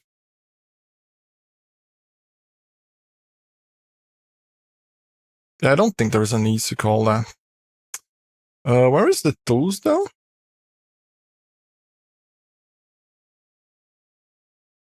Start to get really sleepy and gotta go away. I understand you. A good stream again, nice. No, thanks, man. And you too. Have a good night of sleep. Rest well. It's always nice to have you hanging around, talking about shit and weird people. Weird people, weird companies, wanting money from people as well. Just everywhere you look, it's just weird shit. But yeah, man, have a good one. A good rest of the day before sleep. Declarations. Oh, I forgot I can just place logic system. Alright. So it is. Where the fuck? It's system. Tools. Tools. I presume we can remove it entirely. Shouldn't be a problem. Look like there's so much space in here. The fuck, man? Dude doesn't know how to clean code. Fucking hell. Okay, so this one calls the setup, and the other one's the foreground manager something, right? Foreground manager subscribe. All right. That one, if I recall correctly, it's the thing that latches to the processes and then see if they're running correctly. Although in the setup codes, I will need to look into the paths that it's using. Because it could do some weird fucking shit to my system if I just executed willy-nilly without paying attention. I think it can literally run. This should run. I shouldn't crash. I think. Meetings. Nope. There's something specific. Could not be found. Fuck are you talking about, buddy? Just rebuild the fucking thing. What are you talking about, buddy? Build. It doesn't build. I think I've seen issues like this. It's a duplicate thing. If I recall, it's just a matter of just doing this and this. I guess. This code was generated by 2. Chances this file may cause incorrect behavior only be lost if the code is regenerated. Now I wonder who wrote that. Assembly company attributes or whatever the fuck. I think this is specific to the old .NET framework. I don't know. Might be wrong there. But he just builds. He builds with warnings, mostly regarding shit running on Windows only, but that's not going to be a problem in the future when I refactor shit. And now we run the UI, and it should work. It's not going to do anything, but it should work.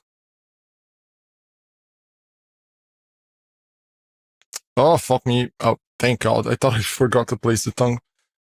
Load cursor for file is supposed to be removed in here because I added to the watches just to check some things, but it's not needed anymore.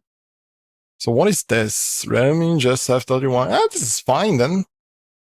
It's gonna add shit that I don't even care about those. Although I need to learn how to change that path.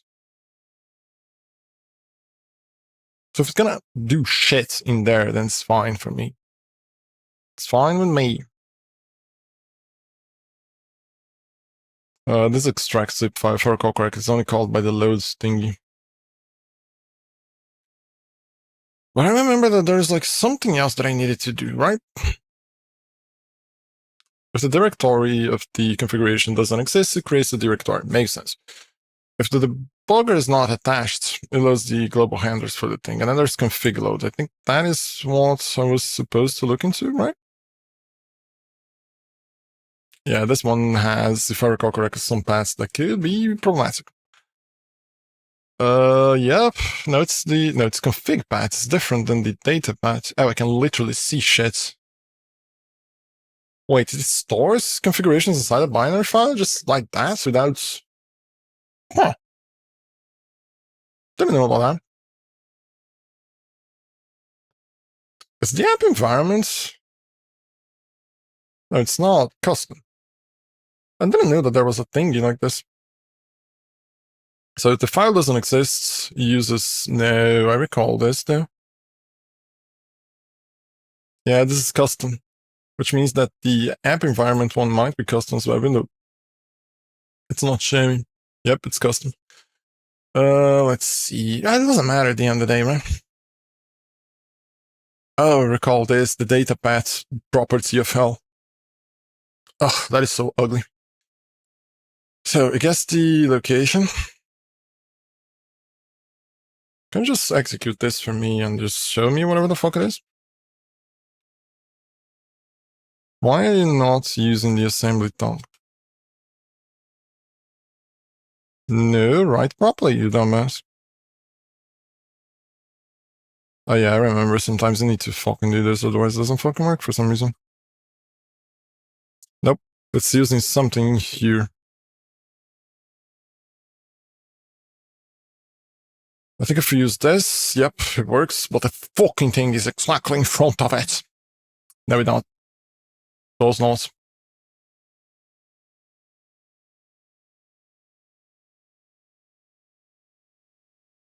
So there's the language path, which I'm not going to use because not using language is shit.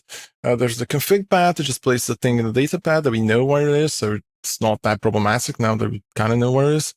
This gets the app data and does the version info and company name. So that's how it gets the value of the thing.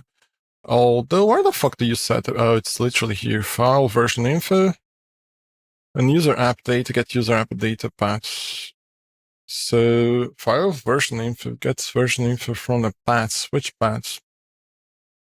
Oh, it's the location of the same. Oh, I got it. It's basically the things from the namespace and shit like that. I need to look better into that later to set those values in like a property or whatever the fuck it is, how it is. Never had to do it. But as far as I know, by default, it just works. Wait, what? Why do you have to access the desktop? Fuck are you talking about, buddy? Why would you need... Where did you get the desktop? In case there's an error. Try current working folder. Oh, buddy, look at this nonsense. Try, catch, empty. And then try again, and catch. If it doesn't work, you try again in some other location. And then you catch, but if it doesn't work, you try again. And then you catch. But guess what you do if it doesn't work? You try again, then you catch. None of those catches do something substantial. It could be a way better thingy. And I find it weird that it's mildly complex, so let's just plot the near automata thing.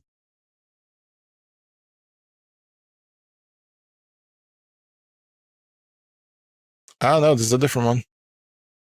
No, it's not this one that I wanted to hear. It's a different one. No.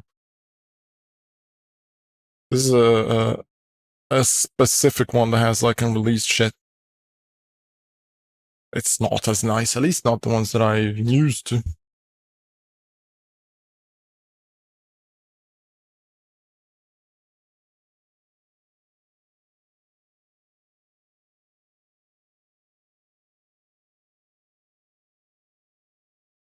Alrighty then, so it's gonna get those files, gonna save shit in those locations, then it's just gonna do some shit. I ain't gonna trust that it works. Why did you go here again? Did I place a thingy here and I didn't pay attention? I might have.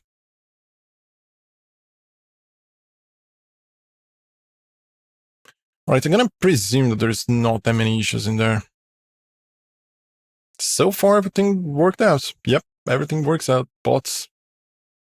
It opens on the other monitor. It opens this big window.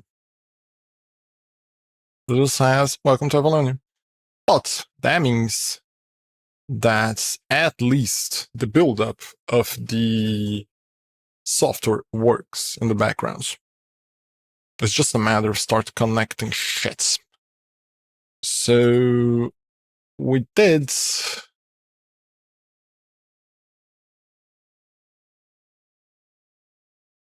Those are not necessary, nor is this as well. As far as I know, I don't need this one now. Nor this. Language managers thing of the past. Configs. Alright, the program only does that. These are basically forms things. And this is the setup, and this is subscription. And which we do here. Setup, subscribe.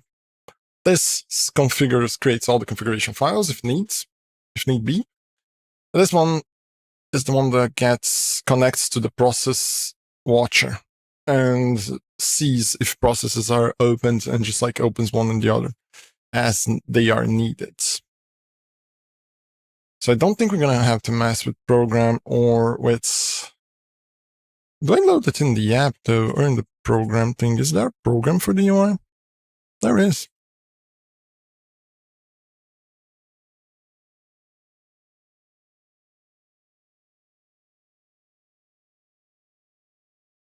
Well, we're gonna call inside the app.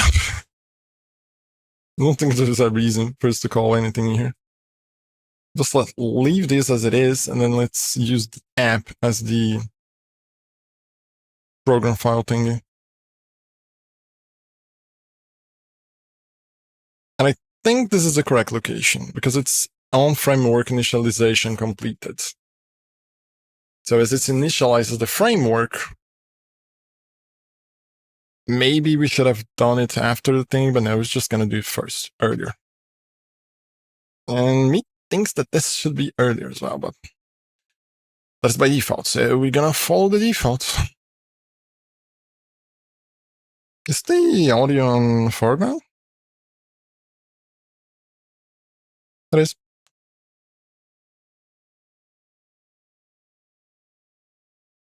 All right, this part is done. The program, goddammit, clicking the wrong monitor. The program part is done. Now I think, methinks, we can go to the main window. Which is in here, right? Let's start this data here. I don't recall it needing me. Oh. Nope, that's not it. Regular main window, and we need, god damn it, the lag when it loads. I don't think we need a designer one, do we?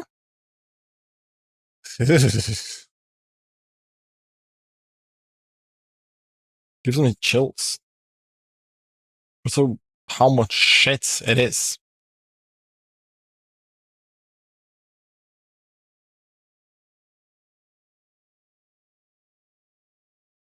So this is specific Windows Forms thing, is it? Or is it this one? Nope, it's this one. This is, as far as I see it, absolutely unnecessary.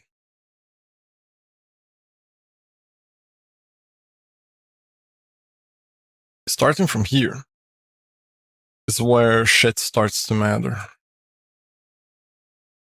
Like this, pointless to us. It's a shame that that this is not in a region. I mean, sure, we could place it in a region as well, so. Oh well. There's like, oh boy, look at this. 26,767. So we basically have to connect a bunch of this bullshit up to there. So this is the button to make it borderless.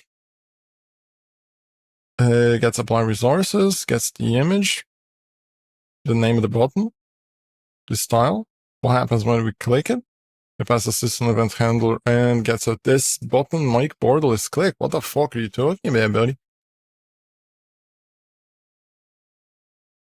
What? That feels weird. That doesn't feel correct. There's something. There's. What? Oh, it's because there's the main Windows CS and the designer one. So the designer parts we're gonna use to see what does what. And then we're gonna look inside of their events to see what we do inside of it. So for example, when you click the make borderless button, it's if the list of processes, like the selected item in the list of processes null, that's fuck all. Because which doesn't even make sense because it shouldn't even be allowed to click on the button if the list of processes is empty. It's not selected. What the fuck are you going to make borderless? Doesn't make sense. This is the quality of things that we're gonna go through.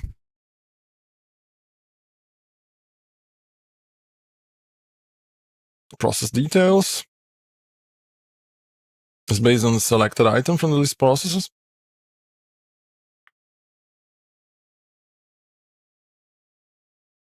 And it's all like in this mess in here.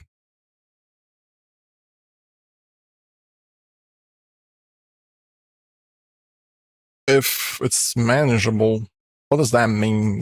Does it, well, is this manageable means that it is possible to do something, or if it means that we are managing it? Like it is a process that is supposed to be made borderless. If it's not manageable, return. Yeah, I think that's what it means. Like something that is in the favorites list or some shit like that. So if it is, I presume that this is something related to something like, can this window be made borderless? Like, is this maybe part of a type of window that we are aware that can't be made borderless or some shit like that? And it must be gathered when the process details is created or something.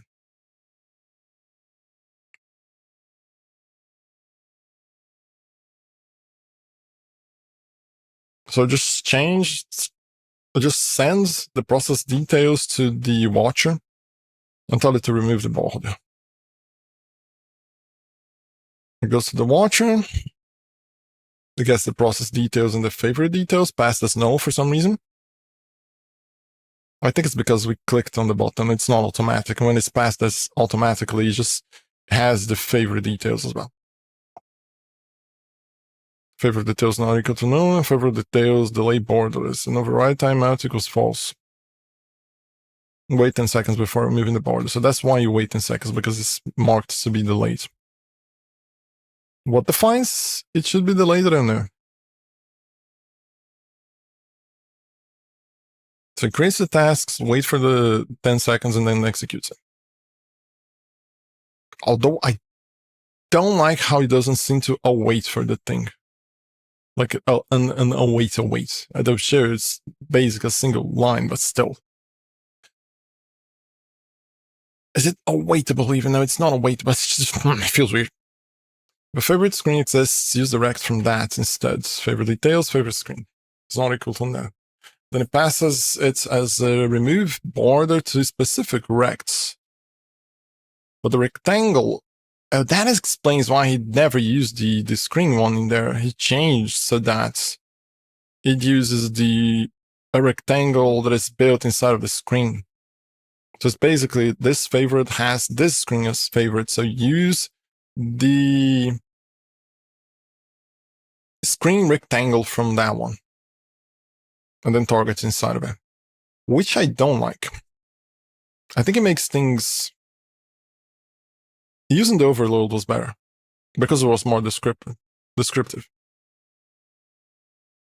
And then for some reason passes the favorite details as well. That is stupid. Why do you pass like the thing in here and then you pass the thing in here? Why not just pass the favorite details and then you look the rectangle inside of it? Fucking hell, man.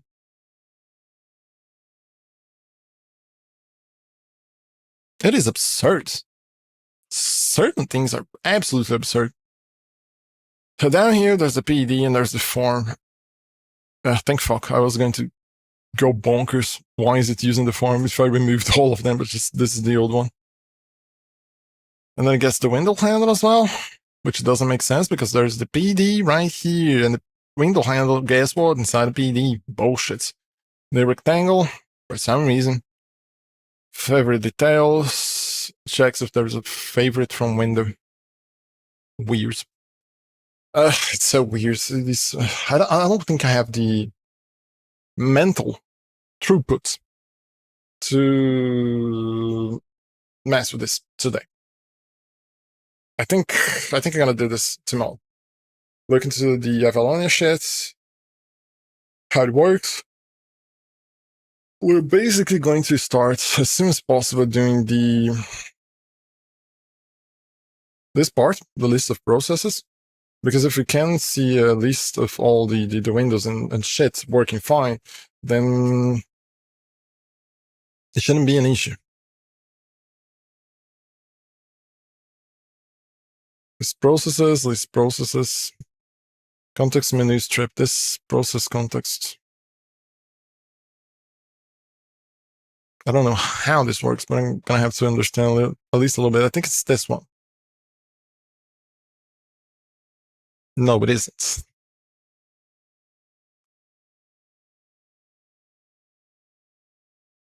Where is it getting? This is the process list. Where is it getting the list, though?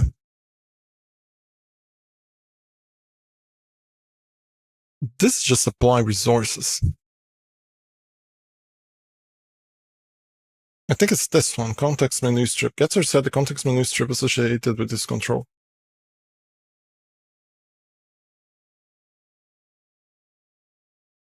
Process context, dot items, add range, system windows forms, to strip item. Context add to favs, context borderless on, to strip window title, to strip sets window title, to strip set menu item 8. Descriptive as fuck me. To strip hide process context name, process context opening. It's cancel event handler, process context opening. Yeah, some of these things are not making sense. I'm gonna have to make sense of this shit.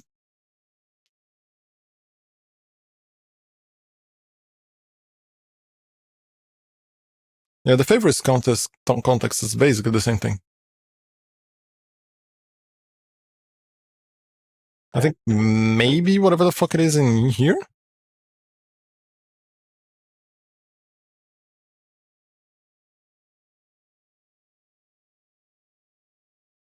Although it weirdly seems like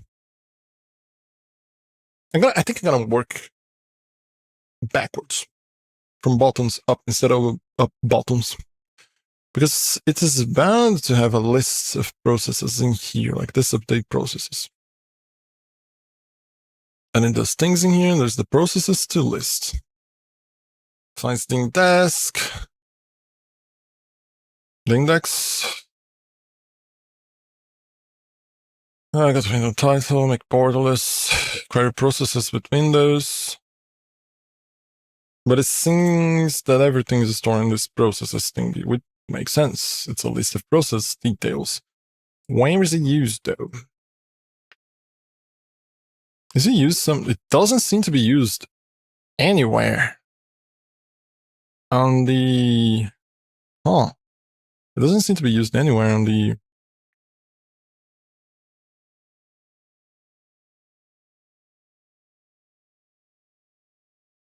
main window.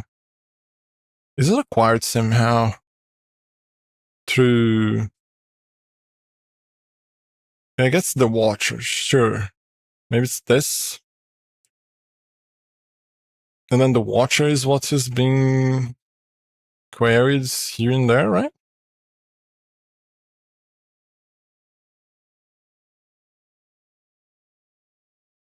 Yeah, sure, but I want to see the usage as you dumbass. This is auto handle favorites, refresh, remove border. Does this click something? It could be that it's somewhere in there. No, watcher remove border, no. Why the fuck is the watcher responsible for, god fucking damn it. The watcher should only look for the process. Now I just noticed this. The watcher also manipulates the borders. Fuck me, man. Task API control. Maybe it's this handle process change. It's likely it's this one. From handle. Task that waits all. None of the windows is in borderless window itself. Yeah, there must be some weird shit in here. Elements exceed the cognitive of 270%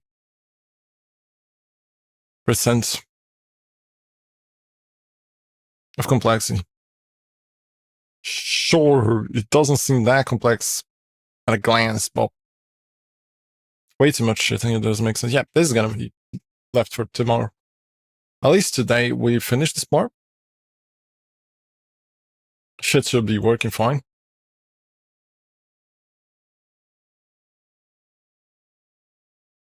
And for tomorrow, we basically should look at the Avalonia and connect things. Shouldn't be that hard, but the problem is that I still need to learn how Avalonia works. That's one hard part. But I think the hardest part was today, just having to remove shit and place new shit in its place. So we still don't know if it's gonna work or not, which is the fun part. But yeah, that's gonna be it for now, at least. Tomorrow there's more less bullshit. And later this night, later tonight, there's gonna be possibly some more No Man's Sky, because I don't have the throughput, the mental throughput as well to think about which game I should play instead. And other games I have to prepare a bunch of shit for it, and No Man's Sky just open and play. Because it's always prepared. Like, it's already prepared like all the other things. I mean, it's partially prepared, the other ones, which is just, for example, Dark Tide. If I wanted to play Dark Tide, I would have to update all the mods and shit, and ship the mods at work, and just like, there's just a bunch of work.